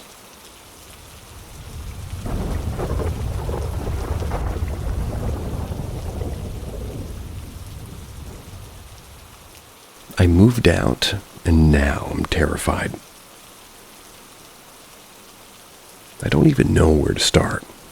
I moved out of my parents' house 2 weeks ago, thinking I'd finally have some freedom and space of my own. At first, it was exciting. Decorating and staying up late, no rules. But now, I wish I never left. I don't feel safe here. I don't feel alone. It started small. I'd put my keys in the counter only to find them on the floor or in the fridge. Thought it was just me being forgetful, but then it got worse. One night I came home and all the cabinets in my kitchen were open. Every single one. I know I didn't leave them like that. Then a few nights ago, I woke up and noticed my closet door was open. I never leave it open, and I swear I shut it before bed. As I stared at the dark space inside, I heard it. Soft, raspy breathing. It was so faint it couldn't have been my imagination. Perhaps it could have, but it wasn't. I pulled the covers over my head and I stayed like that until morning. The next night I woke up to a noise underneath my bed. At first it was a low creaking, like the wood shifting, but then it escalated, a scream, choked, gurgling, and desperate. It wasn't loud, but it was enough to make me freeze. I couldn't move, I couldn't even breathe. When I finally got the courage to grab my phone and turn on the flashlight, there's nothing under there but the shadows. The shadows are the worst. At night I'll wake up and see someone in the doorway, just standing there, not moving, not blinking. The first time I thought it was a trick of the light, but it's happening every night since. Sometimes they're closer, like they're stepping into my room. Can't tell if they're real or if I'm going insane. Last night I locked my door before bed, and when I woke up the lock was broken. The door was wide open. There were faint, wet footprints leading into my room, stopping next to my bed. This morning, I found something on my bathroom sink. A hairbrush, old, cracked, with hair still tangled in it. It's not mine. I don't even know a hairbrush like that. When I touched it, it felt damp, like it had been pulled from somewhere wet. I threw it out, but an hour later it was back on the sink. Started hearing whispers when I'm home alone. Can't make out what they're saying, but it's like they're coming from the walls just low enough to drive me crazy. I can't eat, I can't sleep. Every time I close my eyes, I feel like someone's watching me. I don't know what to do. Can't stay here, but where can I go? My parents won't believe me. They'll say I'm imagining it or being dramatic. But I know it's happening. There's something here with me. Something that doesn't want me to leave. Something that wants me to stay. And every night it feels like it's getting closer. It's happening today. I don't even know why I'm writing this. Maybe it's to make sense of things, or maybe it's just because I need someone, anyone, to know what's happening to me. Since this morning, everything's spiraling out of control. I thought staying out of the apartment would help, but no matter where I go, it feels like it follows me. I woke up early at a friend's house, hoping for some peace. I didn't tell them what's going on. I didn't want to sound insane. But when I opened my eyes, their cat was sitting in the doorway of the guest room, staring at me. Its fur was matted and wet, even though my friend swore it hadn't been outside. Then I noticed a faint, damp footprint next to the bed. I decided to head home to grab some clothes and figure out my next move. But as soon as I stepped into the apartment, the air felt heavier. It was hard to my chest, and the moment I walked into the bathroom, I saw the mirror fogged up. It was as though somebody had just showered, even though I hadn't been home. Written in the condensation were 3 words: "Don't fight it." Can't bring myself to sleep. The whispers have grown louder throughout the day, almost like they're trying to form words. I don't recognize the language, but it's deep and guttural, like something choking on the sounds. It all came to a head a couple of hours ago. I heard water dripping and thought it was the kitchen sink, but when I walked down the hall, I saw a puddle forming. It led right to my bedroom. The bed was completely soaked, sheets, mattress, everything. And in the middle of it was the hairbrush, the same one I threw away twice. I don't know how it keeps coming back. I don't know how any of this is happening. I've kept all the lights on since. They all started flickering. My phone battery drains faster than it should, and no matter how many times I check the time, it's never, changing. I called my parents earlier today, desperate for help. The call dropped midway through. When I checked my phone, the last call wasn't to them. It was to an unknown number. I don't remember dialing it. I don't even know how long the call lasted. Right now, I'm sitting in my car writing this. I can't go back inside, but I can't stay out here much longer either. Every time I look up at the window, I see the shadow of someone standing there, watching me, waiting. Something's going to happen tonight. I don't know what, but I can feel it. Whatever this is, it doesn't want me to leave. I'm not sure I'll survive if I try. If you don't hear from me again, please just don't come looking for me. Whatever this thing is not just haunting me anymore. It's taking me. Today.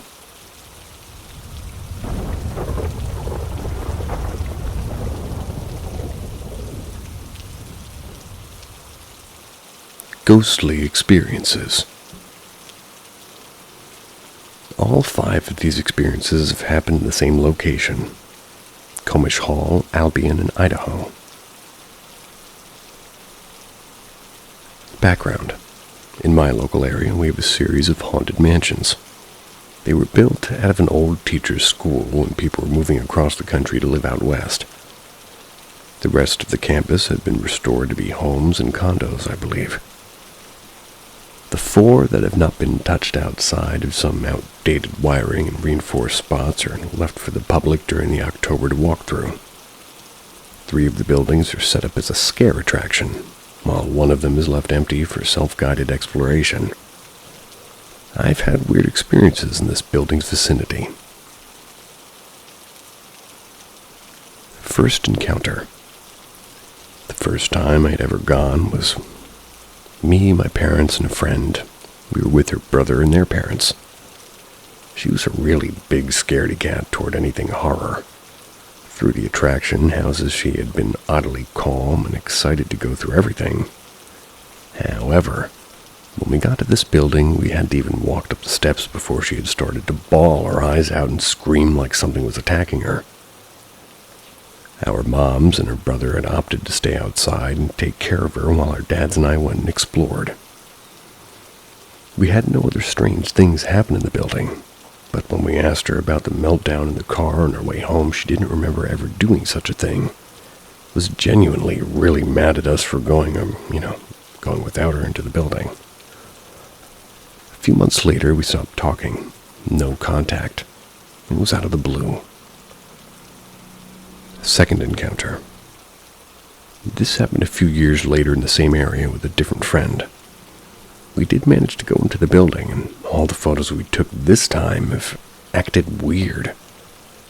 I would genuinely love more than anything to share them, but the thing that happens is the photos I took refuse to be uploaded anywhere.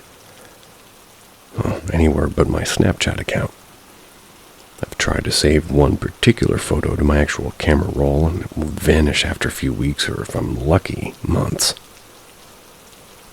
In all of these photos, there's a weird film grain. It's kind of over each one, like the quality of my camera's been disintegrated, which is weird because I took the photos on my phone.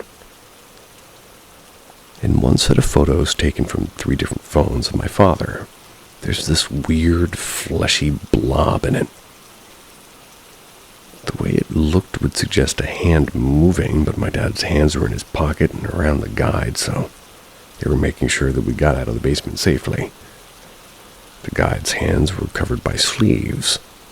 Also, a few months later, this friend also left my life. We no longer speak to each other either. Third encounter. The longest one. This one, I don't know what to make of this because it still haunts me. This time I had multiple experiences, not that I witnessed, but that I was a part of. Both this friend and I are very big into spiritual things, and the use of tarot crystals and things of that nature. We had black tourmaline with us, and that was on this one trip. But now I'm fully aware of how stories can be manipulated because the mind plays tricks on people, but I've never seen an amethyst act like a magnet. One of our first encounters, I had something trying to force my glasses off my face. It was pushing them through my head from the left, and my friend was experiencing the same thing. That was after a large crowd of people had walked by the room that we were in. This energy felt violent, like the crowd made it mad. We had at one point labeled this entity the toddler, as the pain from our glasses felt like a tantrum. Later on, in a different room, there was this strong masculine presence that felt like it just wanted to exist with us. I do 100% believe I tried to attach itself to my friend at one point and failed or only partially succeeded and grabbed his hand. Later on in this building, we both felt this insanely strong pull to find a woman who was on the 2nd floor. Unfortunately for us, the stairs at this time were blocked off for fear of the roof collapsing. We tried to find a room below this, and this feeling, and we couldn't do so. Eventually, we ran into a cast member whose job is to guide people out of the building. We ended up talking with him about what we had experienced and what questions that we asked. He mentioned that at one point there was a chair in this old meat locker in this dormitory that had been bent to hell. That's a deep bend. There was no real explanations as to why it suddenly gave out, so we went to check it out and brought the cast member with us. My friend then points out that there's a very faint, separate masculine energy that's following this cast member. He ends up communicating with this energy and with the cast member using the amethyst pendulum that he had brought. The cast member leaves, and suddenly, the pendulum refuses to move. Cannot be bothered to answer any questions, so he hands it to me. The second it's in my hands, we both feel the woman that we've been looking for. However, her energy is still on the second floor, like she's stuck. But she can now communicate because of where we are at. At about halfway through this encounter, we had gathered a small crowd, and the only request that we had was that there was no light on or my friend because we didn't want to risk weird shadows. So we had one light facing away from us, and the area I sat in was dark. I had wrapped my arms up in the broken chair so that my movement wouldn't affect the pendulum. The whole time, if anybody asked her a question, she refused to answer unless it was my voice speaking to her. Not yours. Like the pendulum went scarily still, like something was refusing to let my hand shake or let the crystal swing. The one time she responded to a person that wasn't me was when somebody asked to take a photo of the room, and I, like 10 other people, watched the pendulum hold at this established no. There was no swing. My arm didn't move, and the chain was diagonal as the tip of the pendulum pointed to no. Eventually, I got a phone call from my mother saying that we needed to leave, and I watched this pendulum start to violently swing towards the no. Like my presence was needed, and the energy my friend and I felt was a wave of anger toward my mother because I was being taken away. I never once felt as if I was in danger up until that point. I really was feeling safe before, like I was in an environment I had spent my life in. Eventually, I convinced her to let me go and that I'd come back. When we were leaving, the person who asked to take the photo informed me that she had seen the shadow of a woman standing behind where I sat leaning over my form, like she was looking at what I was doing. End quote. When we went to leave this town to drive home, I felt this insane need to go back, like she was trying to have me go back to her and keep talking to her. I know she's still there and didn't follow me because the need died when I get back to my hometown. Well, turns out that after a few months again, this friend and I no longer talk. Fourth encounter. I took my ex-roommate and rented every single room that I previously had an experience in. They got so violently ill that they couldn't even go back near the room on the second floor. That's the one where I thought my ghostly shadow resided in, or the basement meat locker I'd spoken to her in. When my ex-roommate left, I felt a strange sense of calm, like danger had been removed from my area. I couldn't find her presence or anyone else's presence.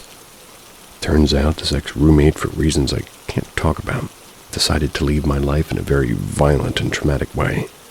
Continues to attempt making my life hell. Last encounter. This past October, I took my roommate and a friend of mine there.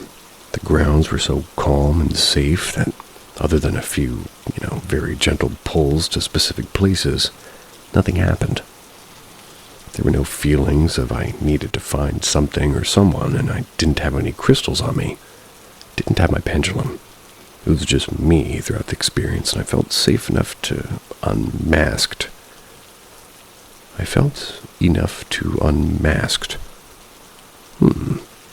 And to be my actual self, and watch these two people be okay with that. Granted, my roommate is moving out, but that's because our apartment has no internet. On our drive home, both of these people fell asleep in the car while I was driving home, and something that I know only happens if you feel safe enough to do so. One of my other friends has a very similar thing happen. A friend they took, no longer friends with after meeting a strong feminine entity. My thoughts are with all of these experiences is that for some reason, something or someone in that house was trying to protect me. And then when the threat was gone, the need for me to sense them wasn't there anymore. If people stop talking to you, address all possibilities.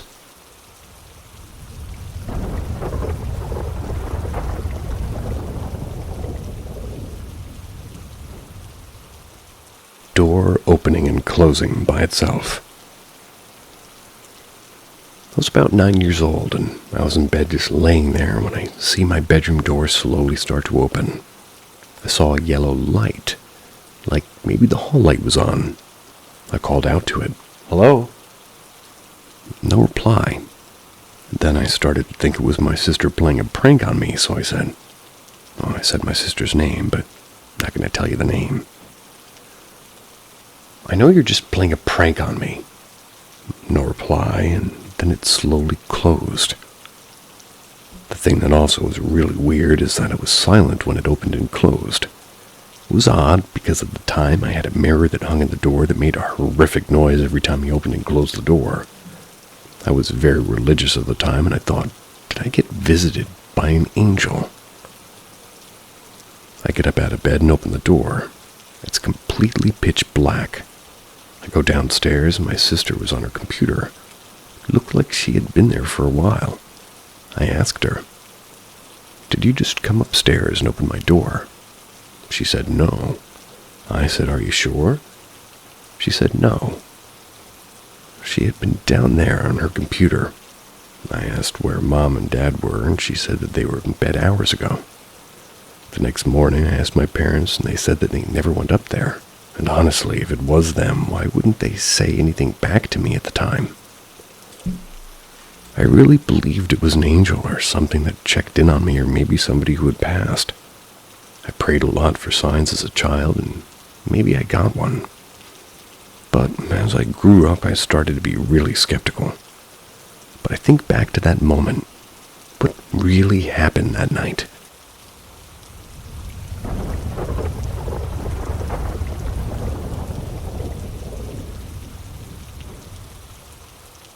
I need to wash my eyes. I was with a few friends, about 8 people. It was late one night, and we had just gotten done swimming at a quarry in southern Indiana. Well, needless to say, we all got bored after it hit nightfall. All decided to go somewhere haunted and creepy. My girlfriend and I just gotten some paranormal equipment past Christmas, or rather, this past Christmas. And luckily, I had it in the car already. We first hit up Tunnelton's Big Tunnel, but decided to go somewhere else due to the fact that it isn't that scary when you have a big group. We heard about a cemetery near Story, Indiana, and decided to go there. After a bit of driving down gravel roads for like a few miles, we finally found it. Deep in the middle of the woods, my headlights illuminated the Elkinsville Cemetery. It lit up the sign on the side that was once a gravel road and is now a dirt path. We hop out of the car and make sure to be respectful as the grave as possible, and we weave to the very back end of the cemetery. We sit there doing the Estes method, or Estes method sessions. I know I should know how to pronounce that, but I don't. We weren't having any luck, even with the EMF reader, no activity at all. After a bit, we started finding peace in the silence. Cemeteries didn't really creep us out, but loved the aesthetic of it. I started to stray away from the group because I thought I heard something in the woods. Wanted to get a clearer sound without interrupting conversation. Then I heard it. What sounded to be laughter coming from the woods. Sounded like a pack of hyenas. I went back to the group and asked them to listen as to assure that I'm not insane, but just then, I realized that the laughter not only didn't sound like a pack anymore, but it was also closer. I shined my flashlight everywhere, the tree line, the shelter behind us, the tree in the bush in the middle of the cemetery. I was looking for answers. We all jump up and ran to the car. Never had any issues starting the car ever since I purchased it a few years ago, but suddenly it didn't want to turn over. Eventually it would start and my headlights shined right into the tree with the bush in the middle of the cemetery. Right there in the middle of the bush was a pair of eyes looking right at us. I then see whatever it was take off on all fours toward the tree line behind us.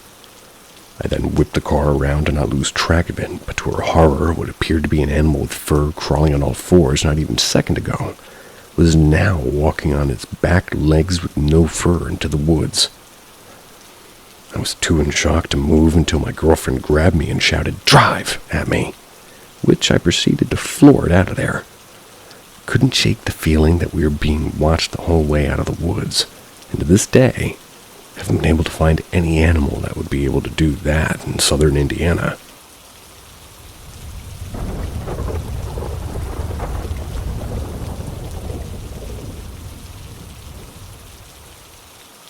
Ghost that watched me while I was a child.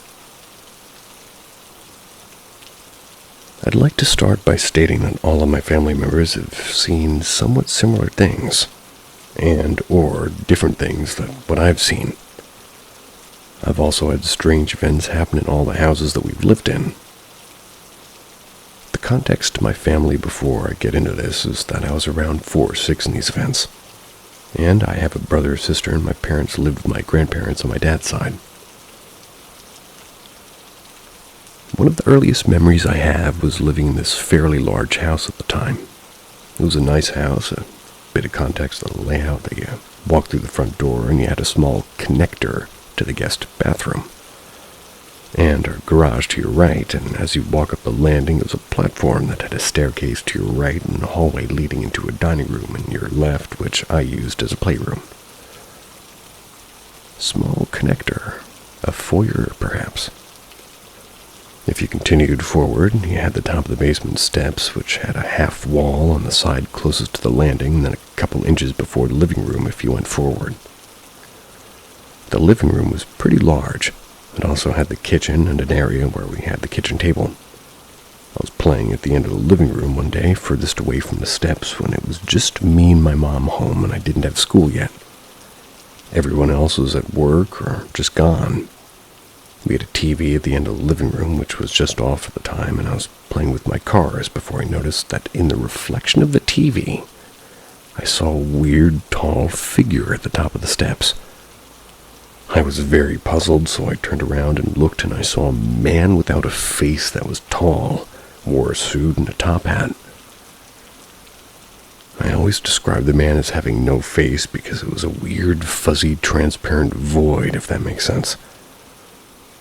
I proceeded to stare at the figure for a while before I turned back looking at the TV, hoping it would go away, and I saw that the reflection was gone. I sat there puzzled for a moment before I ran to go tell my mom in the bathroom upstairs. I had to pass right when he was standing, and I saw him, so he could assume little me was terrified to all hell.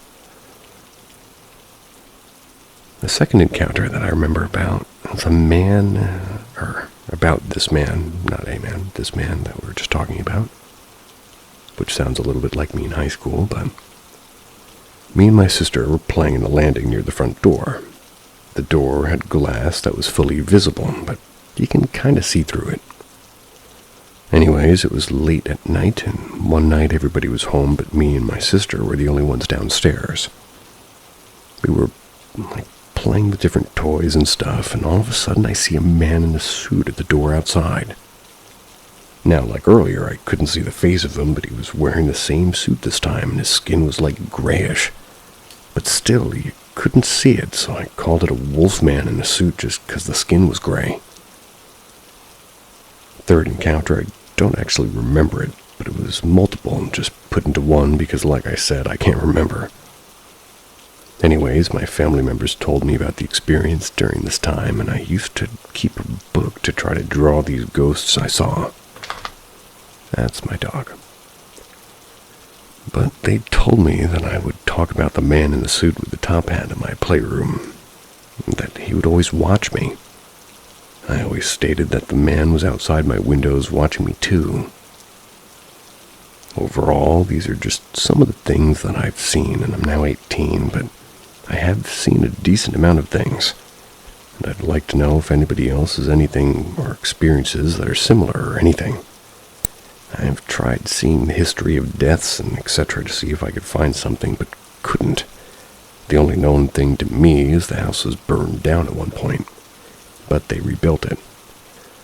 I do have some more stories from this house that get a bit weirder, but if anybody wants to hear about them or share a story, well, feel free.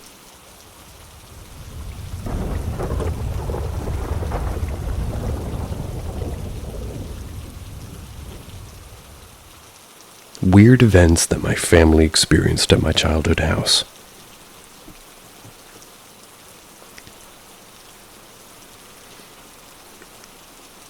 These encounters do take place in the same house, but they're all from my family as they have seen different things than what I have.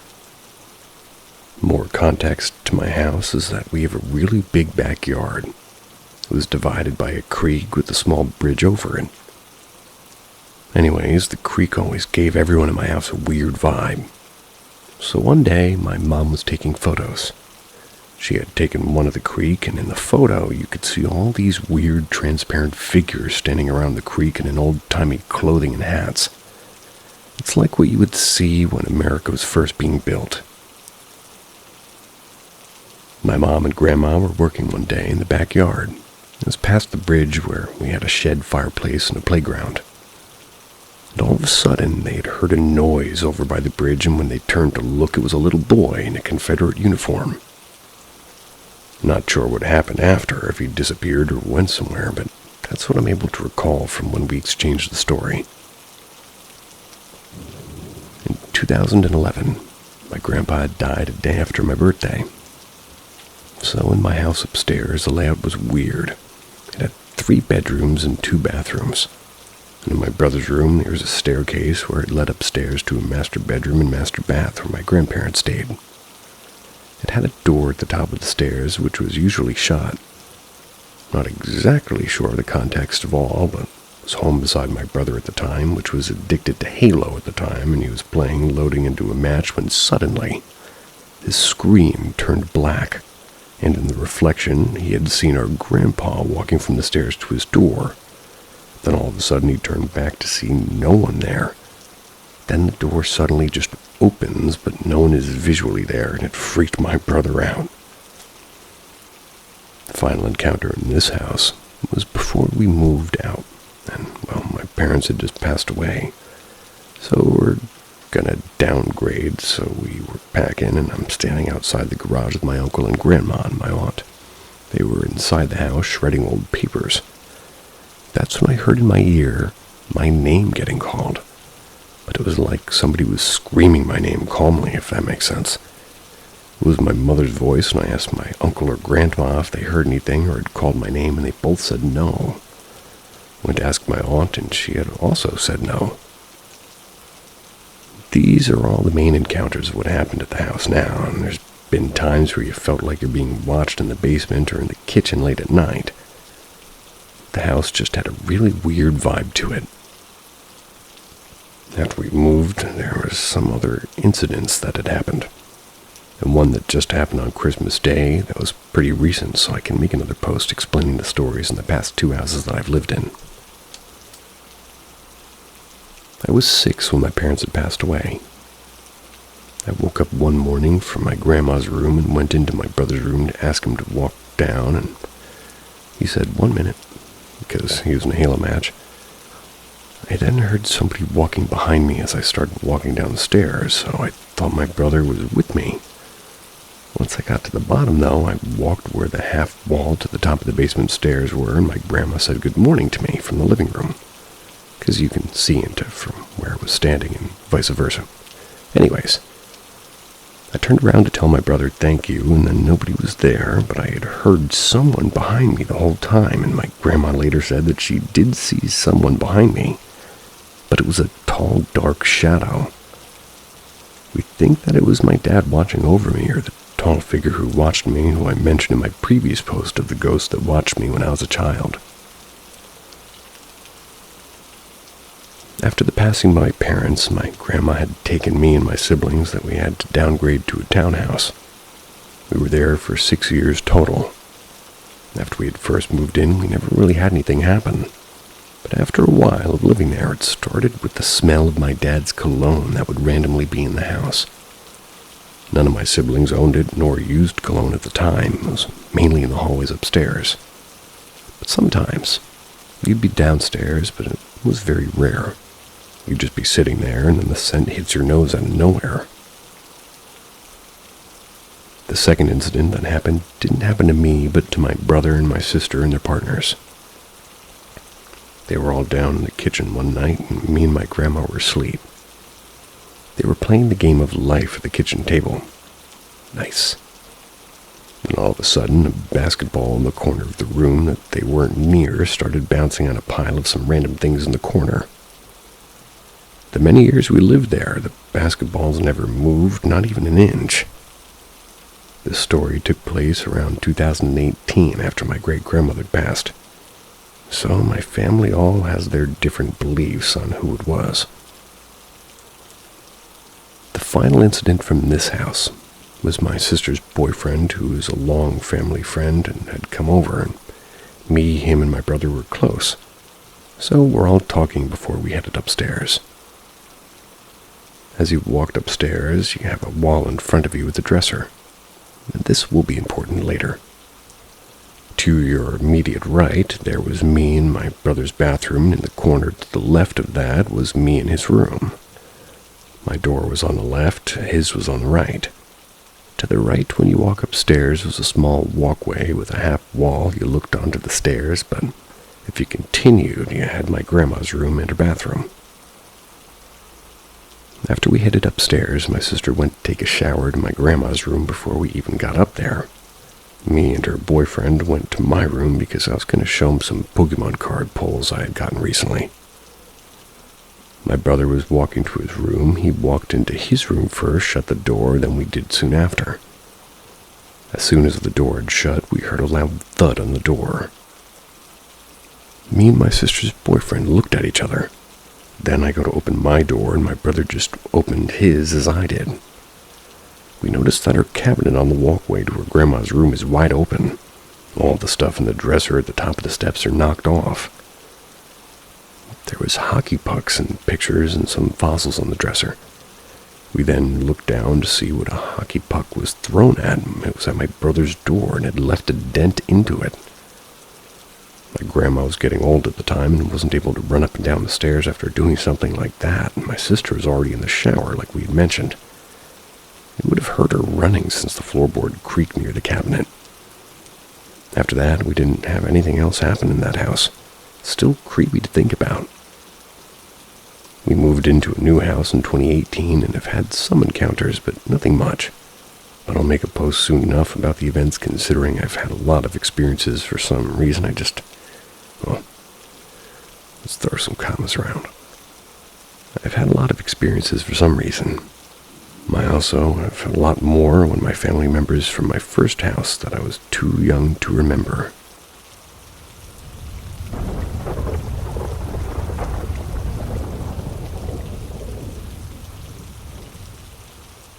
Something eerie keeps happening in my flat.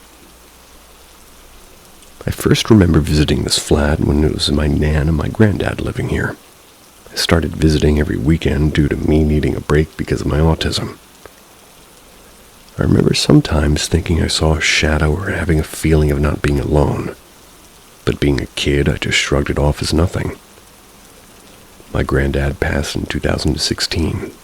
Hit me very hard as I was close to him. My nan was struggling to cope alone, so I moved in the next year. Now, I've always had a fascination with the spirit world, but myself have never really seen anything. But my nan has mentioned her events that she's witnessed in this flat, such as a town crier, a girl in a Victorian dress, and a very tall man in a bowler hat reading a newspaper. I also recall a time my granddad said he'd seen the little girl in the dress also, as well as a soldier walking into and out of what is now my bedroom. I myself have never seen anything physically. A few strange things have happened though, such as a phone disappearing completely. My phone's moved from my bedside table to my TV stand, and I often hear my name being called from the living room, only to find my nan asleep, as it only ever happens at night. There is an odd feeling in this flat of loneliness and sorrow, but I'm unsure why. Still have no idea why I've never witnessed anything myself since moving in here.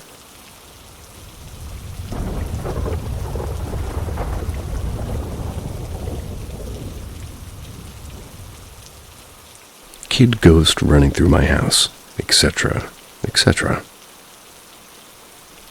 I've been reticent to talk to anyone about it because it sounds like I'm going completely nuts. But I think there's a child ghost that appears sometimes in this house.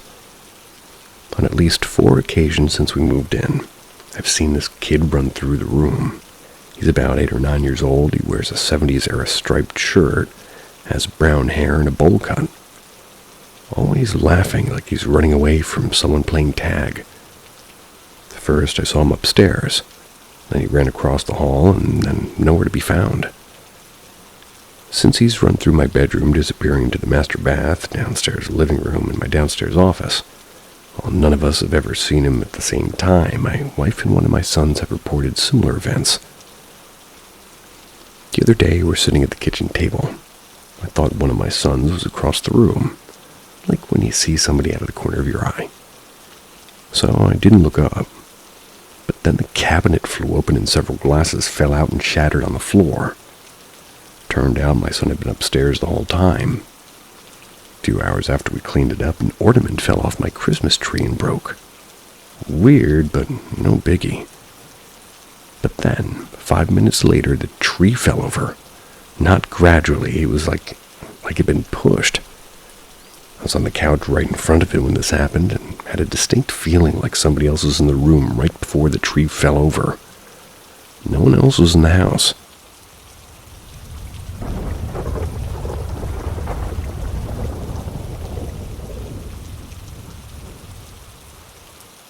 I have a very serious matter, and I'm fed up at this point.